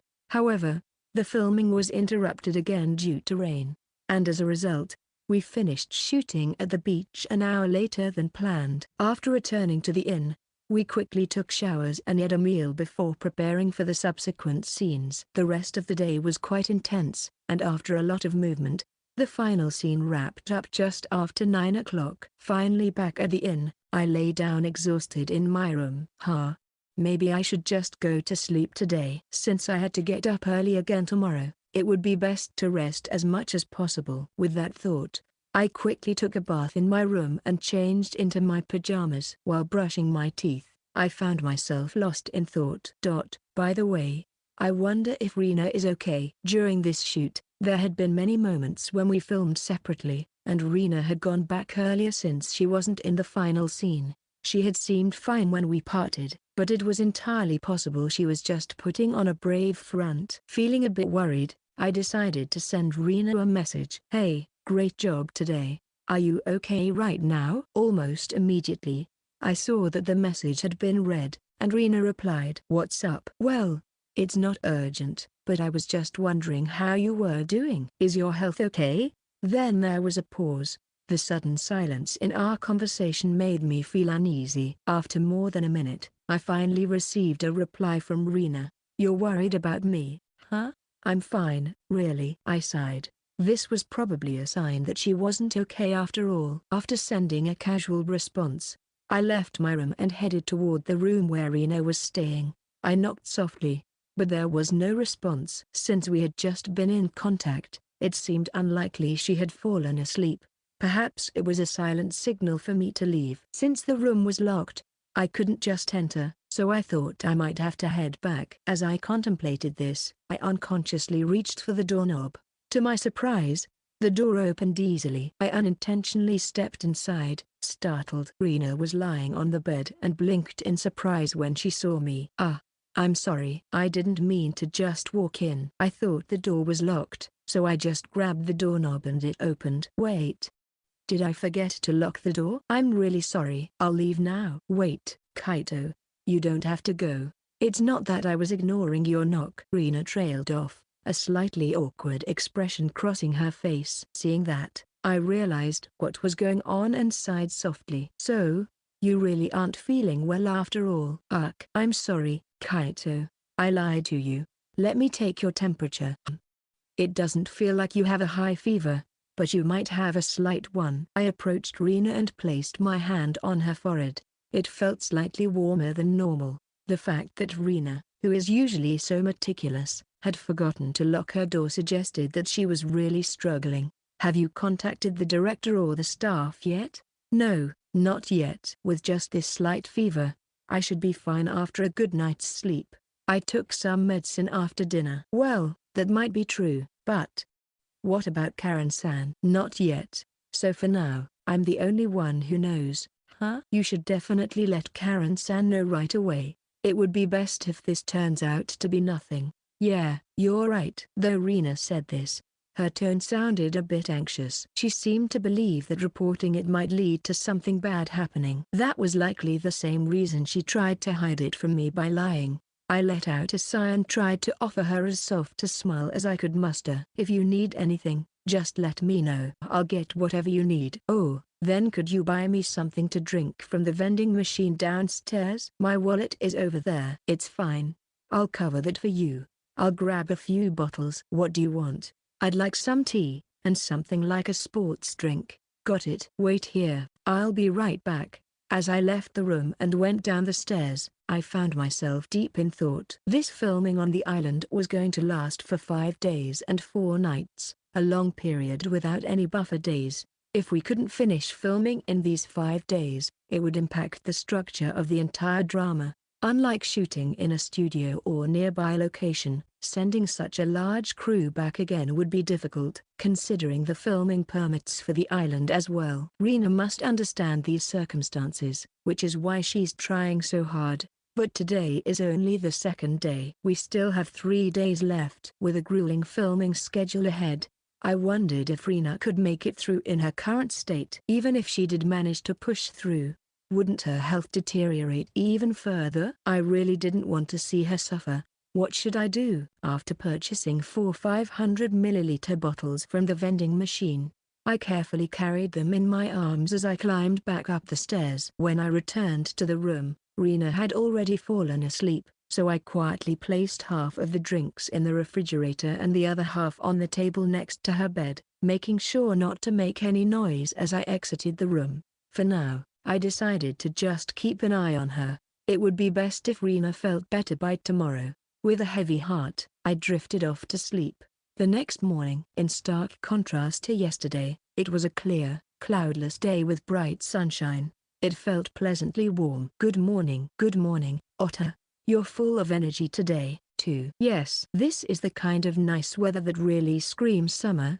I'm feeling great. Otter spun around with enthusiasm, looking truly lively. It would be no joke if all the other cast members besides Reena fell ill, but it seemed Otter would be just fine. By the way, have you seen Reena? Reena-san? Oh, she's over there talking with the staff. Really? I decided to move a little closer to check on her. Although I couldn't hear much of their conversation, it seemed to be a simple discussion about today's costumes rather than her health. Reena was in her usual brilliant actress mode, exuding a flawless and charming demeanor. Waiting for their conversation to conclude, I shifted next to Reena. Good morning, Reena. Oh, good morning, Kaito. How are you feeling? After a good night's sleep, I'm feeling a lot better. I think I'll be okay. Glad to hear that. Just please don't push yourself too hard. Yeah, thanks. As Reena broke into a smile, the signal to start filming was given. We each began our preparations. As filming progressed as usual, I intentionally kept an eye on Reena throughout the shoot. True to her professionalism, whenever the camera was on her, Reena delivered a flawless performance that was no different from her usual self. However, during breaks, I noticed her expressions occasionally twisted in discomfort and caught glimpses of her closing her eyes, making me feel that she still wasn't entirely well. Realizing that I should probably inform the manager given her condition, I made my way to Karen-san during the lunch break. Excuse me, sorry to bother you. What is it? Amano-kun. During the lunch break, bento boxes were provided for everyone to eat. Karen-san was having her meal with Yuki-san. The two sisters were truly close, but more importantly, the first to react when I approached was Yuki-san. I hurriedly waved my hands.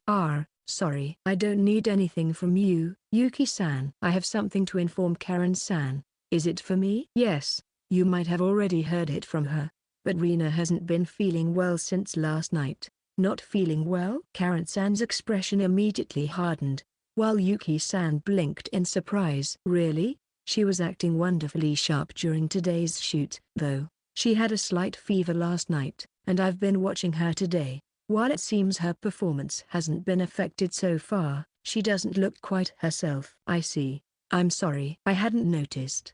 Thank you for letting me know. Karen-san bowed her head slightly. It seemed that Reena hadn't reported it yet, likely intending to hide it as much as she could. Karen-san, is there some issue between you and Mizuzawa-san? It's not that exactly. She really dislikes disrupting the schedule for her own reasons. I tend to be more of a worrywart, so if I think she looks unwell, I try to take action. She might not have liked that. I see. To be honest, I still had doubts about whether reporting to Karen-san was the right decision. If I were to respect Reena's wishes, I should have kept silent. However, I couldn't do that. I knew Reena would push herself too hard if left alone, and I didn't have enough knowledge to make adjustments or provide the necessary care. Thus, I judged that I needed to rely on the adults rather than trying to handle things alone. What should we do? I can't make a judgment on my own, which is why I came to report and consult. Well, for now, it would be best to share this information with the production team as soon as possible. If Mizuzawa becomes unable to perform due to health reasons, we can take precautions to film essential scenes first to minimize any damage. I see. As for her, it depends on her decision. Unless she reaches out to us, we'll just have to monitor her for now. I apologize, Amano-san, for having you concern yourself with Mizuzawa while also focusing on your own performance. It's fine. So, thank you for your help. After our conversation, I left the two of them and joined the afternoon shoot. It seemed that Karen-san had quickly made some arrangements, as part of the filming schedule had been changed. There was a noticeable effort to allow Reena to take longer breaks. However, Reena's condition continued to deteriorate. Reena-san, why don't we all go have dinner together, huh? Oh, sorry, I'd prefer to eat in my room today. I'll pass. After wrapping up the shoot a bit earlier than 7, Otto invited Reena to dinner upon returning to the inn. Normally, Reena wouldn't turn down an invitation unless there was a very good reason, but today she declined easily and headed back to her room. Otto, watching her retreating figure, turned to me with a serious expression. Amano-senpai, Reena-san didn't seem well, did she? Yeah. Is she feeling unwell? I felt something was off with her today on set, too. It seemed Otto had noticed Reena's strange behavior as well. I nodded and spoke frankly. Actually, she had a slight fever last night. It seems she was already fatigued, and with the packed schedule here, plus the various issues during the beach shoot, I think she got quite cold. All those factors piled up, and it led to her condition worsening. Really? Is that so? She said she felt fine in the morning, but I think she still had a slight fever. Oh no. I should have noticed sooner. Feeling a sense of failure for not picking up on Reena's distress earlier, Otto bit her lip tightly. Amano-senpai, should we go check on her? Yeah, that sounds good. I'm worried, too, but if she's sleeping, it would be bad to wake her. If that's the case, we can turn back right away. You don't want to trouble Reena-san, either. Then let's go check on her. We made our way to Reena's room. After knocking, Reena opened the door from the inside, unlike yesterday when it had been locked. Kaito. And Otto-chan. Reena-san? However, upon seeing Reena, Otto let out a startled gasp, almost like a scream. I felt the same way. Just a moment ago, Reena had only seemed slightly off, but now, she looked every bit the part of a patient. Her face was flushed, and she wore a white mask. Her eyes appeared weak, and she looked lethargic, as if she could barely stand. What happened? You weren't this bad just now, were you? I guess when I relaxed, my body started feeling worse. I might have a bit of a fever. Let me check. As Otto placed her hand on Reena's cheek, her expression tensed up. Then, silently, she turned her face toward me, her eyes wide with alarm. I placed my hand on Reena's forehead and was taken aback. She was incredibly hot. This was nothing like yesterday. This wasn't just a slight fever, she seemed to be burning up. A chill ran down my spine. Reena, you need to lie down right now. Okay, I will. Reena swayed and nearly collapsed, and I hurried to support her. We ended up in an embrace, and I could feel her heat radiating against me. I hated that I felt a little thrill even in this situation, and I lifted Reena's body to help her. Are you okay? Do you think you can walk? Otto will help you. Reena-san, I'll take you to bed. Thank you. Otto-chan. Once Reena was in bed and covered with the blankets, Otto and I finally breathed a sigh of relief.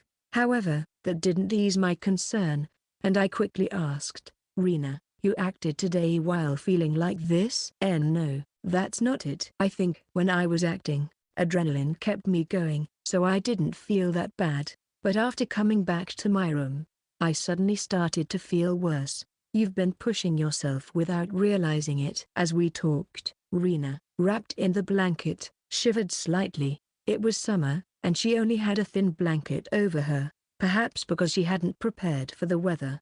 She was wearing short-sleeved pajamas. Reena, Are you cold? Yeah.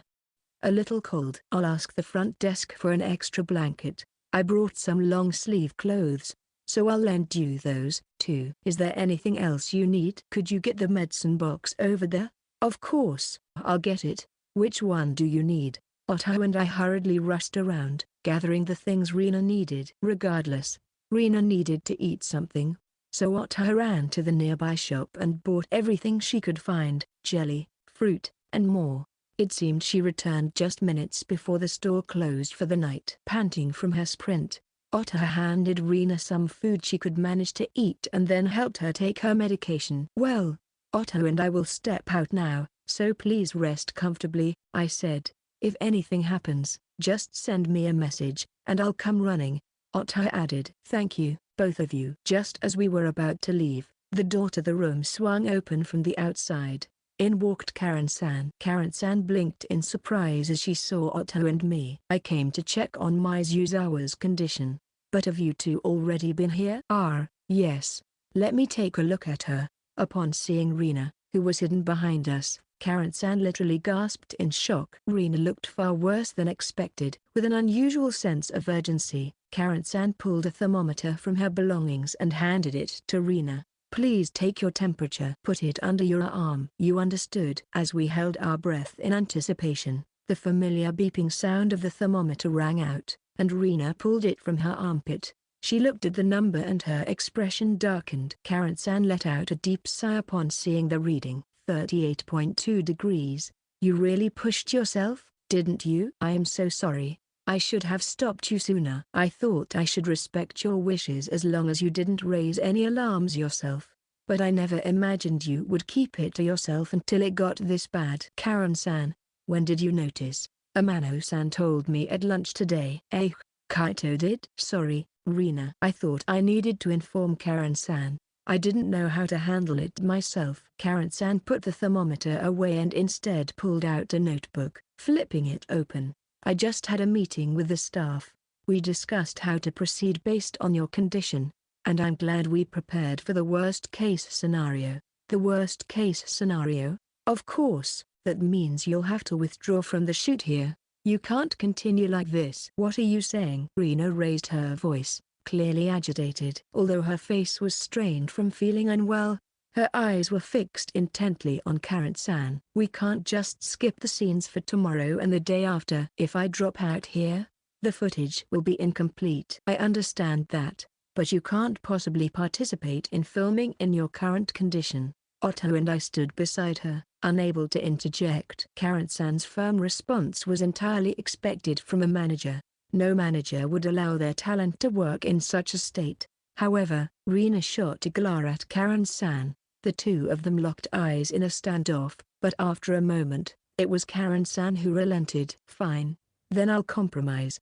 How about you take the entire day off tomorrow to recover, and if everything goes well, you can return to filming the day after. That way, at least half a day's worth of shooting can still be done, and we can minimize the necessary script adjustments by capturing the essential scenes. No, that won't do. Absolutely not. Though Karen-san was offering a compromise, Reena shook her head defiantly. I couldn't bear to watch as Reena seemed to grow increasingly agitated, her temperature likely rising further with her excitement. Her body was flushed red, and I found myself looking away. I will participate in filming tomorrow morning. I'll be fine, as long as I take antipyretics. I can manage, Reena insisted. That's not acceptable. What do you think will happen if you go to set in that condition? Your performance won't be up to par. I can do it. I had no issues with my acting today. Even if you manage somehow, your condition will only worsen. There's still plenty of work to do after returning from the location. You need to prioritize getting better. You don't understand. Karen-san, you don't understand at all. Reena's voice sounded like a petulant child. The scenes here on this island. We absolutely have to shoot all of them. We can't cover for them later, and the quality of the work will suffer. If I push myself now and collapse after returning, adjustments can still be made. I can just cancel all the work outside of filming. There should even be reserved days for the drama, so. Reena clenched the blanket tightly, grimacing in pain as she gritted her teeth. That's why no matter how much my condition deteriorates, I will stand in front of the camera until the very end of this shoot. I stood there in a daze, staring at Reena's desperate figure. It was the first time I had seen Reena so stubborn and unwilling to bend her will. Usually gentle and approachable, seeing Reena assert herself with such strength was surprising. Karen-san seemed completely at a loss, looking to me and Ota for help. Amano-san, Momo-san, please say something to her. It seems she won't listen to me. Why yes. Reena-san, I really think you should rest considering your condition. Ota-chan, I can't bear to see Reena-san standing in front of the camera like this. I understand how much you want to perform for the sake of the work, but you should prioritize your health above all else. Those words from my junior were undoubtedly the voice of reason. Ota looked to me for agreement. Amano-senpai, you think the same, right? No, but at that moment, I found myself at a loss for words.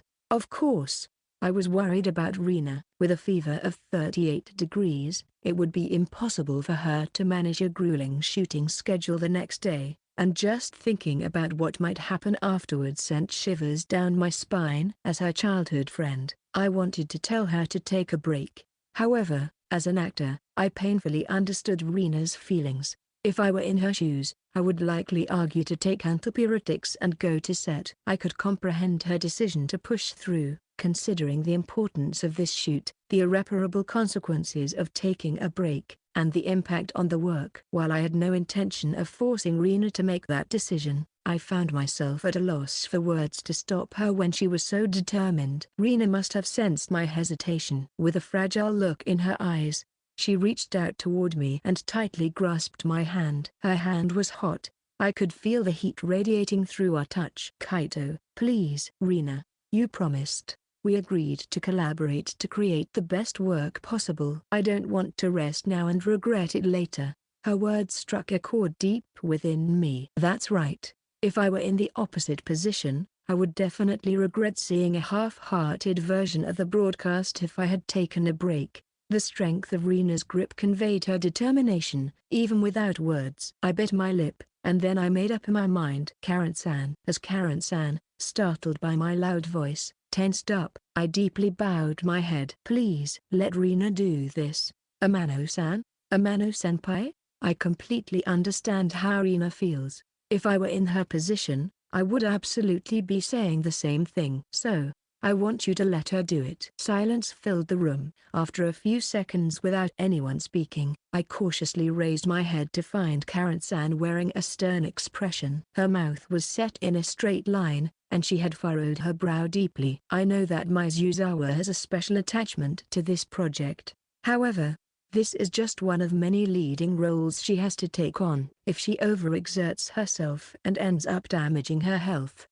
considering that, I cannot allow it as her manager. I understand your perspective, Karen-san. I really do, but I was aware that my words sounded utterly irresponsible. Even if Reena's health suffered, I wouldn't be able to take any responsibility for it. It would be Karen-san and the staff at entertainment who would have to deal with the fallout, and the one who would truly suffer would be Reena. I was merely an outsider. I was gnashing my teeth in frustration. If I could, I would have gladly taken on Reena's poor health myself. After all, I had no other work outside of this drama, and it wouldn't matter if I collapsed. Being merely an outsider, all I could do was plead. If Karen-san rejected my request, I would have no recourse left.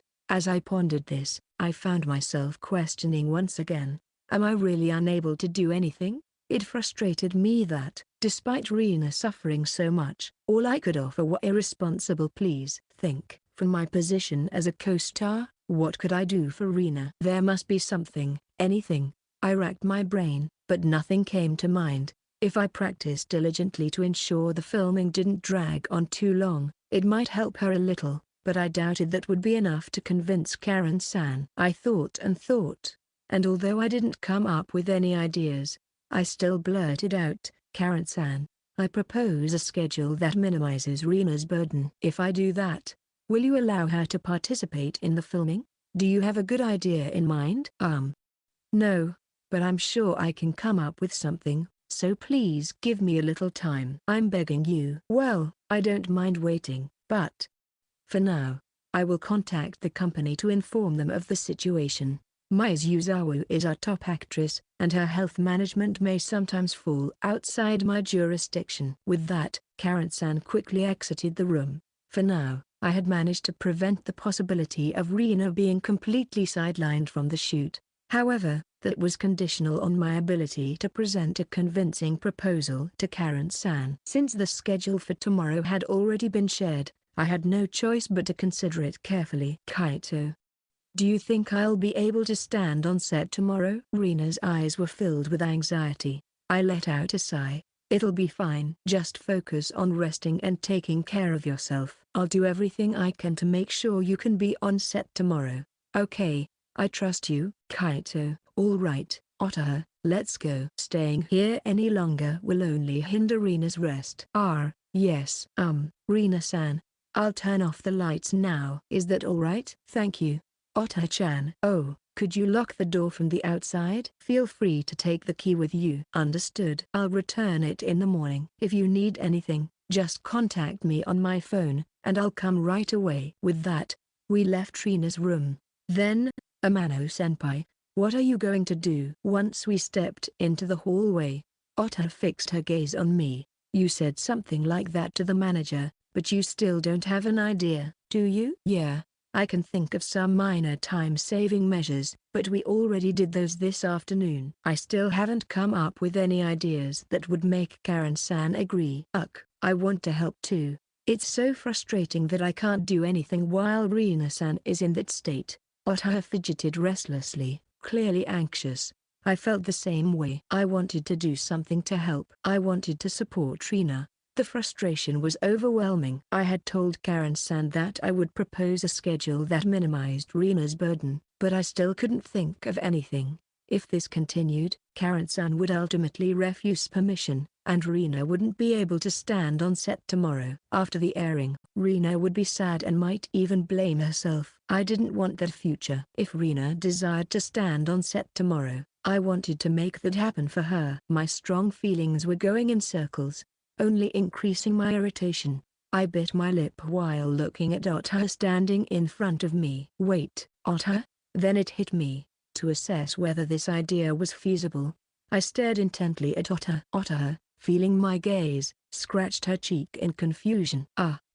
Senpai, what's wrong? Otaha, tomorrow's work might increase a bit, but are you okay with that? Is there something I can do? I'll do it. I absolutely will. I'm not sure if it can even be realized yet. I remembered Reena and Otaha standing side by side. However, merely tracing back memories was limiting, so I decided to ask Otaha directly. Do you know Reena's body measurements? Her height and sizes? Huh? And I also want to know your body measurements. What do you mean? Otaha took a few steps back from me, trembling slightly. Senpai, I think it's a bit perverted to make statements like that at a time like this, and I understand why you want Reena-san's information, but why do you need to know Otaha's too? Wait. I'm sorry. Stop giving me that cold look. There's a reason for this. I hurriedly explained myself and then shared my idea with Otaha. Since she wasn't familiar with the technical jargon of the drama set, I tried to break it down in a way that was easy to understand. By the end of my explanation, Otaha nodded as if she understood, letting out a sigh. I see, but you should have said that from the start. Sorry, I wasn't thinking straight. I really apologize for saying something so lacking in delicacy. Well, I understand your feelings, so it's fine. I'm probably not being very calm myself right now. As she said this, Otaha took out her phone and started scrolling through her image folder. Then she showed me a picture. To answer your question, I think our body types are almost the same. When we went out together, we tried on some clothes, and this is a picture of us wearing matching sizes and outfits. Actually, I'll send it to you. Oh, okay. Thanks. What she sent was a photo of the two of them in revealing summer outfits. It was a fitting choice to compare their body types, but I felt a bit uneasy staring at a photo of girls in off-shoulder and midriff-bearing tops. They must have taken the photo of each other, but Reena's face was completely flushed. Otaha sent me a few more pictures. I felt like I was doing something wrong, but seeing them side by side gave me the certainty I needed. Yeah, I think this should work. I'm glad to hear that. Oh, senpai, please make sure to delete Ota's photos once you're done. Huh? Why? It's not a big deal. Because what if someone happens to look at the history and Reena-san misunderstands? Ota can't live if Reena-san hates her. Eh? What do you mean? Ugh. This is why Amano-senpai. Ota sighed dramatically, shrugging her shoulders. I didn't fully understand her reasoning, but as we were talking, Karen-san hurried back. Good work. Just to let you know, I got permission from the higher-ups that as long as we respect the talent's wishes, we can proceed. So, if Amano-san comes up with a convincing idea and Mizuzawa's condition seems alright tomorrow morning, we can allow her to participate in the filming. I see. That's really helpful. So, do you have a good idea? I nodded and explained again what I had just told Ota. Karen-san listened in silence, but once I finished speaking, she looked impressed. Indeed, that might significantly reduce Mizuzawa's burden. We'll need to convince the director, but I'll handle that. Understood. If the director agrees to that plan, I'll proceed with coordinating with the relevant parties on the premise that Mizuzawa will be on set tomorrow. Thank you. Even if my idea helped lighten Reena's load, the risks remained substantial. Moreover, I couldn't take responsibility for those risks. So, I was truly grateful that Karen-san made this decision. I bowed deeply, and Ota followed suit. Karen-san slightly blushed and rubbed her cheek in embarrassment. I've taken on the role of manager because I admire how seriously Mizuzawa approaches her work. I had to oppose it due to my position, but honestly, I want to let her do as she wishes. Karen-san. Reena-san has such a wonderful manager. Anyway, we need to go see the director now. May I accompany you? I want to go too. There was no reason to decline. Having the two of them with me would be reassuring. I nodded, and together the three of us headed to Director Morita's office. Amano, Momos, and even Manager Shirashi. What's going on at this late hour? It seems like something serious is happening. When I visited Director Morita's room, he was present. It appeared he was doing the final editing checks for the latest episode right before the broadcast. On the desk was a laptop, and next to it lay a large notepad. I'm sorry to intrude, but there's something urgent I need to discuss. Discuss? Reena-san has collapsed with a high fever. What? What's going on? Have you called a doctor? I arranged for one just a little while ago. They should be arriving shortly. Once they get here, we'll ensure Reena receives proper treatment in her room. It seemed that Karen had already taken care of that. I had heard that the medical system on the island wasn't great, with only a small hospital available. Although it was already after hours, I assumed she had negotiated for a house call. Feeling that this conversation might take a while, Director Morita closed his laptop and turned his chair to face me. So, what's her condition? Is it going to be tough for her to shoot tomorrow and the day after? She said she wants to participate. She plans to take antipyretics and do her best to push through.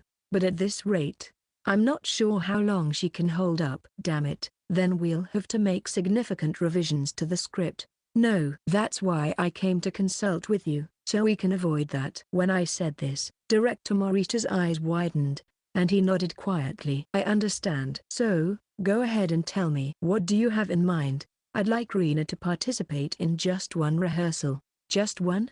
Do you even understand why we're doing 3 rehearsals? Of course. I expected that question. Dry rehearsals are for the actors to check their lines and blocking and grasp the flow of the scene without any technical elements. Camera rehearsals involve technical elements like camera setup, lighting, and sound, and are meant for the staff. Finally, a run-through is done with the entire scene, serving as a final confirmation for both actors and staff. That's correct. Every step is necessary in the process, which is why we do it 3 times. Are you suggesting that it's better to compromise the quality of the work just to shorten it to 1 rehearsal? No, that's not it. I won't allow the quality to drop. Honestly, I didn't have confidence that we could achieve exactly the same quality as before. But this was a situation where I had to speak boldly, even if it meant putting on a facade. So, I declared it with confidence. First of all, regarding the camera rehearsal, as I mentioned earlier, this time is for the staff. So we'll limit Reena's participation by using a stand-in. A stand-in is an industry term for a person who stands in for the actor during camera and lighting preparations. Since there's a term for it, it's not uncommon to have a stand-in during a drama shoot. Reena has always preferred to do everything herself, which is why it hadn't been used until now. If that's possible, it's good, but you know that the crew makes adjustments in precise centimeters, right? The stand-in needs to be someone who is almost the same height and build as Mizuzawa. Are you saying we should go find someone like that on the island? Mizuzawa is still in high school and hasn't fully developed into an adult physique, so there won't be anyone suitable among the staff or extras.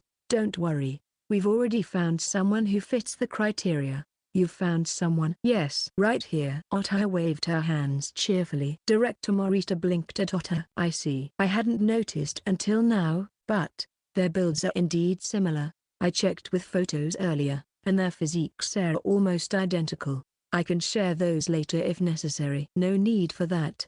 If you say so, then it must be true. Is Momo okay with being a stand-in? Of course, if it helps Reena-san, Ota will do it. All right. Haha, that's quite the luxurious stand-in. Director Morita laughed. It was true. I had never heard of a drama actor also being a stand-in for a singer performing at a dome. Now, how do you plan to cut the last part? There are still 2 left. That is, well, there should only be 1 rehearsal. What do you mean? I mean, why do we even need the dry rehearsal in the first place? In drama shooting, it's common for actors not to perform together before the rehearsals, right? That's why we need the dry rehearsal. But Reena and I have practiced all the cuts we'll perform today together over 5 times already. The acting practice we've accumulated is clearly excessive when considered against the usual industry standards.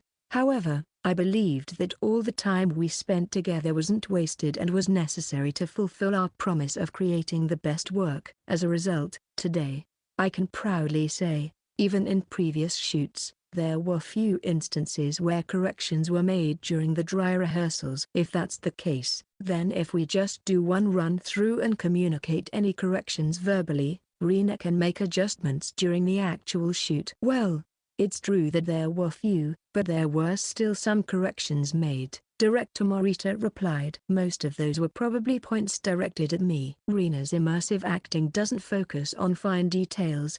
It's my role to take care of the subtle reactions. True enough, he conceded. In that case, during the camera rehearsal, I'll act as if Ota is Reena, so please make any corrections then. That will be sufficient. I can do it. I'll prove it. I had practiced with Reena for several months. Even without her there, I had more than enough time to build an image of her acting as if she were right in front of me. Once I finished speaking, Director Morita crossed his arms and began to think. After a few minutes of silence, as we watched with bated breath, he finally spoke. All right, let's go with that. At those words, I nearly jumped with joy.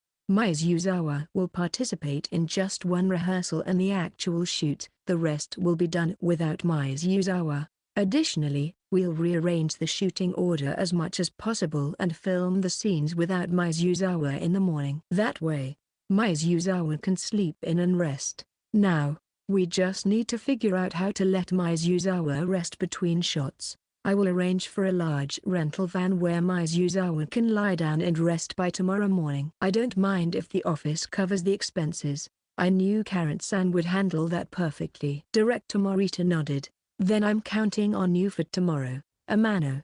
Momos. Understood. Yes, I wasn't sure if this was the right decision. There was no guarantee that Reena would make it through the shoot safely, but at the very least, I had done what I could. The only remaining task was to read through the script again once I returned to my room to eliminate any potential mistakes. Section. Good morning. All eyes turned to Reena, who appeared wearing a mask. Her condition was already well known, and everyone present at the site was aware of it. Thus, everyone looked at Reena from a distance, filled with concern. How are you feeling, Reena? Reena-san, are you all right? Thank you both.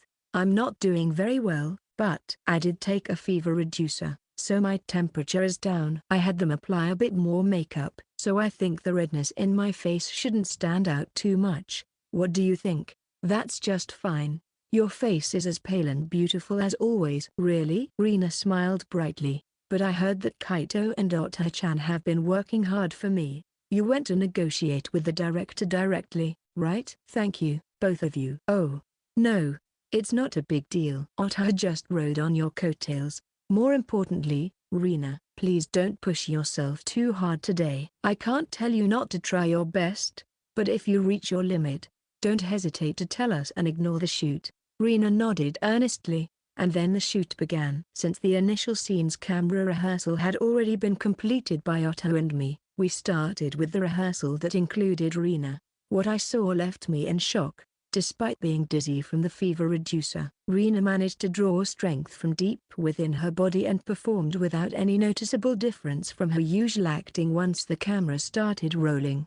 As soon as the cut was called, she collapsed to her knees, panting. Honestly, it was painful to watch, but Reena's professionalism was awe-inspiring. Even in this condition, she managed to deliver a performance that was 100% on camera. During breaks, she would sleep on the makeshift bed prepared in the van, recover her strength, then stand in front of the camera again, only to exhaust herself once more and rest on the bed. This tightrope act of shooting somehow allowed us to reach Reena's final scene. Reena-san, you're incredible. Yeah, it really is amazing. Otto and I couldn't help but express our admiration. The final scene was a solo one for Reena.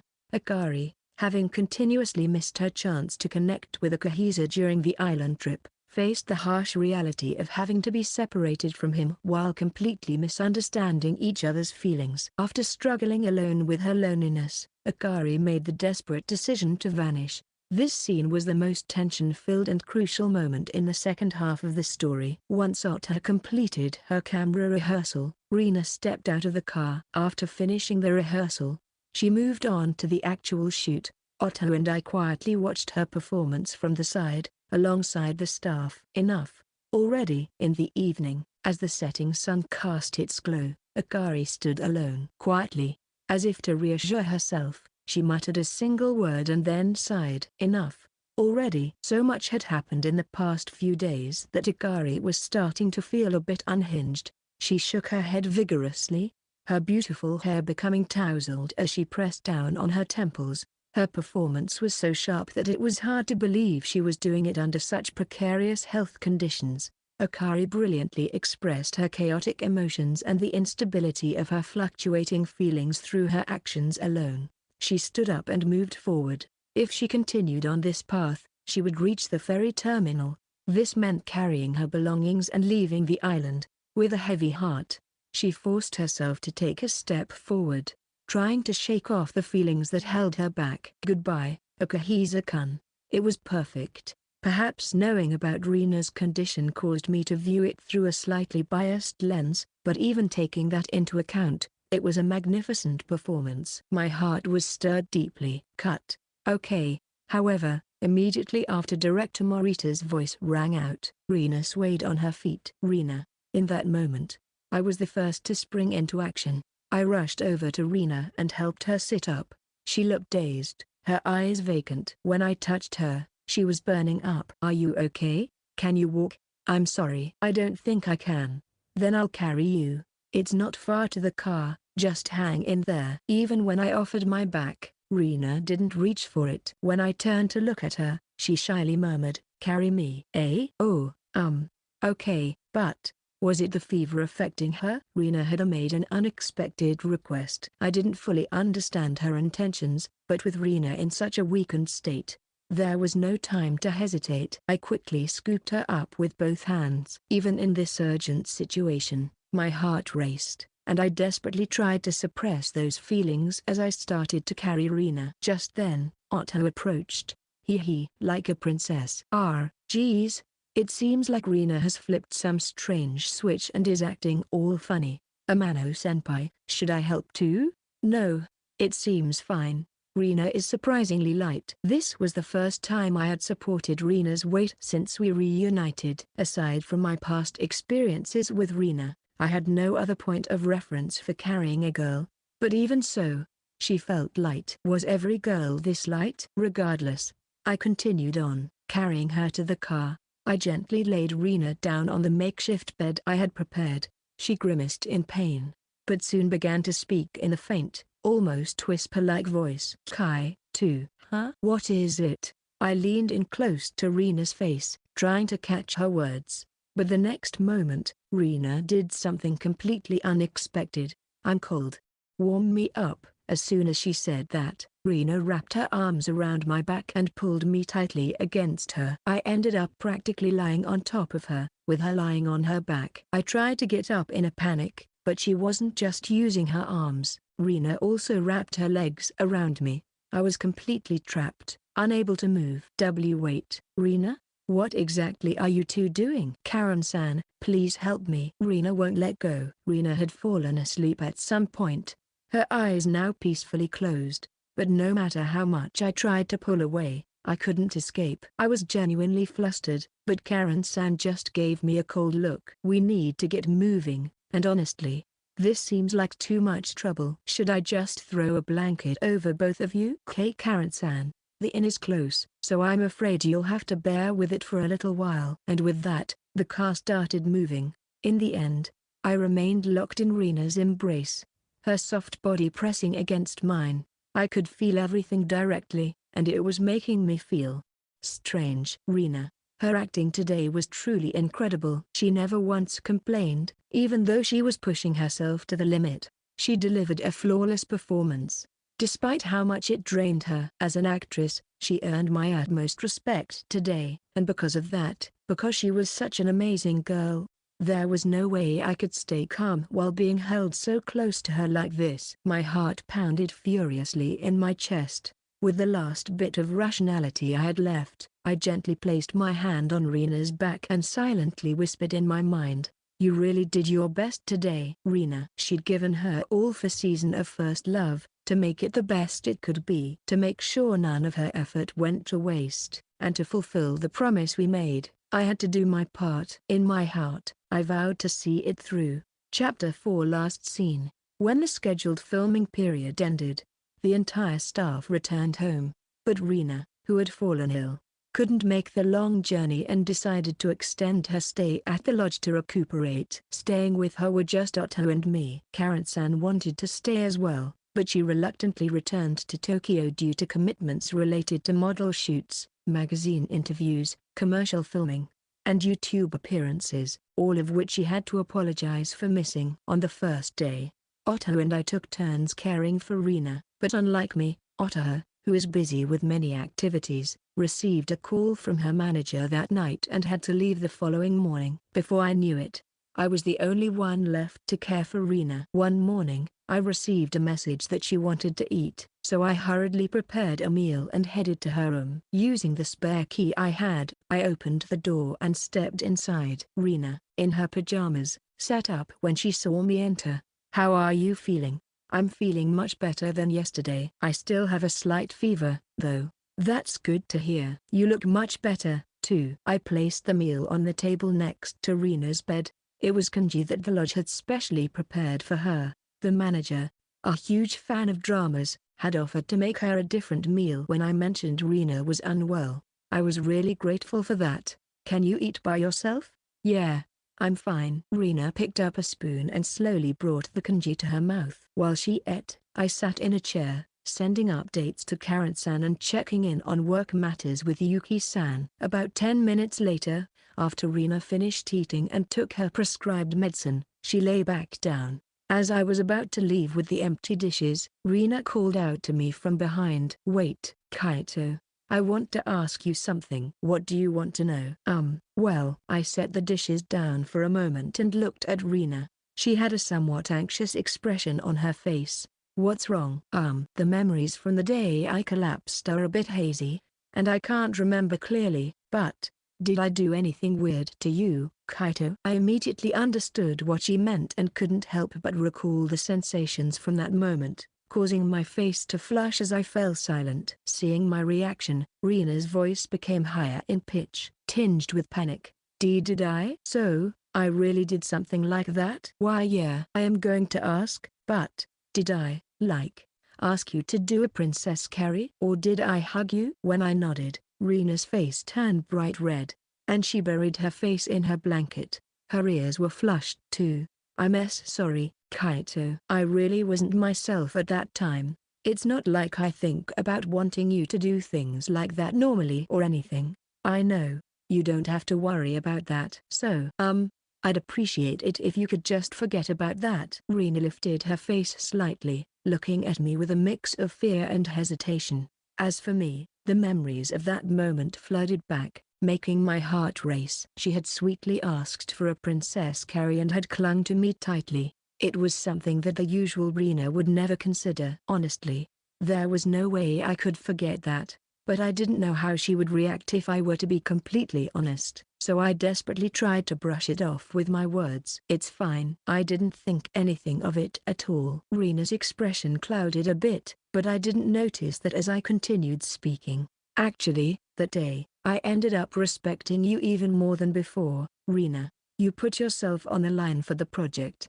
And even when you were at your limit, you gave a perfect performance that was no different from usual." "Kaito, I really thought you were amazing, from the bottom of my heart." Well, I felt the same way. You worked things out with Karen-san for me and went to great lengths to make sure I could be on set. I was really happy, and I feel like I admire you even more now, Kaito." Reena trailed off, but instead of finishing her thought, she sent me a fervent gaze. My heart skipped a beat. I didn't understand the meaning behind her look, but it certainly had the power to stir my emotions. Before I realized it, we were silently staring at each other. But it was I who could no longer endure the tension. Well, I'll be going now. I'll come back around lunchtime, but if you need anything, just let me know. "Why yeah, thank you, Kaito." As I stepped out of Reena's room and into the hallway, I placed a hand over my chest. "What's going on?" We had just been talking, yet my heart was pounding. My face felt hot. When I touched my hand to my cheek, it was extremely warm. That heat lingered for a while and wouldn't cool down. "I'm really sorry for all the trouble I caused. I've fully recovered, so I'll do my best starting today." Reena bowed deeply, and applause erupted from the staff. In the end, Reena managed to recover from her illness in 3 days. We returned to Tokyo together from the remote island, and filming was set to resume the following day. Due to Reena's collapse, various schedules had to be rearranged, and the staff was quite flustered, but no one blamed Reena. Since they could be flexible with studio work and nearby location shoots, it was far better than skipping the filming on the island entirely. I heard there were many voices praising Reena's professionalism for completing the filming on the island despite everything. Upon her return, Reena performed remarkably, looking far from someone who had just recovered from illness, and the morning shoot went smoothly without any issues. During the lunch break, Reena and I were called in together by director Morita. "Let's get straight to the point. The schedule is in serious trouble." The moment he opened with that, both Reena and I froze. Reena lowered her head deeply, looking apologetic. "I am so sorry. It's all my fault." No, that's not it. I didn't call you here to blame Mizuzawa. On the contrary, I'm grateful to you. If you had given up back there, we would have had to rewrite the entire script," Director Morita said, hurriedly clarifying before hardening his expression again. "However, after reworking the schedule yesterday and the day before, it has turned out to be very unfavorable. We've run into trouble securing locations, and we've lost almost all of our backup days." "I see. Originally, I'm not the type to compromise during filming.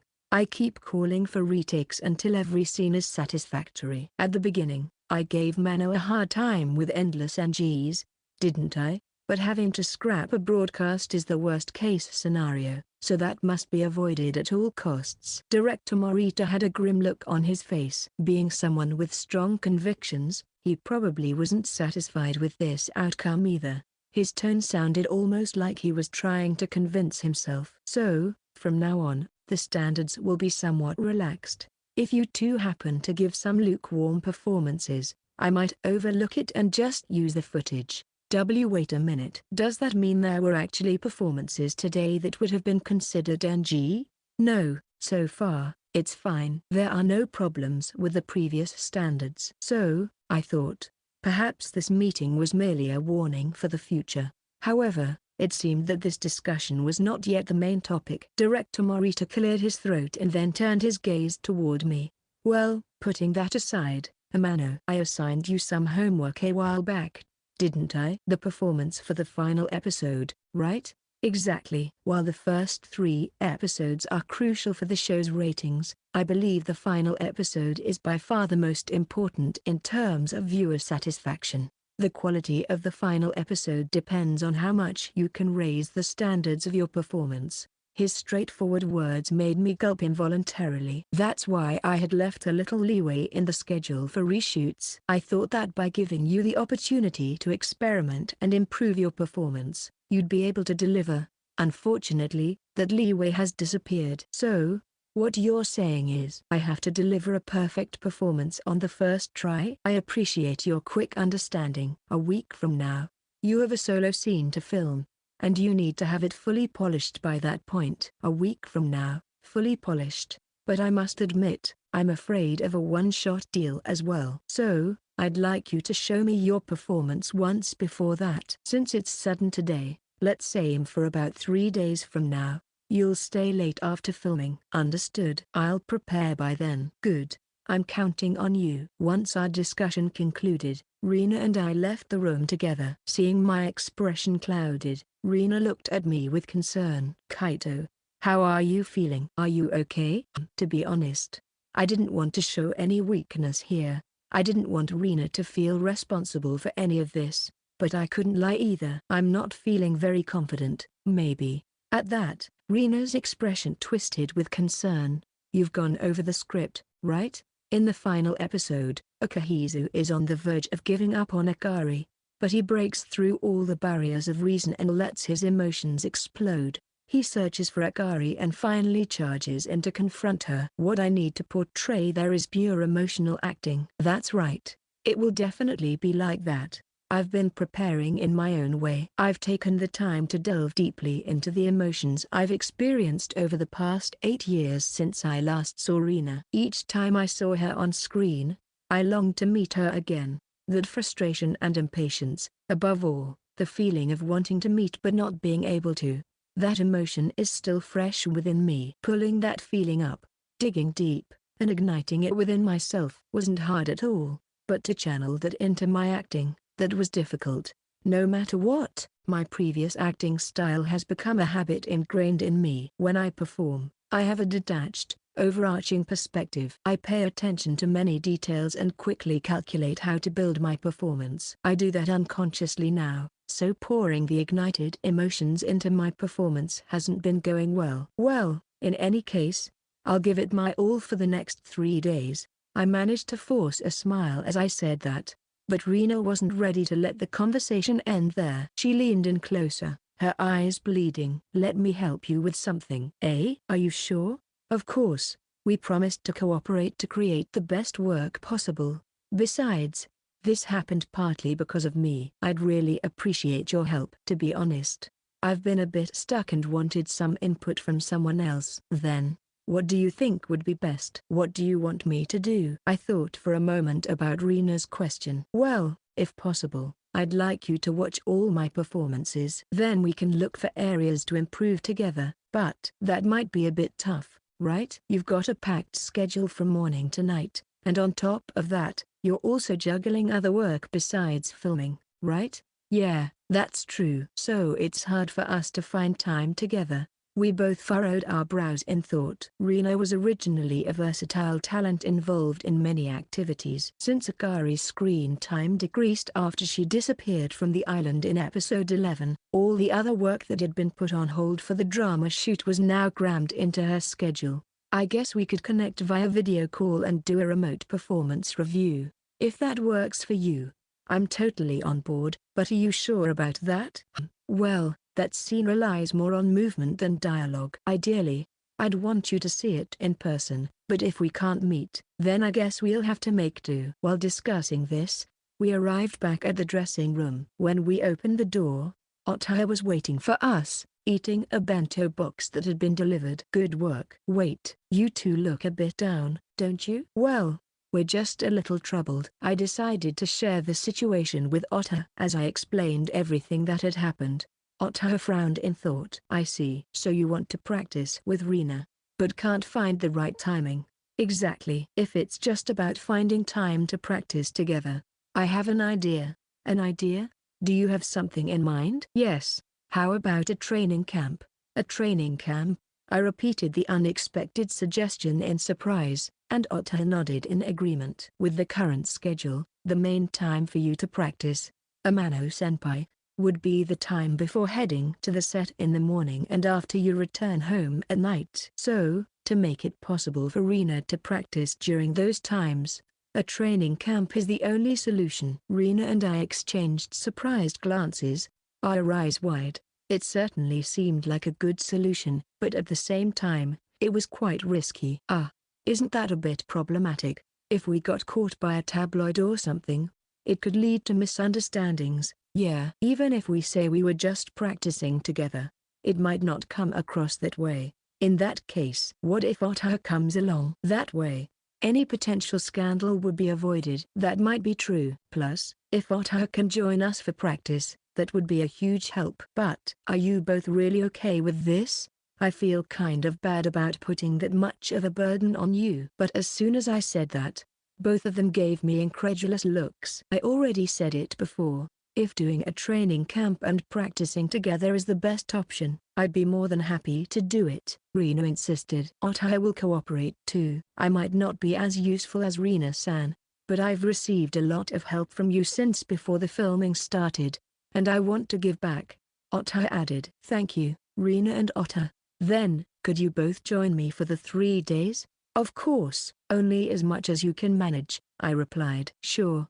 Let's give it our all. I'm fired up now. And so, we decided to hold a training camp section. This is my room. Please, come on in. That afternoon at 10 o'clock, the three of us, after finishing filming, arrived at Reena's apartment. I had already informed each of our managers about the training camp for my acting practice. Yuki-san had arranged 3 days worth of clothes for us and had driven all three of us to the apartment where Reena lived. Wow, Reena-san, your room is amazing. Right, Otaha-chan? This is your first time here? Yes. I'll give you a tour later. Yay, I'm looking forward to Reena-san's room tour. As we chatted, we made our way to the living room, where we sat on the sofa and opened our scripts.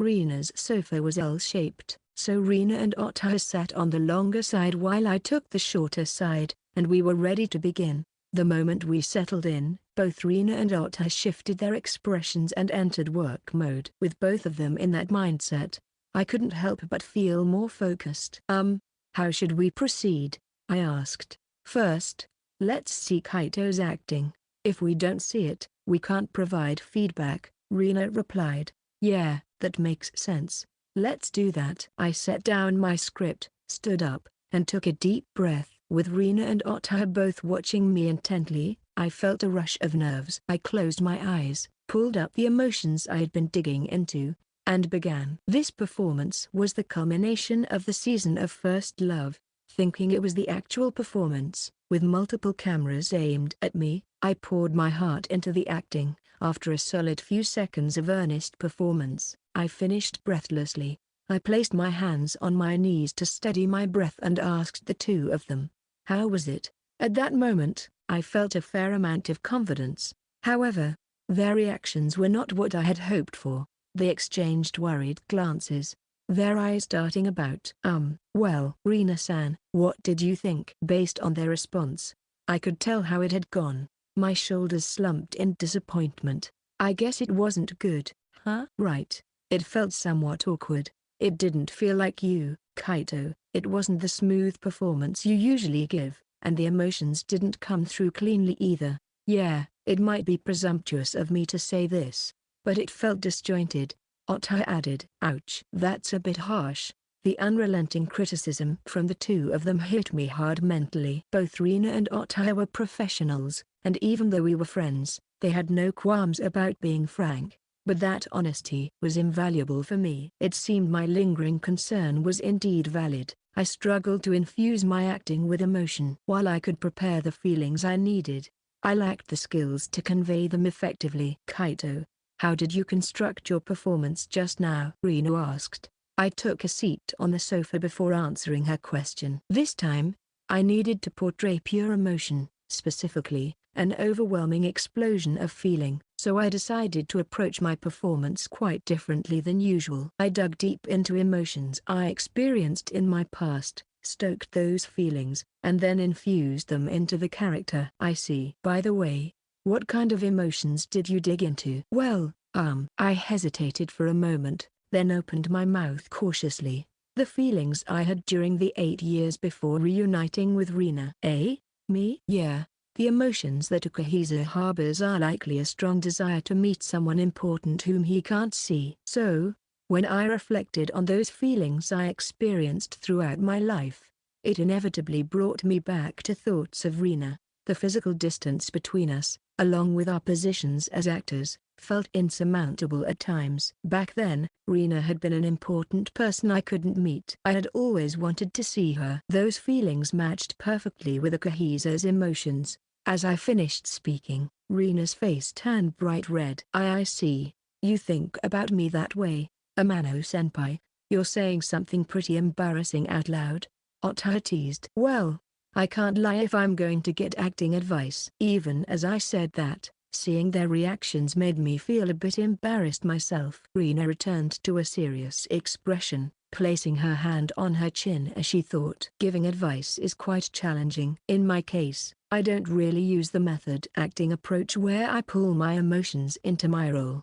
Instead, I try to completely inhabit the character, disconnecting from my personal self. That makes sense. Reena really is a natural talent. But I've thought of something. Kaito, I think you're overanalyzing things. What do you mean? When I asked, Reena began to speak slowly, choosing her words carefully. Maybe you're not thinking about how to convey emotions in an acting sense. When you perform, are you not trying to analytically control yourself, like recalling emotions here and then inserting them into your performance there, almost meant to analytically? Yeah, that might be it. I think that calculated approach is one of your strengths. But it might not fit this scene. Here, you don't need to be so careful, you just need to throw your emotions out there. You should focus on stripping everything else away and exposing your feelings raw and unfiltered. Go more primal. Reena-san, your ability to articulate is amazing. I agree with what you just said, too. I think the emotions were hard to perceive in Senpai Amano-senpai's performance because of that. I see. Reena's explanation truly resonated with me, revealing a blind spot I hadn't noticed before. Despite having established a completely different approach to my acting, I realized I had still been trapped in my usual thought patterns and methods. Thank you. I see what I need to do now. It might take a little time to put it into practice, but I'll do my best to practice a lot over these 3 days. I'm glad to hear it helped, Reena replied. Could you give me about 30 minutes? I want to solidify my vision by myself first. After that, I'd like you to watch my performance. Of course. Otaha-chan, why don't I show you around the room? After that, we can head to the bath. Yay! Let's go! Otaha exclaimed. After Reena and Otaha left, I was alone in the living room, reworking my performance. Reena's advice was spot on. I had thought I was practicing to convey emotion, but it seemed I had fallen back into my old habits. I needed to radically transform my approach to acting. I focused on stripping my emotions bare, performing in a more primal manner. Remembering Reena's words, I went through trial and error repeatedly. I emptied my mind, drawing out only the necessary emotions. After a while, I gradually began to grasp the technique. Yeah, just being aware of this completely changes my performance. I would never have realized this on my own. Though it was only the first day, I was genuinely grateful for the opportunity of this training camp. I was confident that if I continued this for 3 days, I would reach my best performance. Just as I felt I had reworked my performance to a satisfactory level, Reena and Otaha returned to the living room. I was so happy, taking a bath with Reena. We even washed each other's backs. Otaha said, her face alight with bliss. Otaha, you seem really happy, I remarked. Of course I am. The room tour was amazing, too. I got to see where Reena-san lives, and the soap and shampoo in the bath were fantastic, so I've decided to buy the same ones. Really? That's great. Don't I smell nice today? Otaha asked, grinning. You really do. You smell sweet. But just as I said that, Otaha suddenly slapped her forehead as if realizing something. Wait, but that doesn't mean anything for me. Reena, come over here. What? Reena replied, surprised. Otaha then pulled Reena, who had been standing behind her, and pushed her in front of me. What do you think, Amano-senpai? How does Reena-san look after her bath? I mean, I don't know what to say. Reena stood there in her pajamas, a bath towel draped over her shoulder. Her body still warm from the bath. The sweet and pleasant fragrance that wafted from her felt stronger than usual. Since I hadn't had the chance to see her after a bath during our overnight shoots, this moment felt fresh, and she looked even cuter than usual. Reena suddenly pushed forward, blushed deeply, her face turning bright red. I wasn't sure how to respond and ended up saying exactly what I thought. You're really cute. Kaito. Yay. That's great, Reena-san. Otaha cheered. Hey, Otaha-chan, don't say weird things. Reena lightly tugged at Otaha's cheek. Her face still flushed. It looked more like playful teasing than a punishment. But Otaha let out an exaggerated squeal. After releasing her grip, Reena clapped her hands and tried to change the subject. Well, let's get back to it. Kaito, how's your image coming along? Yes. Can I show you my performance again? Of course. Let's take a seat. Understood. Reena and Otaha sat down next to each other, and I prepared to perform once more. This time, I felt a significant improvement. It was entirely different from the performances I had given before, but my emotions were flowing naturally. However, Reena and Otaha's reactions were again somewhat ambiguous. I definitely think it's better than before, but it still doesn't seem like you're really expressing your emotions. I see. I don't think the approach is wrong. I truly believe you're getting closer to the emotional performance we're looking for. So, keep polishing it over the next 3 days. After receiving feedback from Reena and Otaha, I continued to revise my performance and faced more critiques. This cycle continued until it was already past 1 in the morning. When Reena glanced at the clock, she clapped her hands. Let's call it a night. It's not good to lose sleep on the first day. It could affect our filming. You're right. Thank you, both of you. All right, Kaito. Take a bath. Let's get ready for bed. Yeah, got it. It was late, and I felt sorry for keeping them waiting. I headed to the bathroom, quickly washed off in the shower, brushed my teeth, and returned to the living room where Reena and Otaha were waiting. Thanks for waiting. Oh, that was quick, Amano-senpai. Let's go to bed now. I only have my bed and one set of futon that I brought here. How should we arrange this? I'll sleep on the futon. You two can use the bed. Okay, let's do that. But I feel bad about making you sleep on a futon. No, it's fine. This looks like a pretty decent futon. Then we'll head off to bed. Yay! I get to sleep in the same bed as Reena-san. Otaha exclaimed. Reena and Otaha disappeared into the bedroom, leaving me alone, to prepare for tomorrow. I quickly turned off the living room lights and lay down on the futon. I have to do my best. I need to get this completed in just 3 days. Both Reena and Otaha had willingly offered their support. In order to honor their enthusiasm and fulfill my promise to create the best work alongside Reena, I had to give it my all for this final push. Even if it meant burning out, I was determined to give it everything I had and leave no regrets behind. This I resolved in my heart. Our training camp continued from there. We enjoyed delightful, fulfilling moments together, sharing breakfast and engaging in passionate discussions until late at night. I could tell that my performance was steadily improving.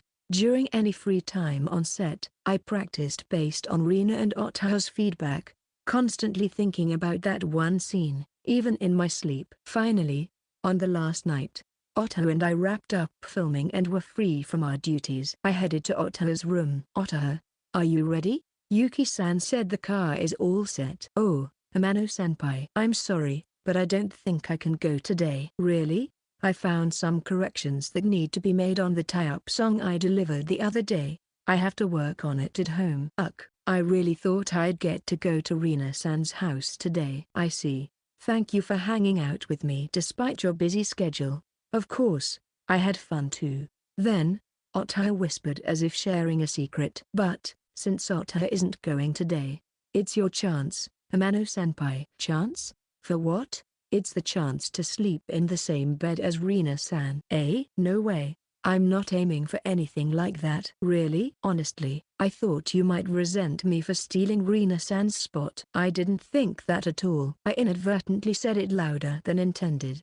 But then Otter stared at me with a slight pout. But Reena-san said she wants to sleep in the same bed as you. Eh? Reena said that? Yes. So, if you don't mind, why not suggest it? I think Reena-san would be thrilled. No, no. Even if we were childhood friends, it would be unthinkable for two unmarried people to sleep in the same bed. If I thought about it, something similar had happened when we stayed at Mizuzawa-yugen, but even then, we had separate futons with a considerable distance between us.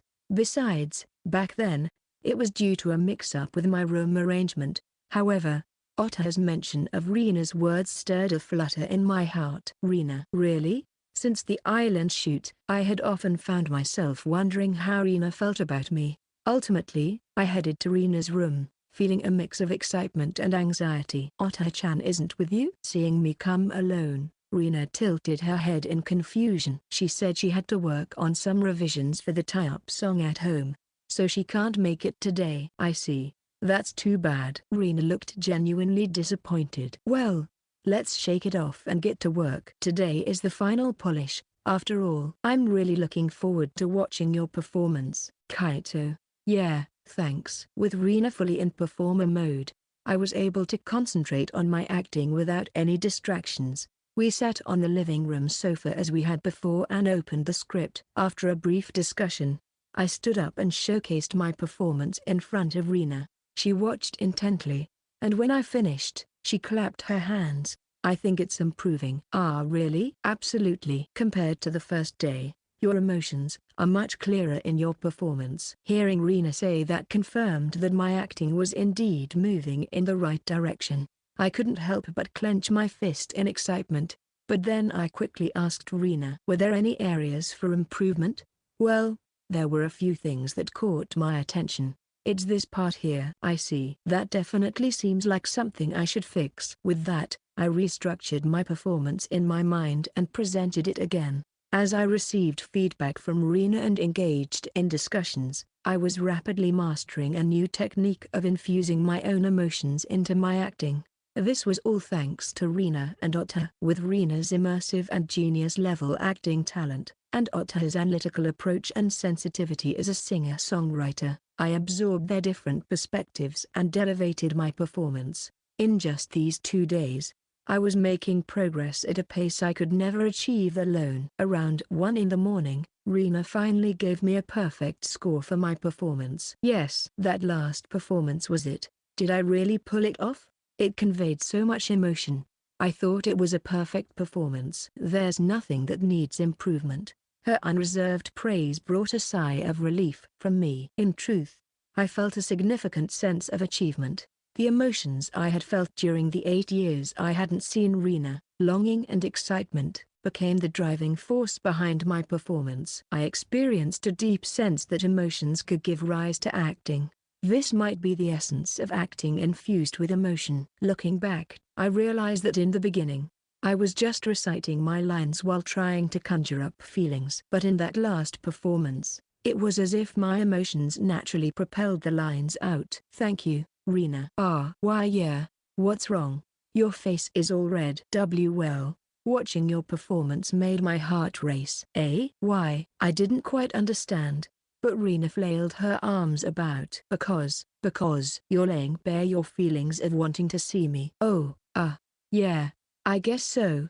From your performance just now, I could really feel that emotion. I realized again that you've been feeling this way about me for the past 8 years. Now that you mention it, it's pretty embarrassing to think I was pouring my feelings out like that in front of you. It wasn't that I had anything to hide. I was just practicing acting with Reena, drawing upon my own experiences that echoed Akahisa's emotions from the 8 years I hadn't seen her. However, expressing that I had wanted to see her for those 8 years in front of Reena was undeniably a rather embarrassing act once I became conscious of it. but feeling that away from watching your performance might have started today. So in that sense, I think your emotional acting has truly been completed." Reena said this with a bright smile.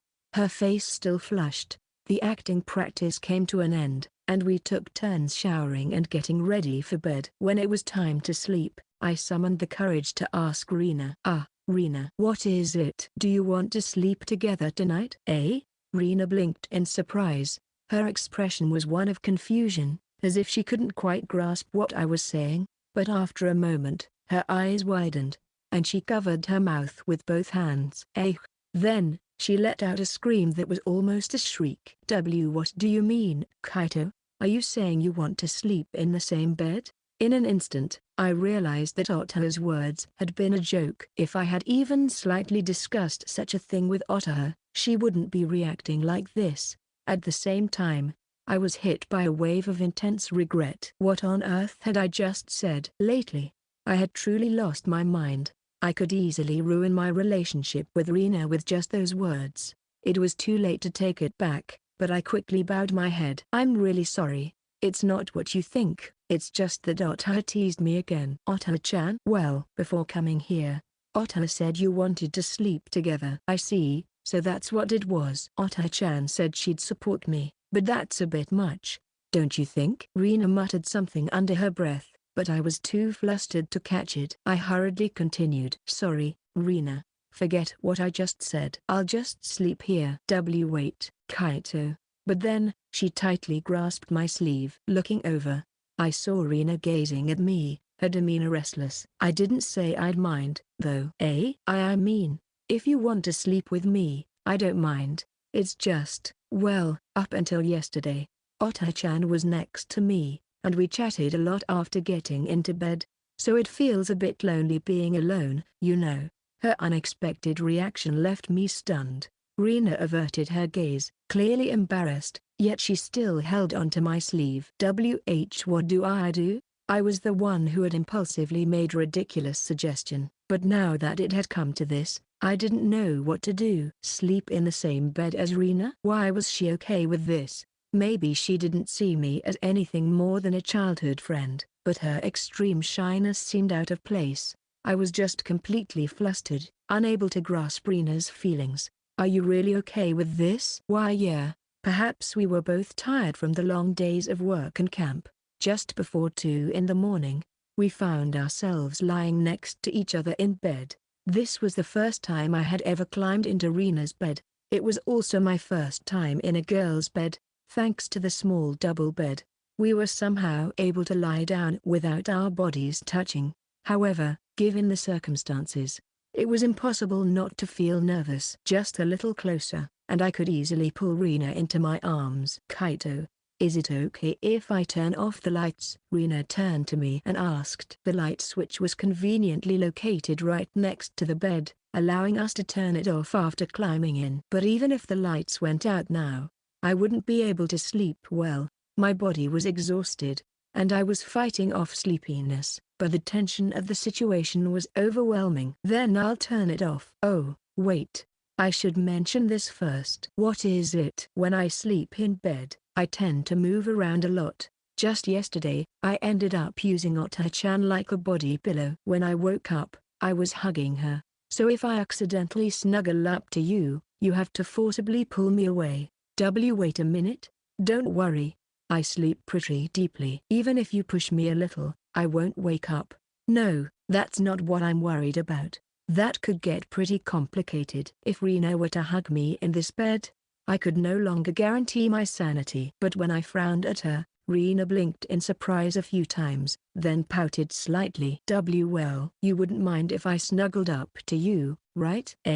That was something I had inadvertently said to hide my embarrassment when I was taking care of her. I never expected Reena would remember it and bring it up like this. Of course, there was no way I wouldn't mind. Reena seemed oblivious to my confusion as she moved in closer, resting her face on my chest. The boldness of her action made my heart race. "See? This close isn't even." But then Reena trailed off, suddenly stopping her words. She had clearly heard the rapid beating of my heart. Reena's face turned bright red as she quickly pulled away from me, creating an incredibly awkward atmosphere.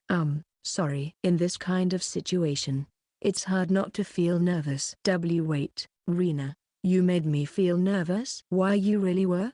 I can't help it. I blurted that out a bit too strongly. After saying it, I hurriedly looked away and jumped out of bed. I'm sorry, but this is just too much. I'm going to sleep over there. Why, yeah. I am sorry for doing something weird. I made my way to the living room and crawled under the futon that was laid out there, but even after that, I couldn't sleep for a while. Lying just a few steps away, I could hear Reena's breathing and the sweet scent that lingered in the air, and I couldn't shake the feeling of her body pressed against mine. Each sensation was vividly etched in my mind, stirring my heart intensely.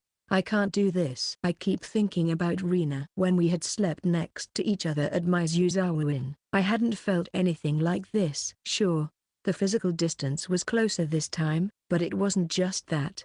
I was becoming increasingly aware of the special feelings I had for my childhood friend, feelings that seemed to deepen with each passing day.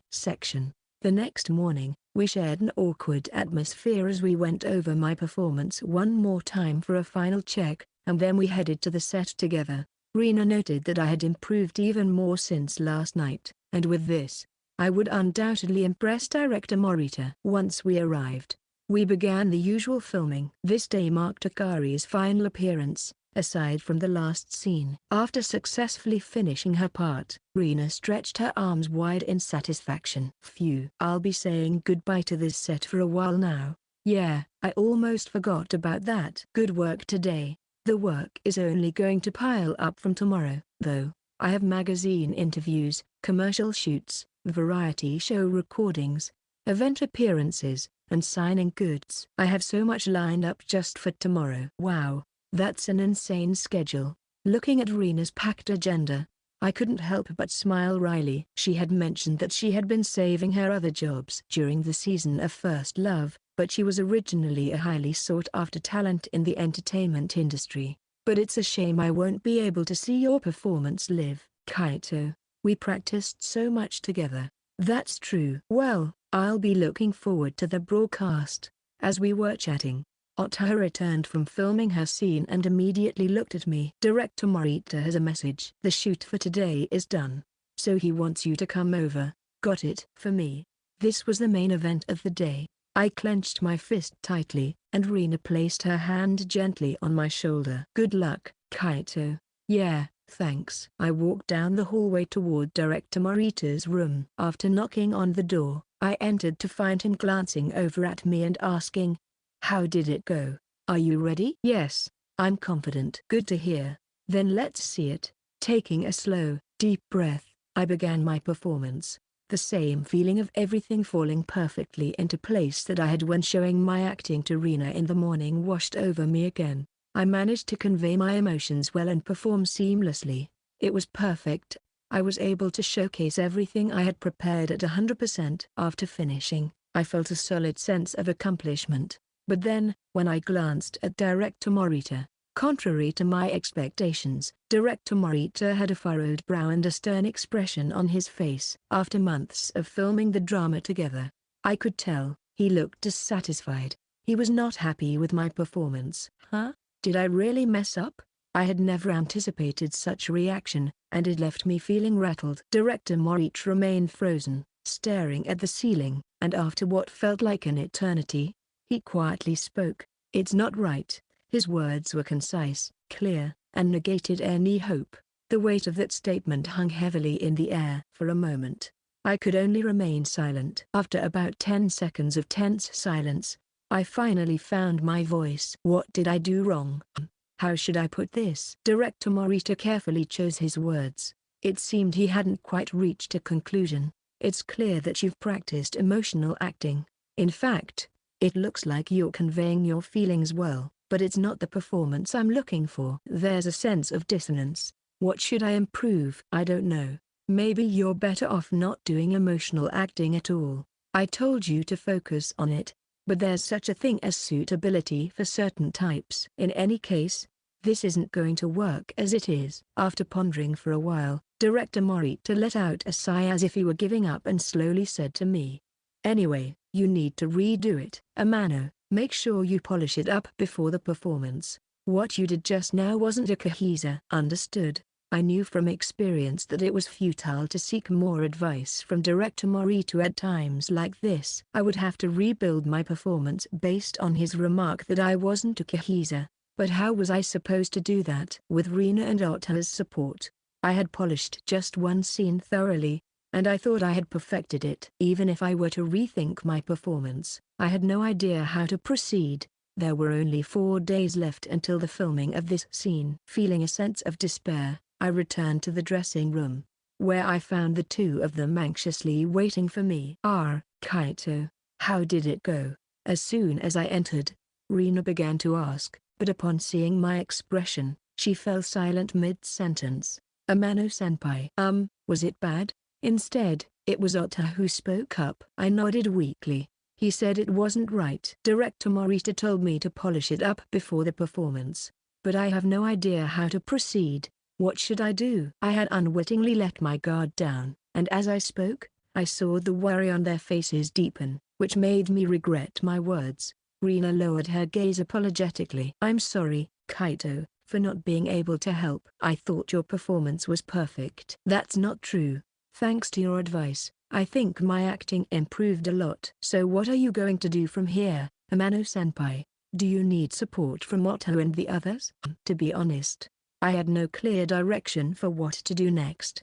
However, Reena and Otto had already given me as much advice as they could think of over the past 3 days. Both of them were busy rising stars, and I couldn't impose on them any longer. It would be better if I at least had a clear plan, but being completely in the dark would only waste their time. After pondering for a moment, I nodded to convince myself. For now, I'll take another look at my performance on my own.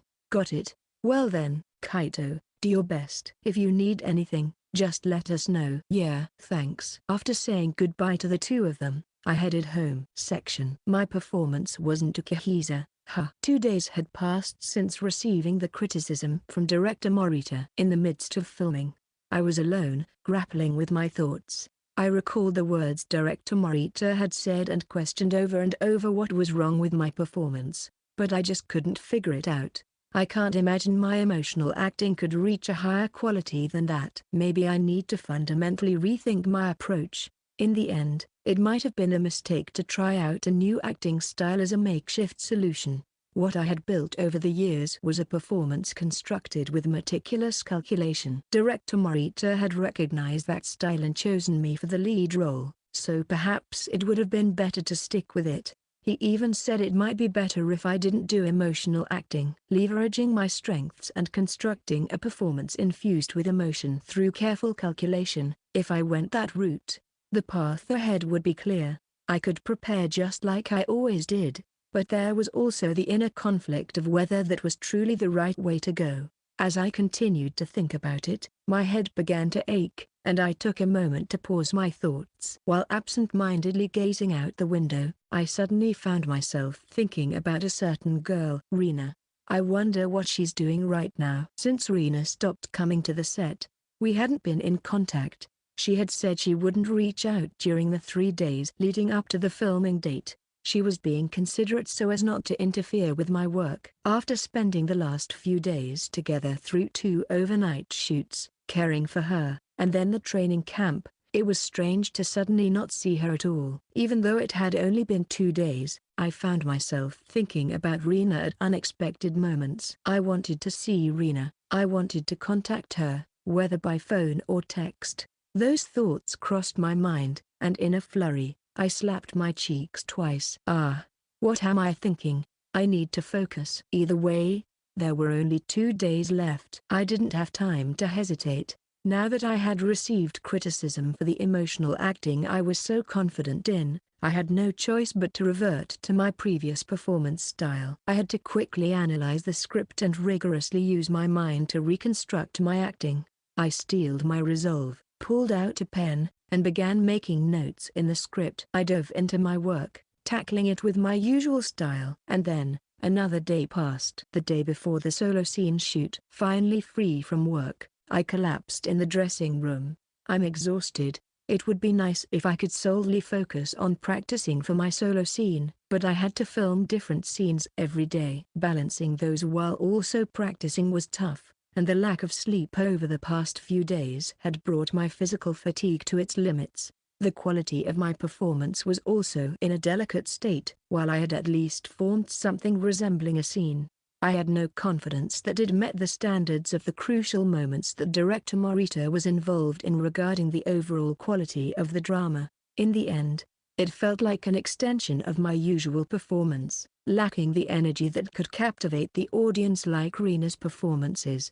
I wonder if Reena is still working. Unknowingly, I had taken out my phone and opened Reena's contact information. Just as I was about to press the button to initiate a call, I hesitated. I didn't have anything specific to discuss. There weren't any concrete performance-related questions, nor did I have any other matters to address. I simply wanted to talk a little, but I didn't want to take up Reena's time when she was likely extremely busy. I tossed my phone aside and buried my face in my arms, closing my eyes for a moment. Just then, the door to the dressing room opened quietly. It was Ota, who had just been shooting a scene with me earlier. "Oh, there you are, senpai. Yuki-san was looking for you." Ota. As I lifted my head, Ota looked shocked for a moment. Then she approached me and pinched my cheek tightly. "You look terrible." Yeah, sorry, I'm just a little worn out." Upon hearing that, Ota's expression turned to one of concern as she looked down, then asked me, "Your performance? It's still not finished, is it?" "I did try to rework it, but I'm not really satisfied with it. I feel completely stuck, so I'm not sure what to do." "Can you show it to me? Is that okay?" "Oh, but I need to contact Yuki-san first." Since I usually got a ride home after filming, we had designated a meeting spot for studio shoots. However, I was too exhausted both physically and mentally to remember to contact Yuki-san. After briefly letting her know I would be a bit late, I turned to Ota and performed my scene. After finishing, Ota grimaced at my performance. What happened, senpai? What do you mean?" "That performance was certainly good. It was the usual senpai's acting. But it wasn't the emotional performance we practiced a lot during the training camp, was it?" "Yeah." After getting feedback from director Morita, I thought a lot about it. I decided to abandon that approach. It seems like I'm just not suited for that kind of thing. I hadn't completely given up on that style. During the training camp, I had definitely felt like I had grasped something, and I was aware that I had acquired the skill of infusing emotion into my performance. So after this drama, I thought it would be worth taking the time to challenge myself before the next project. But there simply wasn't enough time to make adjustments for this work. Ota fell silent, looking down. But then she raised her head and stared at me intently. "Senpai, so are you planning to go with your current performance?" "Yeah.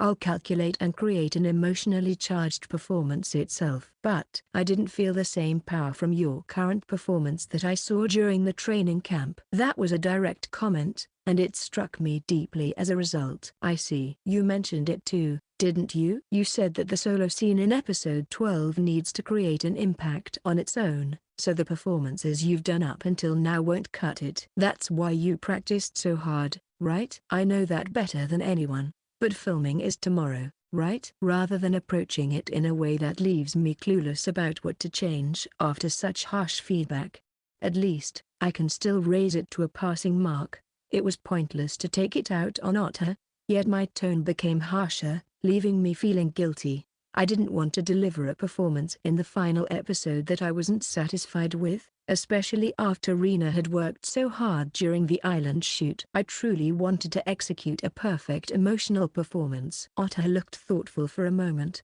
then asked me, "What was the performance you did for director Morita like?" "I missed the final day, so I haven't seen the final version." "That's true. If it's okay with you, could you show me now? Maybe I can be of some help." "All right. Then I'll give it a try." I nodded once, took a moment to gather my emotions, and performed as I had in front of director Morita. Since only 2 days had passed since then, I hadn't forgotten. I could definitely feel the emotions I had infused into the performance. However, after I finished, Ota wore a face that clearly indicated her discomfort. I think I might understand what director Morita was trying to say. Huh, really? Why yes. This might be off the mark, but that's fine. I still want to hear it. Could you tell me? At that moment, I wanted to hear anything that could possibly help. I was that troubled. Otter hesitated for a moment but then slowly opened her mouth. Okay, I'll say it. Your performance didn't feel like a Kahizu at all. Huh? Sure. The emotions were there, and it was an impactful performance that stirred the heart. But in that scene, a Kahizu is supposed to explode with the feeling of not wanting to be apart from his girlfriend, Akari. I think that feeling didn't come through in your performance, which is why it felt disjointed. The emotions were different. That observation hit me like a blow to the head. Otto then uttered a decisive phrase. You mentioned that you were digging up the emotions from the 8 years until you reunited with Reena and incorporating them into your performance. But does that really match the feelings Akahisa has for Akari in this scene? She was absolutely right. I immediately understood what Otto was trying to say, and she was correct. The pieces of the puzzle clicked perfectly into place. I see. So that's what it was. Was my observation really on point? Yeah, it hit right in the bullseye. Thank you, Otter. Why hadn't I realized something so simple until our reunion in April? I had indeed longed to see Reena for those 8 years, but that was merely as a childhood friend, as well as an existence I admired and aimed for as an actor. I thought Reena, as seen on screen, was a cute and charming girl, but I hadn't harbored romantic feelings for her. So, it didn't align with Akahisa's emotions. Forcing a connection created a discrepancy. I had been mistaken in my initial approach. In trying to find feelings of wanting to see someone but not being able to, I had unconsciously stopped my thoughts by lazily lumping them together under the most intense memories of those 8 years. And, once I realized that, the solution became simple. If the emotions I was digging into were wrong, I just needed to bring in different feelings. Feelings that perfectly matched Akahisa's, like truly being in love with a girl but unable to see her. Fortunately, I had those feelings. Moreover, they were ones I was currently experiencing, ones fresh with the highest intensity. Senpai. Are you alright? I seem to have fallen silent for a while, and Otter, appearing impatient, spoke up. I forced a smile. Sorry. I was just thinking a bit. But thanks to you, I've come up with an idea. Really? So, do you think you'll make it in time for tomorrow? Yeah. I'll make sure it gets done, no matter what. At that, Otter blinked in surprise, then broke into a smile. Unlike earlier, it was the usual playful expression she wore. You're looking much better now. I'm finally relieved. Sorry for all the trouble. You really helped me. Well then, I won't be at the site tomorrow, so I'm looking forward to the broadcast. After Otter said that and left, I contacted Yuki-san and headed home. After I got home, I decided to thoroughly delve into one particular emotion, my longing to see Reena. A feeling I had experienced repeatedly over the past 3 days. Until now, I had thought of this longing as merely noise that interfered with my performance, so I had tried to push it to the back of my mind as much as possible. Instead, I committed myself to inflating that emotion more and more. I set aside the script and everything related to the drama and focused solely on thoughts of Reena. Truly, she's such a wonderful girl. As I closed my eyes, a multitude of memories came flooding back. Just in this past month, so much had happened. We taught each other how to swim, I invited her to dinner, we clashed during our location shoot on the island, I helped her, took care of her, and we had our training camp. It was through that kiss scene that I had become aware of my feelings for Reena, but those feelings had only intensified with each passing day. The more time I spent with her, the greater my affection for Reena grew. Now, just having not seen her for 3 days was enough for the desire to see her to completely fill my mind. This feeling was fundamentally different from the emotions I had carried for those 8 years. Before reuniting with Reena, the desire to meet had served as motivation for my acting. But there had never been such an intense passion that left me this shaken. Yeah.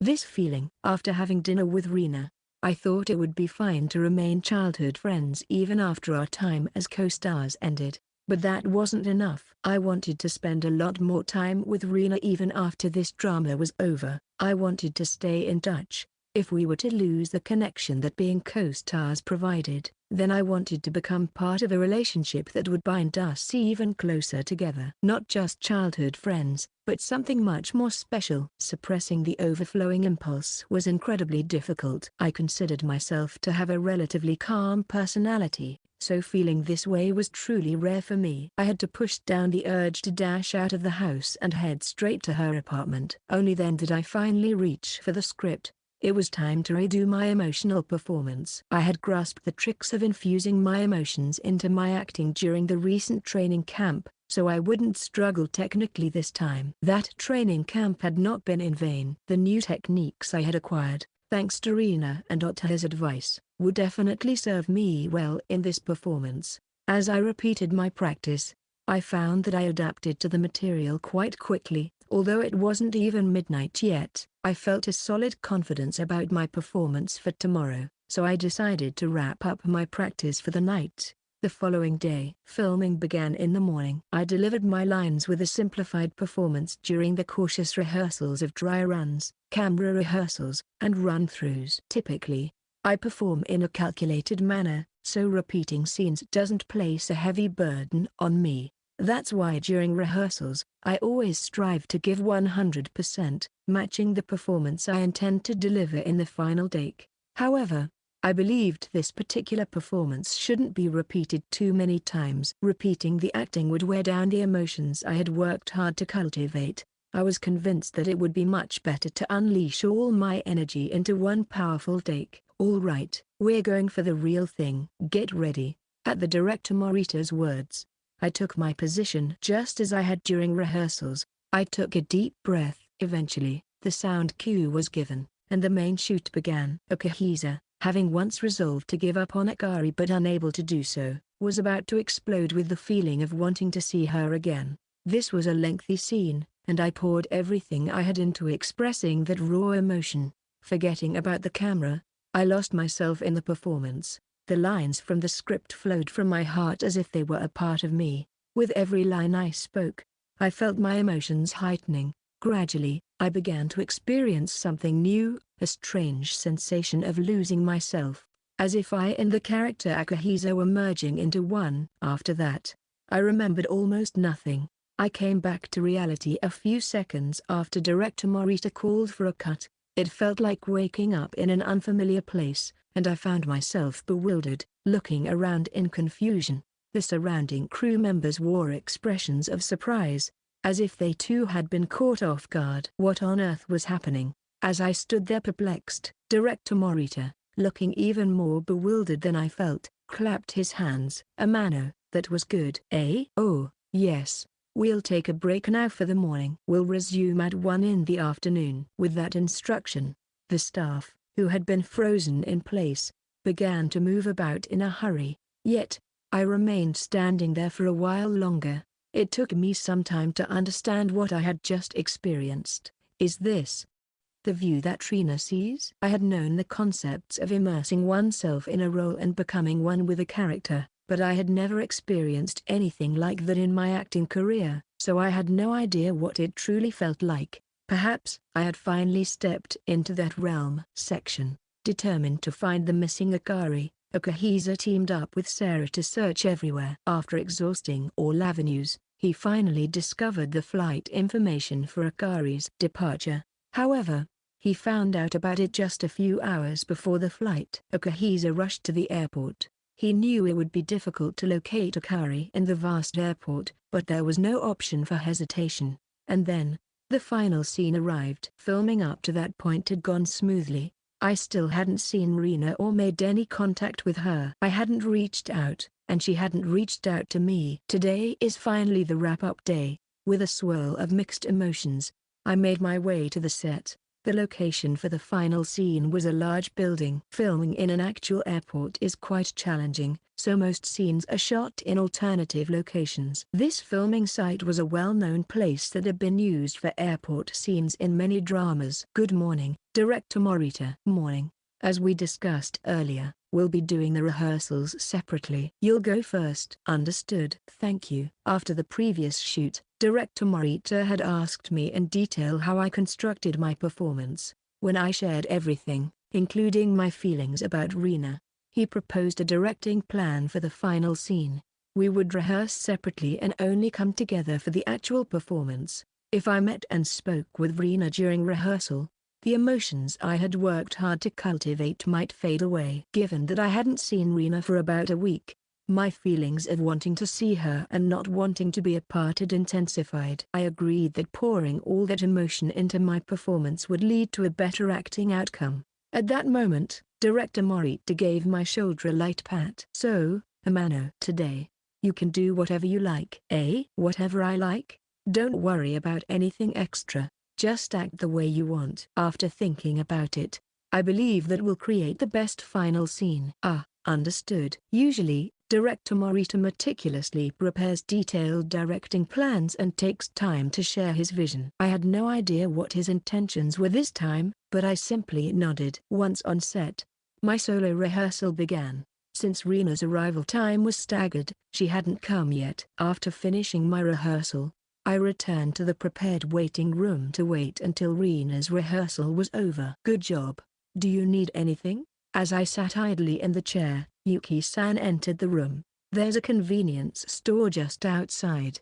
I can get you some food or drinks." "Thank you, but I'm fine. There are plenty of refreshments provided by the program." There were enough supplies, including bottled water and tea, bento boxes, rice balls, sandwiches, and snacks. Besides, I didn't have much of an appetite at the moment. "By the way, has Reena arrived yet?" "Yeah, she came in. She's started her rehearsal." "I see." "Oh, by the way, I ran into Karen for the first time in a while earlier and we chatted for a bit. She mentioned that you haven't been in touch with Mizuzawa-san at all for about a week." "Oh, yes. That's right." "What's going on? Did you have a fight or something?" Since I hadn't discussed acting with Yuki-san, she was unaware that I was channeling my feelings for Reena into my performance. It seemed like she was misunderstanding the situation. As I pondered how to respond, an important thought struck me. What I was planning to do after this shoot was something I definitely needed to discuss with Yuki-san if I wanted to be honest. This was the perfect moment to bring it up. After taking a moment to prepare myself, I fixed my gaze on Yuki-san. "Ah, what is it? What's wrong, Amano-kun?" "Well, actually, there's something I need to consult with you about." "Something you need to consult about?" Can I get a girlfriend?" Unlike some idols, we actors are not bound by strict rules prohibiting romance. Still, since we are public figures whose private lives attract attention and are constantly targeted by tabloids seeking scoops, we are trained to report such matters at the very least. If the agency is informed, they can provide various forms of support and respond quickly in case of any issues. I knew several acquaintances who had relationships kept secret from their agencies, but I didn't want to hide anything from Yuki-san, who had supported me so much until now. Yuki-san's eyes widened in surprise at my sudden revelation, but soon, she broke into a grin and spoke cheerfully. I see. "So, you're finally thinking about that, huh?" "Just a little while ago, it felt like acting was your only love." "Ah, really?" "Yeah. I was starting to think you might not be interested in girls at all, especially before this drama started." Yuki-san, who could be unintentionally harsh, continued with a laugh. "Well, as for your question, of course, it's fine. After all, I have no right to say otherwise." "Thank you very much." "So, Amano-kun is finally going to have a girlfriend." What a deep feeling that brings up. "Well, I can't say that for sure. It all depends on her answer. I might get rejected, but still." I had resolved to confess. My determination had crystallized in the last few days. By continuously thinking about Reena for the sake of my performance, I had come to realize the depth of my feelings. Like Akahisa, who didn't want to be separated from Akari, I was afraid that my relationship with Reena would fade after this drama ended, and for that reason, I was ready to take action. Perhaps the courage to do so had been inspired by Akahisa himself. After a while,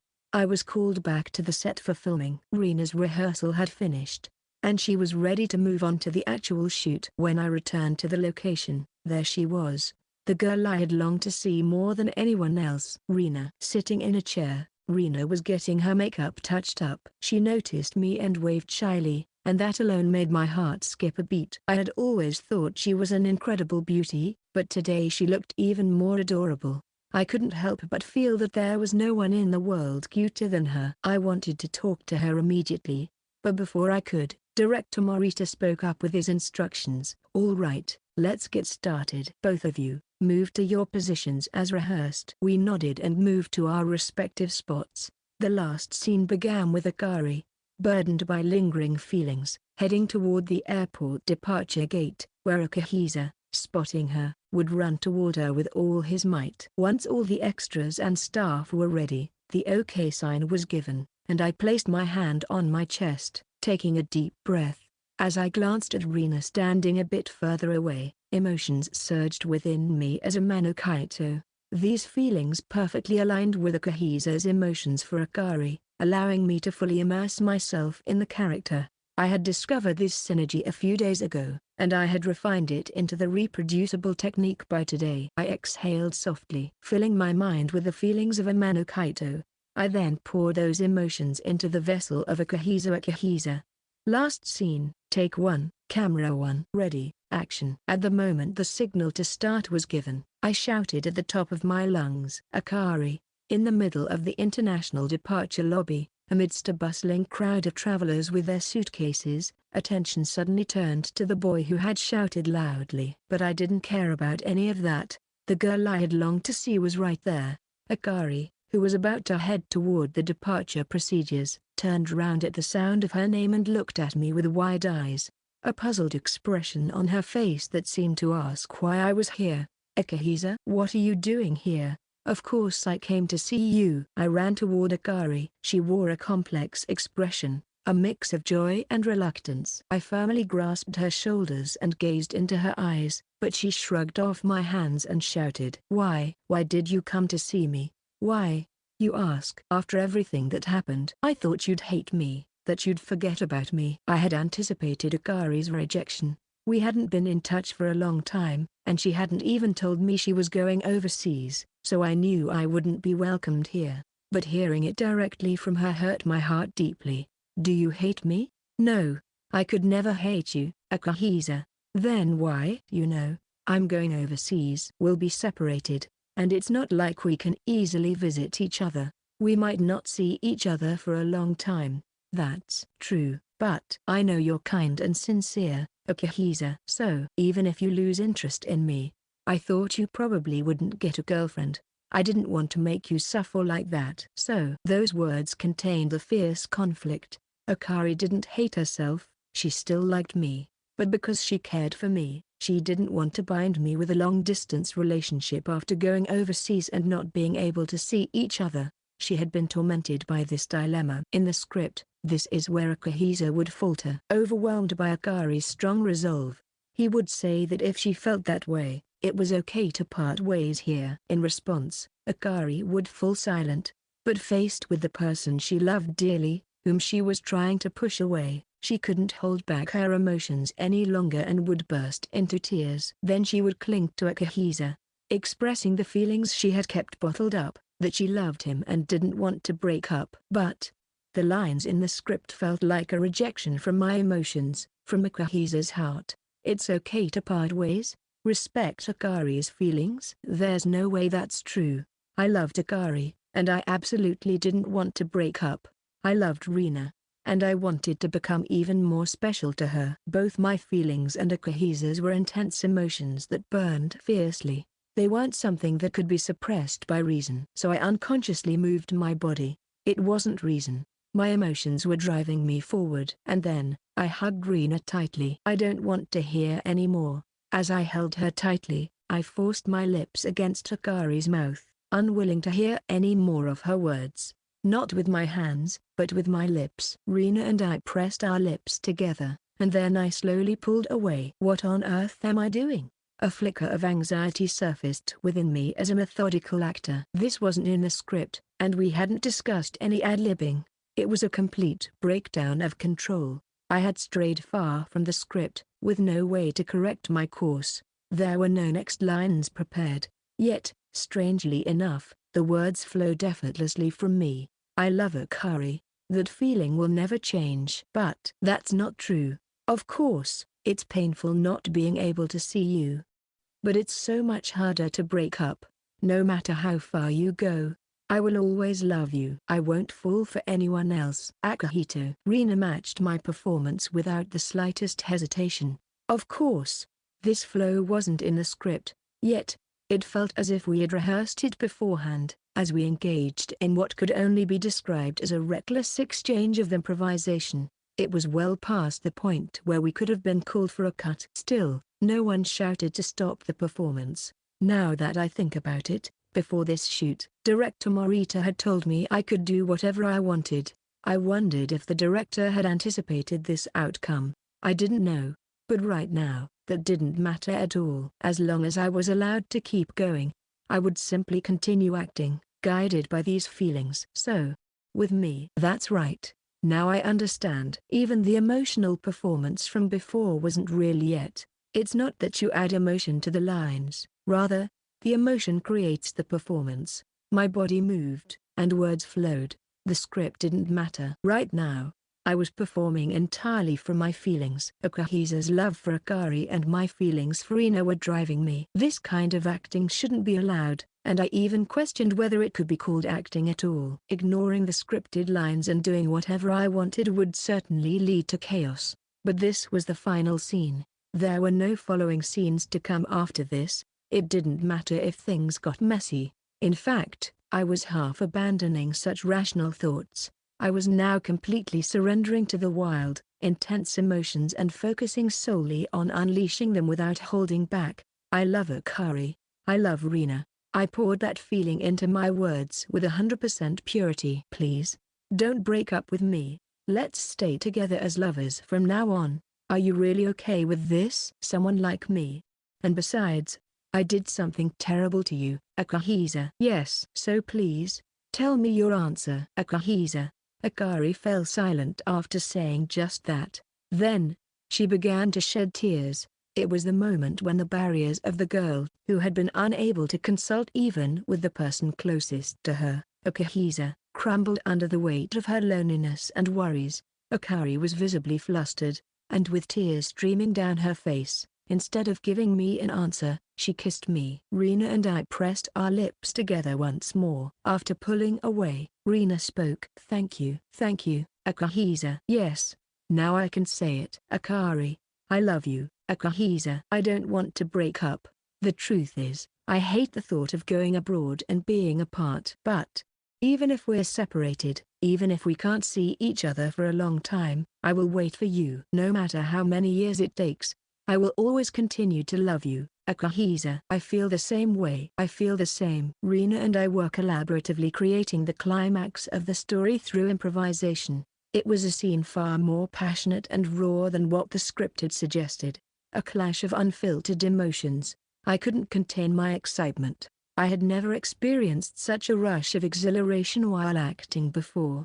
Without fully understanding why, I found myself sprinting through our shared world with the actress I admired most, the girl I loved. All right, cut. That was the best last scene. Then, director Morita called for a cut. Those words didn't signal an NG or a redo, despite having completely gone off the rails and done whatever we wanted. Morita gave us the first words I had ever heard in this setting. Fantastic. We had nailed it. The performance was entirely different from anything I had done before. It was a performance I could only achieve because it was Reena. Exhausted, I collapsed onto the floor. Epilogue. Everyone. Do you have your glasses ready? Exactly 1 week after the wrap party, on this night, in a luxurious hotel banquet hall in the city, all the stakeholders involved in the season of First Love were gathered together. The attendees included the cast, director, producers, staff, and representatives from television stations and sponsor companies, totaling several hundred participants, filling the spacious venue. Now, let's toast. With that cue, the sound of glasses clinking echoed throughout the room. Though I was too young to drink alcohol, participating with juice instead, I felt an exhilarating thrill unlike anything I had experienced before, almost intoxicated by the atmosphere. Wow, It was amazing. I heard the final episode had outstanding ratings. This year's #1 is a sure thing. Director Morita did a fantastic job. The network would certainly like to prepare a sequel. But who knows what will happen. The adults chatted happily about the drama. Listening to them, I felt a renewed sense of confirmation that our work had been a great success. It's often said that the scale of a drama's wrap party is determined by its ratings. In the past, I've participated in projects with poor ratings that ended with small, low-key celebrations. There are exceptions, of course, but successful works tend to have more extravagant parties. In that regard, the season of First Love achieved remarkable numbers. Expectations were high for Mizusawa, Reena's first foray into romance, leading to high viewership for the first episode, which maintained a solid level and skyrocketed during the 6th episode, culminating in the finale achieving the highest ratings for any drama broadcast this year. This was remarkable not just for its numbers. I believe the quality of the work was outstanding as well. The script and direction were excellent, and I felt that both Reena and I delivered our best performances. Finally, I did it. The promise I made with Reena 8 years ago to create the best work together. I have been relentlessly pursuing that goal as an actor. Today was special for me for 2 reasons. It was the day I fulfilled that promise after 8 long years, and it was the day I decided to muster my courage and take a significant step forward. Just thinking about that made me restless.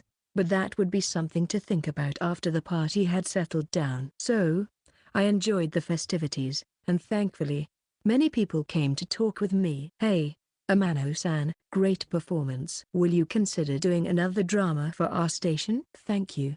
If you invite me, I'd love to. Amano-kun, are you interested in trying out variety shows? I'm interested. I'm not sure if I can handle it, but I'd like to give it a shot. Thank you for your collaboration. Amano-san. I had a small role, but I learned a lot. Great work. You left quite an impression. Your performance had such a transparent quality. I had participated in rap parties before, but I had always ended up huddled in a corner, only getting to know a few co-stars. This was the first time I found myself at the center of attention, constantly approached and spoken to, and it felt a bit overwhelming. As the flow of conversation settled down for a moment, I sighed in relief when I felt a light tap on my back from behind. You've really become popular, huh? It was tough to find the right moment to approach you. Oh, Director Morita, thank you for your hard work. Director Morita was holding a glass of red wine in his right hand. He wasn't drunk, he seemed just as composed as always. He usually dressed casually, but today he was sharply suited up. This made him appear even more like the esteemed director he was. I was told by various adults during casting, why are you pushing for such an unknown actor? If this drama had bombed, it would have been my responsibility, but it seems I didn't misjudge your talent. Thank you very much. I'm standing here thanks to you, Director Morita. HMPH. I just picked the cast that suited this project the best. I recognized your ability during the audition, but your performance in the last episode exceeded my expectations. Director Morita set his glass down on the table. I followed suit and placed my glass beside his. The 12th episode received amazing reviews. Yeah, I'm glad it was well received. The episode that went viral online was the 6th, but that was all about Mizusawa's acting. The 12th episode was all about your performance. Your raw emotional acting revealed another side of you, raising my evaluation of you another notch. I'm really glad to hear that. Thank you. I'll likely be reaching out to you again soon. I'm sure you're getting plenty of job offers, but I would appreciate it if you could take on my projects. Director Morita. Enjoy yourself. Let's meet again on another set. With that, Director Morita lifted his glass and walked away. It genuinely made me happy to hear him express a desire to work with me again. Such words coming from someone of his stature meant a lot. Just then, I felt a playful tap on my head from behind. When I turned around, I saw a girl standing there, sporting a mischievous smile. Senpai, you look so happy. Ota, it's been a while since we last met on set. Yeah, Senpai, you should hang out with me more in private. I'd love that. But aren't you really wanting to hang out with Reena through me? Ding ding ding. That's about 50% right. I'd love to hang out with you too. With a bright smile, Otter stepped a bit closer and whispered softly in my ear, ensuring no one else could hear. By the way, I just spoke with Reena, and she mentioned she's planning something interesting for today. You heard that? Yep. She promised to sneak out just the two of you. Oh, yeah, that's right. On the night after we finished filming the last scene and wrapped up, I sent a message to Reena to secure a promise. That promise was to sneak out together during today's wrap party to have a conversation. I didn't share the details, but Reena agreed. There was no turning back now. Today, I would finally convey my feelings to Reena. As I clenched my fist tightly, Otter raised her eyebrows slightly in surprise. Hey, senpai, are you nervous or something? How did you know? Your face is pale, and your hands are shaking a little. Really? Was it that obvious? Come on, senpai, try putting your hands together. Like this. There. Just like that. Whoa. Otter clapped her hands together around mine, surprising me with the unexpected sting. I looked at her, startled, and she flashed a bright smile, giving me a thumbs up.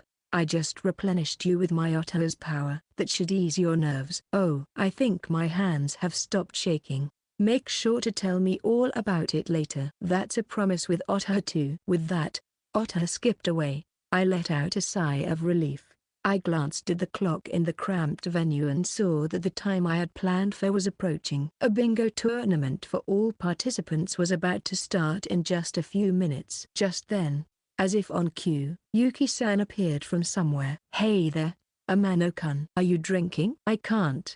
I'm underage. But Yuki-san, your face is so red. How many drinks have you had? Haha, well, just enough. The wine here is really good. Yuki-san shrugged and then leaned in as if sharing a secret. By the way, I have some insider information. The small room they used to store the bingo prizes is empty now. No one's there, so it's the perfect spot. Really? How do you know that? Well, we're helping out behind the scenes this time. You can use it freely. I give you permission. Thank you. I had planned to go outside, but if there was a place like that, it would be much better. After thanking Yuki-san, I headed to the spot she mentioned. Sure enough, the room was empty, with no one around, and although Yuki-san hadn't mentioned it, the glass-paneled windows offered a beautiful view of the night scenery. I sent a message to Reena. Section. Oh, sorry to keep you waiting. Reena appeared just 2 minutes later, dressed in a lovely dress for the party. She looked even more adorable than usual, and despite having spent several months together, I couldn't help but be captivated by her. I'm sorry for calling you out in the middle of the party, Reena. It's totally fine, but what is it you wanted to talk about? Reena had an unusually nervous expression on her face. She stared at me, waiting for what I would say next. I opened my mouth but stumbled over my words. I had spent the whole week thinking about this moment, yet when faced with Reena alone like this, all the lines I had prepared seemed to vanish from my mind. My mind went blank, and unable to think of how to start the conversation, I reluctantly resorted to talking about acting as I usually did. I watched the final episode that aired the other day by myself. I was surprised. I hate to say it, but my performance was really good, and I realized that you had directed that last scene to turn out that way. Yeah. I felt for a moment as if she were thinking I had called her out just to talk about that, but Reena quickly shifted into her performer's expression and began to speak. That was thanks to you, Kaito. I was able to access that part of myself because I talked about acting with you every day. I learned your way of thinking and how you structure your performances, which allowed me to use improvisation like that. I was able to blend calculated elements into my usual acting style. That makes me happy. I thought I was the one benefiting from your guidance. Not at all. Thanks to you, Kaito, I've been able to grow so much in these past few months. I've grown a lot too. Thanks to you. Thank you. Being able to practice every day with a genius actress recognized by everyone, to have her watch my acting and to be able to ask her questions freely was an invaluable experience as an actor. It would surely be an important period in my career in the future. But with this, I wonder if we've fulfilled our promise from that day. to reunite on a big stage someday and to create the best work together. Yeah, that's true. The term best work is difficult, but at the very least, there's no doubt that it was a wonderful piece that excelled in both ratings and content. I see. That's true. Wait, Kaito. Are you not that happy? That's not it. I'm really happy. It's just that I realize our relationship will change again. The promise that bound us is gone now, and we're no longer co-stars. Reena stiffened and looked at me with a somewhat fearful expression. By the way, Reena, have you already decided on your autumn job? Last year's drama, Mystery Academy, is getting a sequel as a movie. I'll be filming that as an actor. What about you, Kaito? I'm taking a break from acting. Since I've just built my reputation with this role, I've been advised not to rush into supporting roles but to wait until winter for a lead or major supporting role. So, in the meantime, I'm planning to branch out into variety shows and work outside of acting. I see. But I doubt you'll be getting any downtime. Yeah, Yuki-san said she's going to have a ton of work lined up. After saying that, I let out a sigh and placed my hand on my chest. Then I moved a little closer to Reena and called her name. Reena.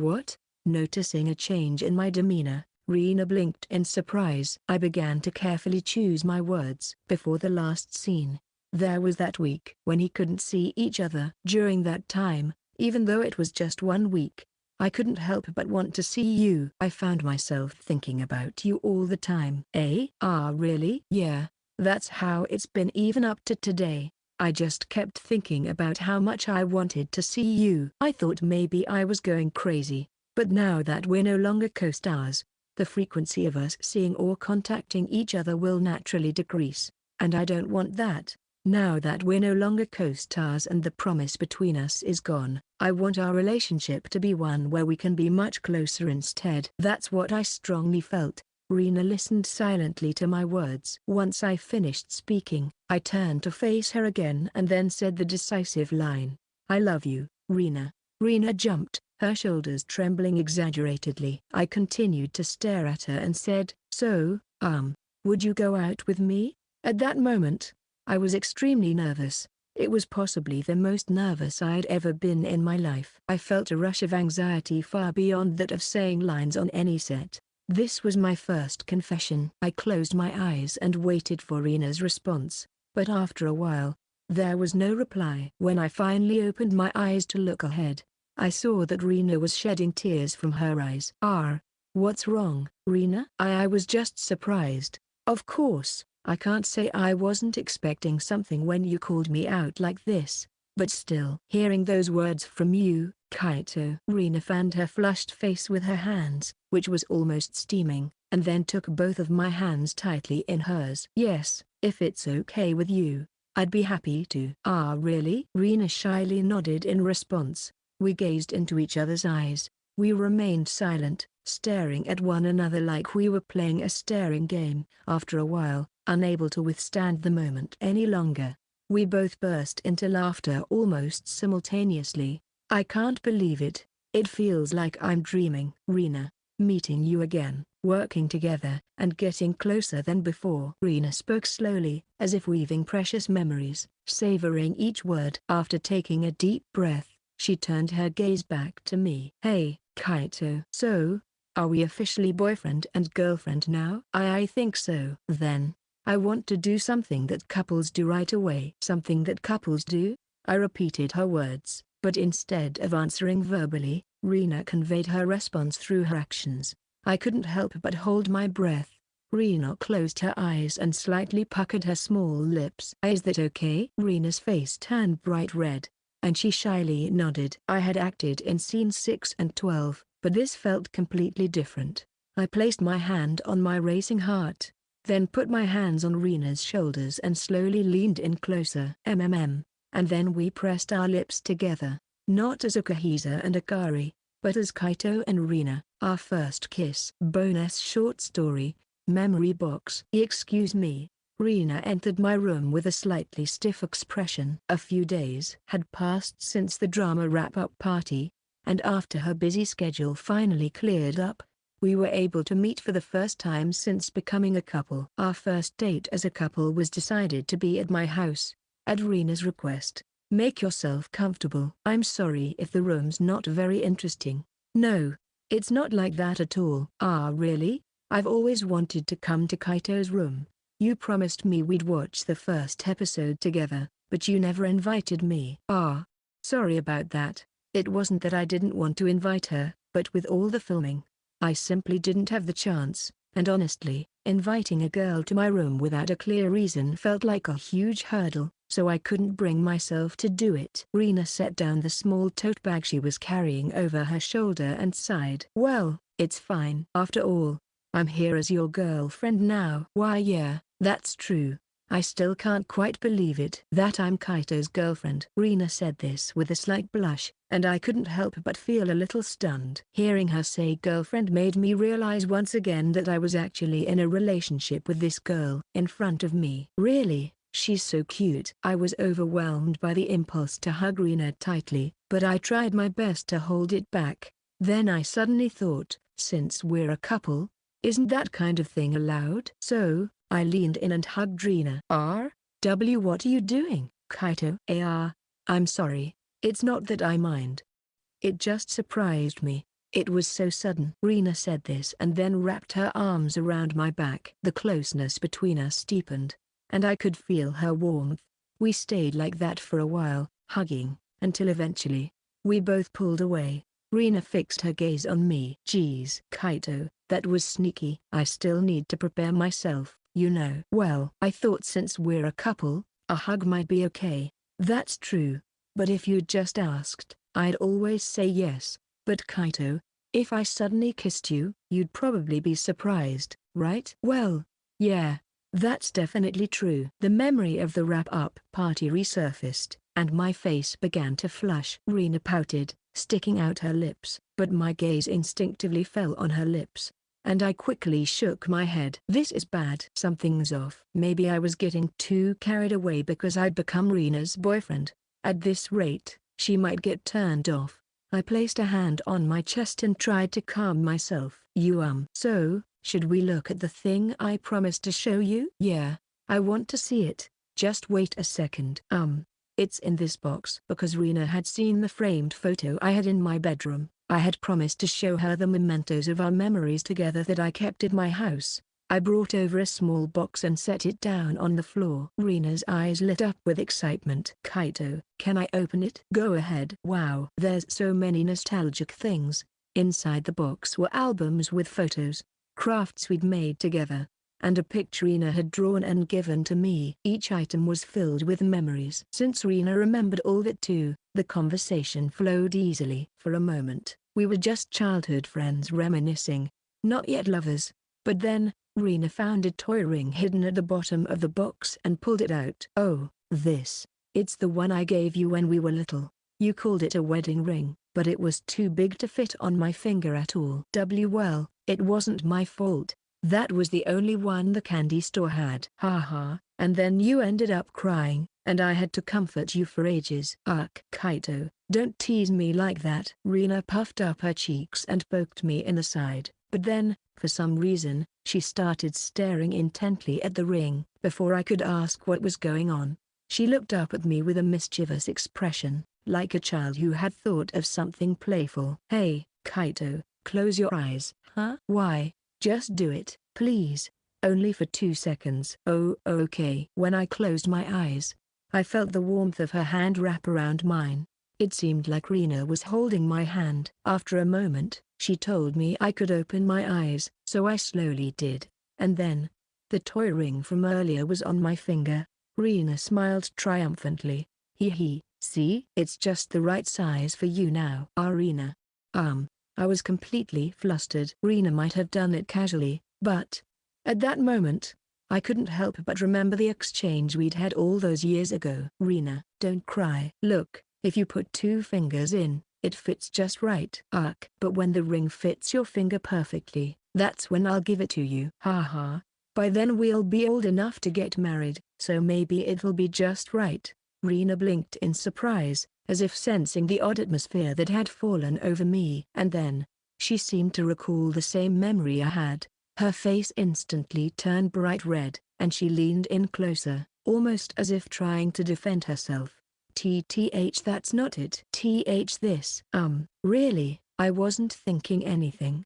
I just thought the size might finally fit now, that's all. I mean, why yeah, you're right. I guess I kind of got the wrong idea too. So Reena started to say something but then fell silent, and the room grew quiet between us. After a few moments, I slowly spoke up. This is still something for the future. Why yeah, it is. Yes, it was still something for the future. But, someday, I hope to share that kind of relationship with Reena. I truly felt that way from the bottom of my heart. End of Volume 2. Story completed.